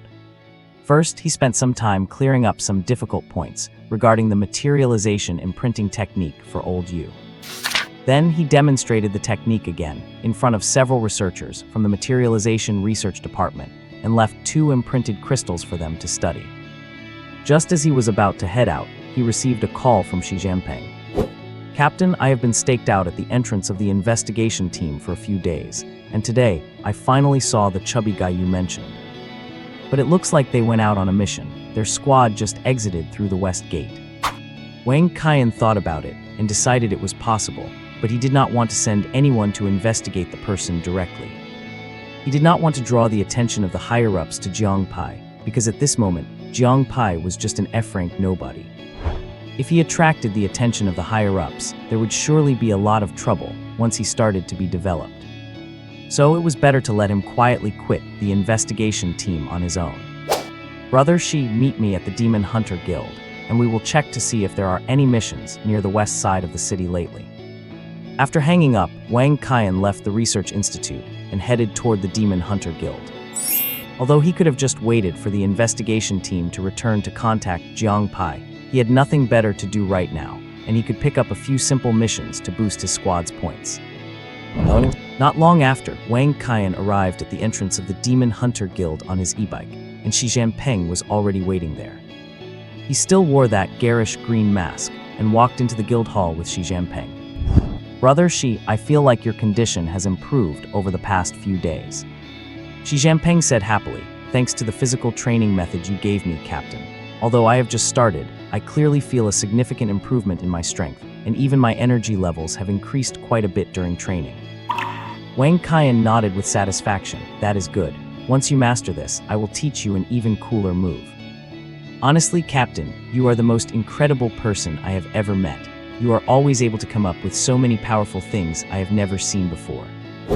Haha, I will take that as a compliment. Let us see if there are any suitable missions first, Wang Qian said, pointing to the big screen on the mission window. After looking for a while, they both kept shaking their heads. Captain, I only see a mission for flame wave boars here. Same here, there's only one level 1 mission for green flower frogs we can take on the west side. They looked at each other and Wang Qian smiled bitterly. Let us take those two. They are probably ingredient missions posted by some restaurant. Both types of beasts were very common outside the city, and their meat was quite decent, often served as signature dishes in high-end restaurants. After accepting the two missions, they headed straight to the west gate of the city. The gate guard captain took the squad badge handed over by Wang Qian, verified the missions, and let them pass. Although he found it a bit strange that a level 4 ability user was taking such a mission, it was not the first time he had seen it. After all, newly registered Demon Hunter squads always need to start from level 1 or 2 missions to farm points and increase their star rating. The southwest, west, and northwest gates of Kaixing City are all adjacent to the Xinjiang River. However, the southwest gate is closest to the river, followed by the west gate, so for the same type of mission, there are far fewer Demon Hunter squads that come to the west gate. Because the beasts in the river are difficult to deal with, and you cannot see where they are with the naked eye, making it very easy to get ambushed. Across the river, one could see a high mountain in the distance, which was a famous forest park in Kaixing City before the catastrophe. Unfortunately, it is now occupied by powerful beasts, and it is said that a level 7 beast resides there, though it has never attacked Kaixing City. Wang Qian was only focused on following the main group to flee on the day Kaixing City fell, so he was not sure if this beast had ever appeared. Unlike the areas outside the other 3 gates, this side is closer to the river, so the entire bank is almost entirely covered in vegetation right up to the city gate. These plants have also mutated. They grow back shortly after being cleared, so over time, people have stopped bothering to clear them. So the area outside the west gate is now like a small forest. However, due to the river's separation, while it is hard for people to reach the other side, the beasts from the other side cannot cross over either. Wang Qian and Shi Jianping moved north along the edge of the forest, killing and collecting the corpses of the flame wave boars and green flower frogs. Since the river gets further away from the city wall the further north you go, Wang Qian guessed that the investigation team probably would not head south, where the road gets narrower and narrower. Both were level 1 beasts, so they made quick work of them, and Wang Qian had a storage ring, making it very convenient to store the bodies. Just as they were deep in the woods, a sarcastic, grating voice came from behind them. What? Just after the two of them had ventured deep into the woods, a shrill and sarcastic voice drifted in from behind them. Shi Jianping, oh Shi Jianping, I have had men stalking you for a whole week. You cowardly turtle, you finally decided to step out of the city. Hearing that familiar voice, Wang Qian and Shi Jianping stopped in their tracks and turned around to look. They saw Peng Yi holding 2 curved blades, looking at them with immense arrogance, while Chen Jun stood beside him with a sinister grin. As Peng Yi finished speaking, the other 5 team members they had seen in the Monster Hunter Guild Hall earlier emerged from behind the trees surrounding Wang Qian and Shi Jianping. The two were now completely surrounded. Wang Qian scanned his surroundings and then looked at Peng Yi with complete composure. I felt like someone was following us since a while ago, but I never expected it to be you bunch of bottom feeders. Peng Yi's expression changed, and he glared fiercely at Wang Qian. Where did this little brat come from? Is it your place to speak here? I will deal with you first, kid. With that, Peng Yi raised his curved blade and pointed it at Wang Qian from a distance. Xi Jinping watched Peng Yi with interest, as if he were looking at a clown performing a farce. I really do not know where you get the guts to point a blade at my captain and talk like that. We originally did not want to bother with you, but since you have delivered yourselves to our doorstep, there is nothing more to say. Let us settle both old and new scores today. Hearing Xi Jinping's words, Peng Yi and Chen Jun were both so furious they started laughing. The two exchanged a look and then roared with laughter in an incredibly exaggerated manner. Peng Yi said between laughs, "Are you two idiots not clear on the situation? You are the ones who are surrounded now." "Oh man, I cannot take it. You guys are so funny I am about to choke on my own breath." Peng Yi's teammates all burst into laughter, each one acting more theatrically than the last. Wang Qian found their laughter disgusting and, unable to stand it anymore, gave Xi Jinping a quick instruction. "Brother Xi, you take on those two idiots in front. Leave the 5 extras surrounding us to me. I will come help you once I am done." Xi Jinping gripped his staff tighter and replied, "No problem, Captain." Seeing Xi Jinping ready his weapon, Peng Yi shouted, "Brothers, kill them." Whoosh! However, the first sound of tearing air came not from the enemies, but from Wang Qian, who had already vanished from his spot. This team was indeed stronger than the one led by Dai Meng, but to the current Wang Qian, it made no difference at all. Besides Peng Yi, a level 4 enhancement type, and Chen Jun, a level 4 fire element type, there was one other level 4 enhancement user. He was one of the 5, and Wang Qian's first target was him. In the split second, he activated his Sorrow technique. His laser sword was already in his hand. The level 4 enhancement user was just beginning to manifest his aura, and before it could even fully cover his body, he noticed that his target had vanished. Immediately after, a thought flashed through his mind. Why is the sky suddenly spinning? When did my body become so light? That figure in front looks like he is wearing familiar clothes. Meanwhile, the other 4 who had rushed in from the woods felt as if something were stuck in their throats. Their hands and feet turned ice cold, and they could not take another step forward. Because they had not seen anything clearly, only to find their strongest teammate's head flying off for no reason. By the time they realized what had happened, they felt a sharp, stabbing pain in their chests, followed by the sound of blood gushing out, and that was the end for them. However, it was only at this moment that the weapons of Peng Yi and Xi Jinping actually collided. Just as Chen Jun was looking for an opening to ambush Xi Jinping, he felt something was wrong. It was too quiet ahead, and he had not even heard a scream from Wang Qian. He looked up, his pupils shrinking to the size of pinpricks in an instant. Because Wang Qian was nowhere to be seen in front, all he could see were 5 corpses, one of which was headless. Peng Yi, run! The one wearing the green hat is the real boss. Hearing Chen Jun's cracked, frantic roar, Peng Yi's focus was immediately broken. Xi Jinping seized the opportunity and pressed the attack, landing several solid strikes on Peng Yi in a heartbeat, even fracturing his left arm. In response to Chen Jun, Wang Qian pulled out his revolvers and fired continuously, bang, bang, bang. "You bastard, who are you calling green-hatted?" Bang! "Who is the boss?" Bang! Wang Qian cursed furiously while pulling the trigger. Chen Jun could only block the bullets with a wall of fire, while using his other hand to constantly launch fireballs at Wang Qian to distract him. Wang Qian did not rush to close the distance, knowing that fire element users could use a defensive skill similar to a fire repulse ring that covered all directions.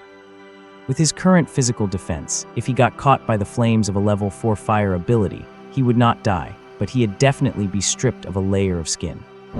So he decided to use long-range attacks, patiently draining the opponent's energy pool, while keeping an eye on the battle between Xi Jinping and Peng Yi. Seeing that Peng Yi could not escape, and that Wang Qian was playing with him, Chen Jun's anger turned into cold, murderous intent. He unleashed a fan-shaped burst of flames directly toward the positions of Wang Qian and Xi Jinping. What? Seeing a fan-shaped pillar of fire blasting toward him and Xi Jinping, Wang Qian immediately materialized a laser shield, blocking the path between Xi and the flames. Glancing at the shield's durability, he saw it had dropped by nearly 80 points. Wang Qian was shocked, as expected of a level 4 fire elemental ability user. Thankfully, I blocked it. Otherwise, brother, she would probably have been seriously injured. Seeing that even his strongest attack could not scratch Wang Qian, Chen Jun's desire to retreat grew even stronger. Damn that Pengye, he cannot even beat Xi Jinping. He was able to handle him before, was not he? Pengye's, hurry up. If we do not run now, we are both going to die here. Pengye was already down to one arm, and Chen Jun was still yapping away on the sidelines. If it were not for his shouting just now, he would not have got hurt. Thinking of this made him furious. Shut the hell up. You cannot even handle a level 3 materialization ability user, and you even got me hurt. Chen Jun was not one to take that kind of verbal abuse. He unleashed a wide area fire rain on the three of them and turned to run. He was fast, using his fire ability like a booster behind his backside, even more intense than nitrogen acceleration. If he kept running like that, even a Bugatti would not be able to catch him. No sooner said than done. Wang Qian shouted, "Look out above." He then used his Saru technique to flash out of the fire rain's range, materialized a shoulder-mounted laser cannon, and fired a dazzling laser at Chen Jun, who was still jetting nitrogen from his rear. Watching Chen Jun's distant figure collapse, Wang Qian spat, daring to move in a straight line in front of my laser cannon. He turned back to see the other two, who were panting heavily from blocking the fire rain, and flashed a charming smile. The reason he did not save Xi Jinping immediately was, first, he did not want Chen Jun to escape, and second, for someone like Xi Jinping, who was also a level 4 ability user, blocking such a wide area attack was no problem at all. Clearly, Pengye had managed to block it too, but the move had drained both of them of nearly all their stamina. Wang Qian pressed his laser sword against Pengye's neck, the skin near his neck already smoking from the sword's intense heat.